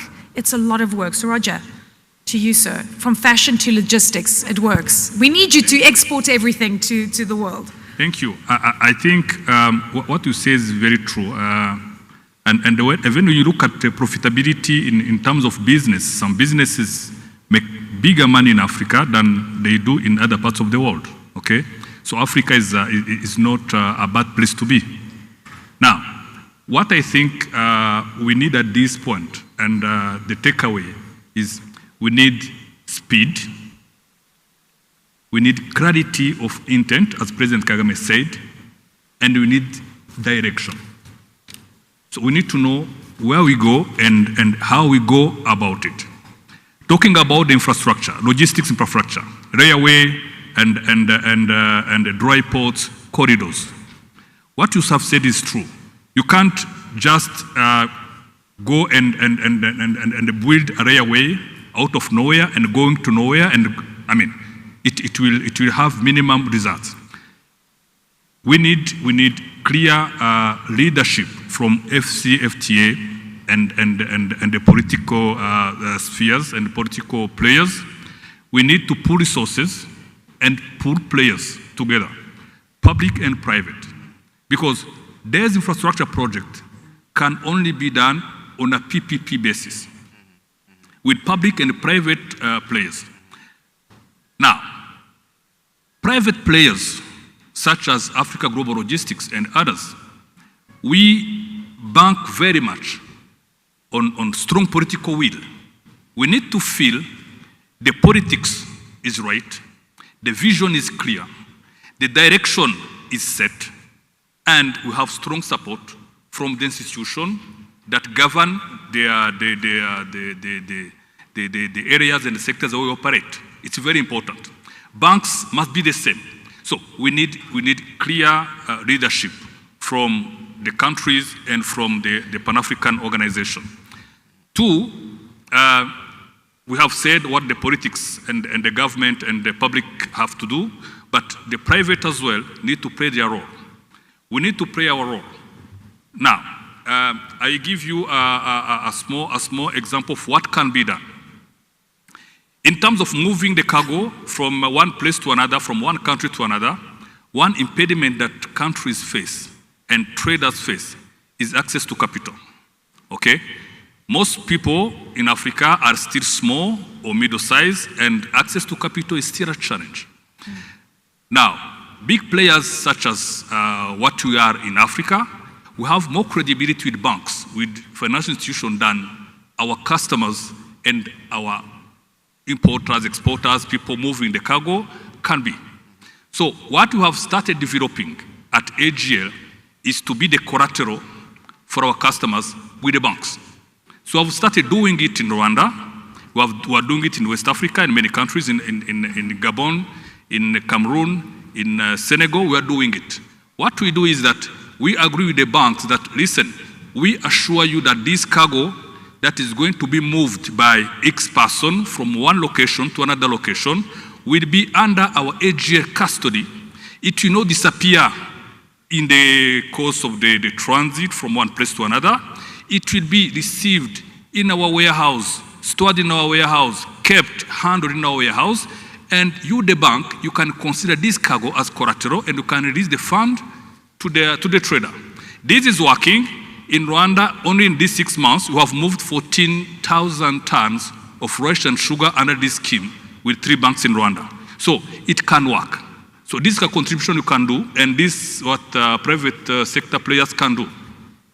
We have to move fast on small wins and gains we can get, and we can do it, and it's possible. Usman, do you want to weigh in very quickly? Just some last comments from everyone, please. Yes, I will just bounce on the example that you have provided, saying that there's momentum. And this is thanks to the AFCA, really.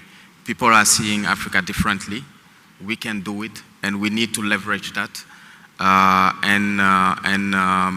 With partnerships, strong partnerships between the governments, private sector, civil society, financiers, we can do it together. What is important is to keep our eyes on the ball. It's very important. We have a common and shared target. If we do that, we'll be able to achieve what we want to achieve by 2020. Yeah, stay focused. Stay focused. Adriano. I can just add what was said. Yes, we know that we're always struggling on infrastructure, logistics, and cost. Yeah. We need to be competitive. We cannot grow business without between us Africans if we are not competitive. That's why maybe we need to speed up the process of having African Rate Agency. Maybe we need to have a better funding to be competitive and build all the infrastructure that can reduce our transit time, operational cost, and be competitive. Fantastic. I believe that also our project will face the same problem. Not same as everyone, because in our case, our project will be built in a blessed zone. It's one of the few in the world that we can have natural gas, water, power, roads, port, everything in less than 5 kilometers. That means that we can do whatever we want to export, but we're going to come to the corridors. And then that's why these two gentlemen need to help us to speed up all the process that they have mentioned. Chantal, I'll give you the last word. Thank you. I'm convinced that this century, or the century we're about to go into, is Africa's century. At Davos earlier this year, with all the VCs and PEs I was speaking to, everyone was pretty much talking about how Africa is not just, pretty much it's the future, right? It's the future, and I think what we're supposed to be doing today is making sure that that's engraved in the heart of every African, that you're no longer that continent that everyone used to look down on. You're now that continent that everybody's looking forward to and they're looking at. And because of that, Africans on the continent, we need to begin to own, right, what is about to come, because people will come from far and wide. And if you don't take advantage of it, immediately, others will. They already are. When I visit my Asian counterparts or Asian partners abroad, they are in more African countries than I, right, who has an African dream, are in, or I'm in yet, right? And the fact of the matter is that the world sees it and they're already looking at your continent. We as, private sector owners or entrepreneurs, right, should be doing way more aggressive expansion. But what I love about what you said, Eleni, is that it's not just in the real sector, in manufacturing, but what's awesome, right?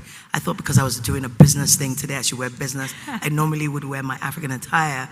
And the truth of the matter is that, every time I wear one of those outfits abroad, someone's asking me, where did you get that?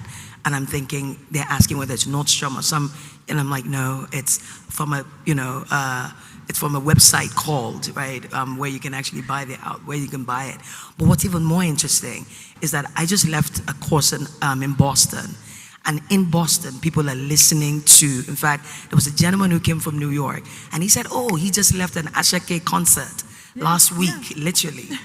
People are listening to African music, they're wearing African fashion, and the truth of the matter is, the world is probably more excited about our products, and we just need to, not only just be very proud of it, but be ready despite the obstacles, like win despite, the impediments. It's not going to be easy, but you can absolutely, absolutely transcend, the challenges that it takes to run an African business. And I really just want to close with this, Eleni. We competed many years, right, against some of the big Chinese conglomerates on the continent, and we won them hands down. So the likes of Huawei, ZTE, and, name them, right? We've competed against them and we've won, again and again and again. And I think it's doable for everybody else who is in this room, male or female, in whatever industries that we're in. Thank you. Round of applause. What a fantastic discussion. May I add to what you said, the product, the world wants our products. Yeah.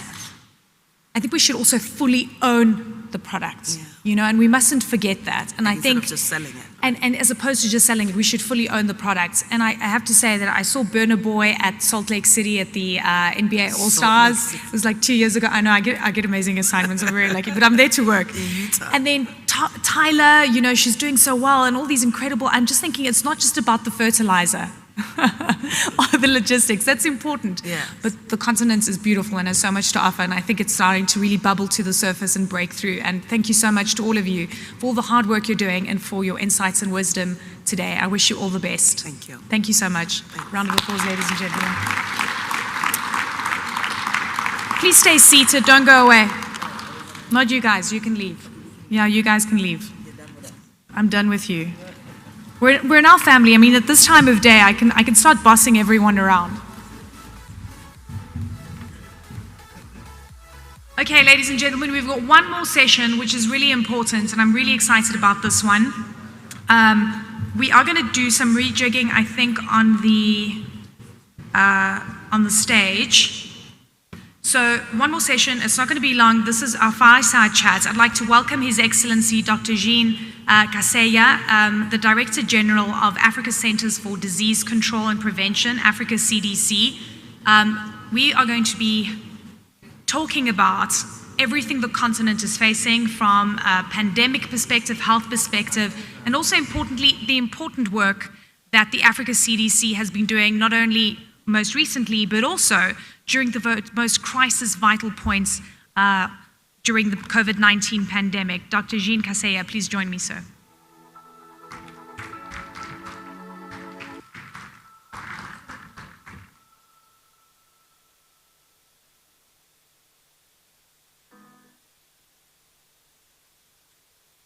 great to have you with us. I'm going to switch this around. There we go. Can you hear me? Can you hear everyone? Yeah. All right, fantastic. Yes. Okay. I just decided to take the middle of the conference because I think this is a better spot while everyone's working around us. And it is quite late in the day, so we thank everyone for your patience and your attention, importantly. Dr. Kaseya, I'm so elated that you were able to join us today, and of course you spoke earlier this morning. Yeah. But really important for us to delve into some of the big issues that you're looking at right now and some of the things that's top of mind for Africa CDC. You also mentioned during your speech that because of the US CDC coming out with a warning about coming to Rwanda about the Marburg virus, that wasn't perhaps based in reality. And I want to start off with that point because this is quite important. I got the alert, I'm sure everyone else got the alert about the precautions we should take. But what was the Africa CDC's response when you saw that alert coming through? Thank you. I think this is an opportunity for me maybe to give more information on that. We have a strong relationship with the US government as Africa, all government entities. And we believe when there is an outbreak like in Rwanda, we are working closely with all of them. And Rwanda is doing the right thing. This outbreak is under control in Rwanda. And what we are expecting is just to see after a number of days if there is no new case coming, and then we can say it's the end of the outbreak. And Rwanda is using all tools that are available, vaccine, drug, medicines, and all new diagnostics that we have. Even they have a policy on how to track contact, how to ensure that no one who is a contact can fly out of Rwanda. Then, what is this policy that came from the US? What people can consider as travel ban? We said it doesn't really support the response that Rwanda is bringing to this outbreak. And we need to work together to lift this policy by end of October and to continue business as usual. As usual. You know, this reminds me of, I think was it December 2021 or 22? I've lost my bearings on when COVID-19 was really, you know, at the helm. When South African epidemiologists did incredible work and discovered the Omicron variant. And not because Omicron emanated from South Africa, it was because it had already spread globally. And then suddenly we wake up a day later and there are travel bans slapped on, I think, 11 or 14 African countries at the time. And again, Africa was punished in a very big way. And that continued. And I think that what we're seeing today with, again, a travel ban, not really understanding or not taking advice from the Africa CDC or from the Rwandan government, what the past tells us about the way that the continent was treated during the COVID-19 pandemic. I wonder where we stand right now in terms of holding our own narrative, controlling our own narrative, and importantly, making sure that the world trusts that the Africa CDC knows what it's doing and they take it seriously. Because unfortunately, the undercurrents of this comes down to trust.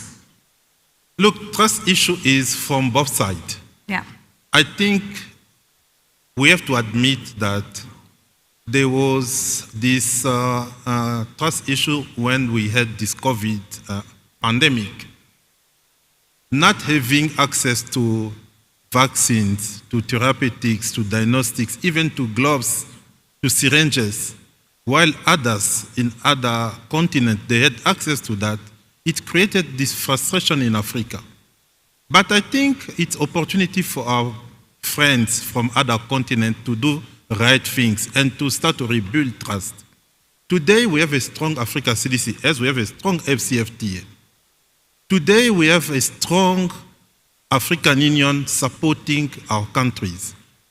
And I can say the way to move forward and this is my agreement with the US senior officials, they will never again declare a level 3 without talking for Africa CDC. They did not speak to you ahead of time.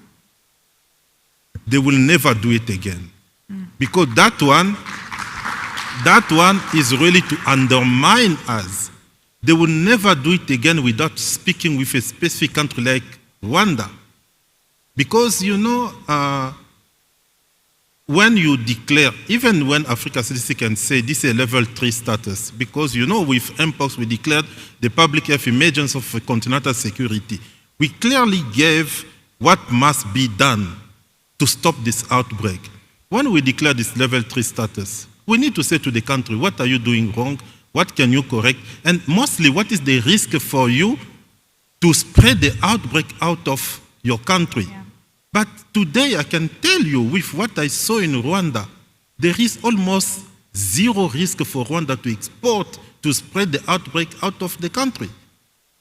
And I was saying to the minister and all officials from Rwanda today, we are even lucky that Rwanda is managing very well this outbreak. Because if Rwanda was not managing very well this outbreak, all of us would not sit here today. Yes. I guess this brings my next question in terms of how prepared are we for any other outbreak, no matter what the virus or disease might be? What lessons did we learn from the COVID-19 pandemic? And of course, there are many. But what mechanisms are in place right now? I think from Africa we learned a lot. I'm asking if other colleagues from other continents, they learned from COVID. In Africa, we said, okay, you know, you wake up one day, you see you are in trouble. You have nothing. And you start to think about if tomorrow you'll be alive, if tomorrow your family will be alive. Then you say, okay, I don't want to see it again. We started to work with our head of state to build this program we call local manufacturing of medical countermeasures. And today we got a strong mandate with medicines, vaccines, diagnostics to be manufactured in Africa. But Africa CDC is just leading this program. We need other legs. For the regulatory process, we need the African Medicine Agency, because we don't want people to use that as an excuse to say we don't trust the quality of product coming from Africa. The second leg we need is AFCA, because we are not manufacturing product just because we love that. We are manufacturing to sell to other countries, and we are saying local manufacturing is our second independence. Let me give you, I know my brother Wankele likes to talk about concrete amount of money. Let us talk about Switzerland. Switzerland is almost around 8.3 million people. But the pharma sector in 2023, in Switzerland, it was $120 billion, almost 7% of the GDP of Switzerland. But now we are talking about a continent of 1.4 million people. We are talking about a continent where we can make money by having this intra-African trade. I think it's really a wake-up for all of us to say, without the local manufacturing agenda, we'll continue to be at risk. I saw it for MPOX. I saw it for Marburg. Every day we have to run to look for where is vaccine, where is medicine, where is diagnostic. We cannot continue like that. These are some lessons that we learned from COVID, from African side, and we want our partners also to learn from that. So, I mean, COVID was 4 years ago, and you're saying we learned these lessons, but you still were in the position, or like running, trying to find solutions for MPOX and for Marburg now and so forth. So if today we had to find out that there's another global pandemic that hits the world and hits Africa, are we prepared? I mean, do we have enough local manufacturing right now to deal with the most urgent needs? We are in Rwanda. Everyone can visit BioNTech. Yeah. BioNTech is one of the lessons we learned from COVID. With BioNTech, we said clearly we need to have what we call the 100-day mission. It means when we have an outbreak or a pandemic, after 100 days, we must have a vaccine. We are working our partner CEPI invested around $245 million now in Rwanda for the Mpox vaccine and to expand the capacity of BioNTech. We are doing the tech transfer in some of the African manufacturers to manufacture the Mpox vaccine. As I said, we start now with Marburg. You know, we need to start somewhere. We are moving. And today, I can tell you, we are not as we were before COVID. Yeah. But it seems we need to continue and to work mostly on some areas like how can we reinforce our policies for the intra-African trade and to avoid these unnecessary barriers President Kagame was talking about. I mean, it's so true. And I think everyone woke up, and I remember I was covering the story, and one of the anchors asked me, he said, you know, well, why doesn't Africa produce its own vaccines? Oh, well, 99% of it is imported. And I think everyone was like, what? And it was kind of a shocking thing, because apart from Aspen Pharmacare and a couple of others on the continent, we weren't really seeing any real pharmaceutical companies emerging. But there is a value chain that needs to be adopted in pharmaceuticals, because it is not easy. You need to do fill and finish, which is basically, for me, in my mind, I think packaging, but it's more complicated than that. You've got to think about good manufacturing practices. You've got to think about the entire value chain. That takes a long time to build. What do you think we will see in the next 5 years on this front? You know, I hear that every day, long time to build. What it means long time to build? When we talk about end-to-end project development, it means, you know, you have to bring research and development. We have countries in Africa doing that for a very long time. Let me remind you that Senegal started to do research and development and manufacturing yellow fever vaccine 50 years ago. At that moment, even India, they didn't know that they can manufacture vaccine. Tunisia, they are doing that. Now with BioNTech, we'll also focus on R&D. You know, we need to understand that sometimes we need to have this political willingness to move things. Because if as Africans, we are still dependent on this narrative of it will take time, it won't take time. Today, we are ready for a number of vaccines. I'm telling you. Today, we are ready for a number of diagnostics. Look, there is a company in Kenya called Revital Healthcare. Yeah. This company, in 6 months, they got the WHO pre-qualification for their syringes. Because before that, Africa was exporting 100% of the vaccines used for vaccination for any other medical centers that were one. But today, Revital Healthcare is providing 60% of all syringes that we need in Africa for vaccination. That's incredible. It's amazing. They did it in 6 months. Then, what are we talking about when we say we need more time? No, nothing. My bad. I heard it from someone, an analyst, who told me it takes time. I retract my statements. So, I mean, this can be done. Political willingness, number one. Private sector investment, and of course a market for it to operate and flourish in. You were talking about the African Continental Free Trade Area and how important it is, because you need to think about cross-border trade on this front. What's your experience been right now about, I mean, it sounds like if there's a pandemic, a global pandemic, I need to come to Rwanda because they're perfectly suited to intervene as soon as possible. But if you want to move stuff that is created in Rwanda or produced in Rwanda to neighboring countries into the rest of the continent, is that still going to be a challenge? Let us say in 6 years, FCFTA is one of our products that is making Africa proud. In 6 years, we managed to move from nothing to somewhere. Yeah. But you will see, if we can say at political level, we made huge progress, we have still some challenges, like infrastructures in Africa. Infrastructures can be a kind of limitation. I think my brother, Excellency Wankele, can talk about it. And this one can be used as an excuse, because many times when I discuss with some partners, they are telling me a product manufactured in Africa will cost 60–70% more than what other continents can provide. But we need to be innovative on the way to do that. We are talking about value chain. We are talking about grouping people, grouping companies. We are talking about creating incentives. One of the incentives that we created, like for the vaccine pharma, we have what we call the African Vaccine Manufacturing Accelerator, $1 billion. In addition to that, it was complemented by what Afrexim Bank provided. It means when an African manufacturer today can get a transfer of technology, they can manufacture a vaccine.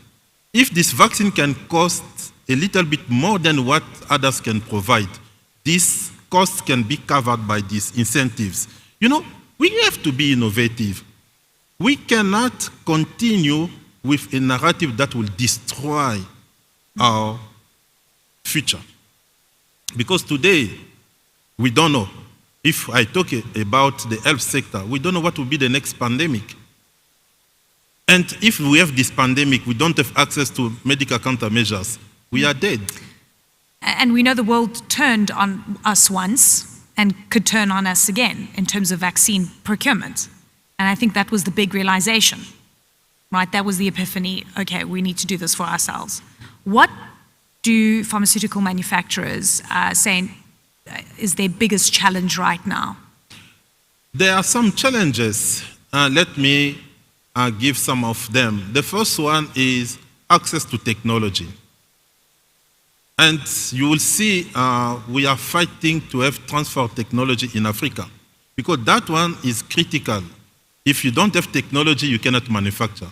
But this technology can come either by this transfer or when you do the research and development. And we have to consider everything. Second is access to capital, to financing. You know, I was talking with a number of manufacturers. They said, we have technology, but we need money. Where are you getting this money? If you go to some partners, they are giving a list of conditionalities that you will not address. Then we need also to start to think about how African investors, how African banks can start to provide, you know, support in this area. The third one is about the regulatory framework. We cannot manufacture a product if you don't have a gold standard regulatory process. Because this regulatory process will help you to know if the quality of the product you are manufacturing is at some standard. And the last one, it's about the market. The market, we are talking with AFCA, we have a number of initiatives with AFCA, how we can ensure that we open our borders, how we can ensure that we are not asking more taxes on product manufactured in Africa. This is AFCA. You know, you mentioned something important in terms of having a gold standard where I can trust what I'm getting from another country, right? Even if I'm part of this African continental free trade area. What is being done right now to harmonize these rules cross-border, that I know that whatever's manufactured in one country and then exported to where I am, that the same rules apply, that the same gold standard applies? It takes willingness, political willingness. But it's not a reality yet. There isn't harmonization. It's a reality at political level because we created an African Medicine Agency. Yeah. This AMA will be the instrument to facilitate the regulatory process at continental level. Do you know that today, if I'm Rwanda, I manufacture my product. If I don't have bilateral negotiations, I have to negotiate with each country for them to buy my product, to ensure the conformity to the regulatory process. But when AMA will be fully operational, it will be AMA to issue that for the 55 countries that we have in Africa. So that product doesn't need to be retested in each country? No. Yeah? No. And the good news, let me share with you, because we want AMA to be operational, I even requested one of my team members from Africa CDC to be sent to start as acting lead of AMA here in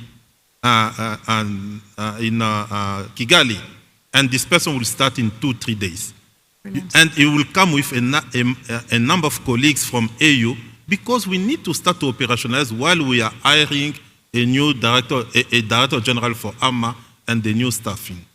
I always like to think about, what I'm an optimist, but I'm also a pessimist because I also worry about things a lot, right? I've got anxiety. So I want to talk about what you think the next pandemic will be. I know that there's a lot of projections about what that will look like, and there's a lot of fear.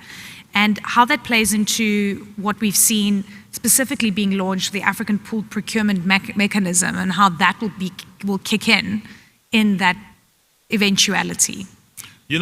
People sometimes they are talking about the future while we are living in the present. People they are talking about the next pandemic while they forget that Mpox is one of the listed diseases that can become a pandemic.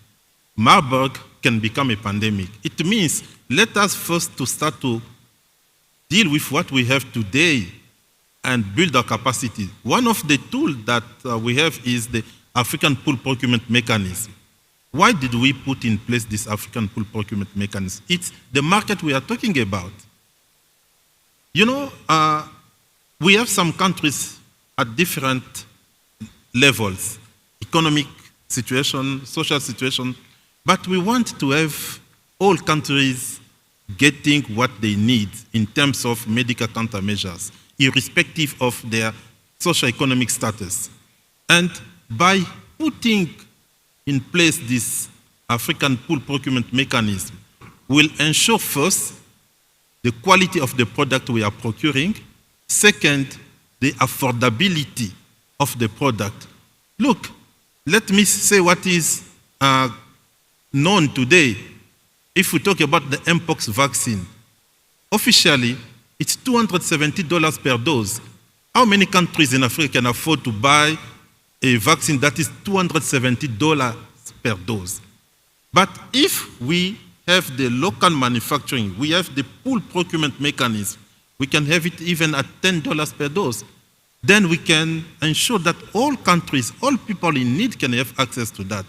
The pool procurement mechanism linked to all tools that AFCA is putting in place is the game changer in Africa. $270 per dose for Mpox vaccine. Is that being rolled out in any African country right now, and who's paying for that? If you go to the US CDC website, you'll find this amount of money. It didn't come from Jean Kasseya. And we clearly say we cannot afford that. And this is why you saw a number of negotiations that Africa CDC was conducting. We are very serious in this agenda. We said we need at least 10 million doses in Africa. But can't they release their IP on that, and then you can create a generic or some kind of other version of it? And it reminds me of the story and dramatic journey during the HIV epidemic that we saw in sub-Saharan Africa, right? Where antiretrovirals were, I think, $1,000 a month, or I can't remember what the price was. And then eventually they gave the IP rights to African companies so that they can start creating generics. But that took so many people to die, for people to wake up, right, for that to happen. And I wonder if we're going to see these mega companies wanting to release IP on some of these drugs, because that's what it comes down to at the end of the day. You are totally right. We are negotiating what we call the pandemic agreement. We failed to reach an agreement in May 2024, but we said, let us give ourselves 1 year. It means in May 2025, during the World Health Assembly, we need to approve the new pandemic agreement. This is one of the issues we are discussing, intellectual property. And today, my brother Wankele was asking me why we cannot just stop this intellectual property when there is an outbreak, when there is a pandemic. Yeah. This is exactly what is in this pandemic agreement we are negotiating. And this is something we say in Africa, we'll continue to push for that. Because there is no reason for us to have so many people dying while in other continents we have this product, but just because we don't have intellectual property to have access to that and to manufacture this product. I will say, when WHO declared the public health emergency of international concern for Mpox in 2022, there were only 5 deaths, 5, in Europe. Today, we have around 900 deaths in Africa. We are still struggling to find the tech transfer. How many people they must die for them to give us this tech transfer? We are human beings like others. And this is why I'm saying every day, local manufacturing is our second independence for our health security, for our economy, for job creation, even for peace. Because if you have a country, specific country manufacturing a product, and even politically you don't have a relationship with that country, but you have the disease, you'll come to procure that. I think this is our message, and this is what is putting us together, all of these AU agencies, FCFTA, Aruda, NEPAD, AMA, all of us, because we are sharing the same desire. So just to confirm, the Africa CDC has asked for tech transfer for Mpox and you haven't received it? There's been a no.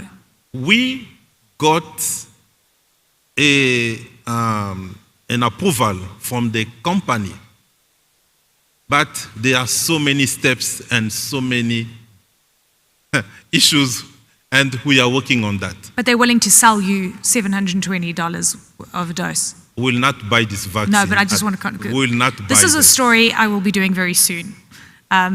This is an important one, and it's very disheartening. Okay, 3 minutes left. Very quickly, Doctor. In hindsight, looking back, we saw all these lockdowns. It destroyed people's lives, economies. It destroyed businesses, but it hopefully saved lives. And I wonder what the Africa CDC stance is right now of another global pandemic hitting the continent, and what your advice would be on that. You know, 4 years later, I think we still remember when we were locked down in our homes. You know, yesterday I was watching a movie. One of the few moments I can watch a movie, but it was at 2 a.m. Which one was it? And I will tell you. And you know, at the end of this movie, they were talking about we are in one planet. And your well-being is my well-being. Your survival is my survival. We need to understand that we need global solidarity. Today, Africa can be affected, but others, they are not safe. Then, supporting Africa to build strong surveillance system, to have all tools supporting the local manufacturing agenda, for us also to have access to what we need, and sharing information and avoiding this travel ban. Because when, I have to say to people, when we had this public health emergency of international concern in Europe and US, Africa didn't close the border. They were coming here. Today, we want them to understand that we are all together. No one can prove me. There is no study showing that this travel ban is protecting countries. We saw that with COVID. Some countries applied the travel ban, they were badly affected. And today, my message is global solidarity. Supporting each other and understanding that we are all human beings. Then we can win. Your Excellency, Dr. Jean Kiseya, what an incredible conversation. Thank you so much, sir. Thank you. A round of Thank you applause. so much. So moving. Thank you. Thank you. Oh, wait, I've got a note from the bosses. Let me see. Okay, the cocktail will be at the African Continental Free Trade Area Marketplace, located around the exhibition stand, and be on the lookout for ashes. 2 p.m. Enjoy your evening, ladies and gentlemen. Thank you so much.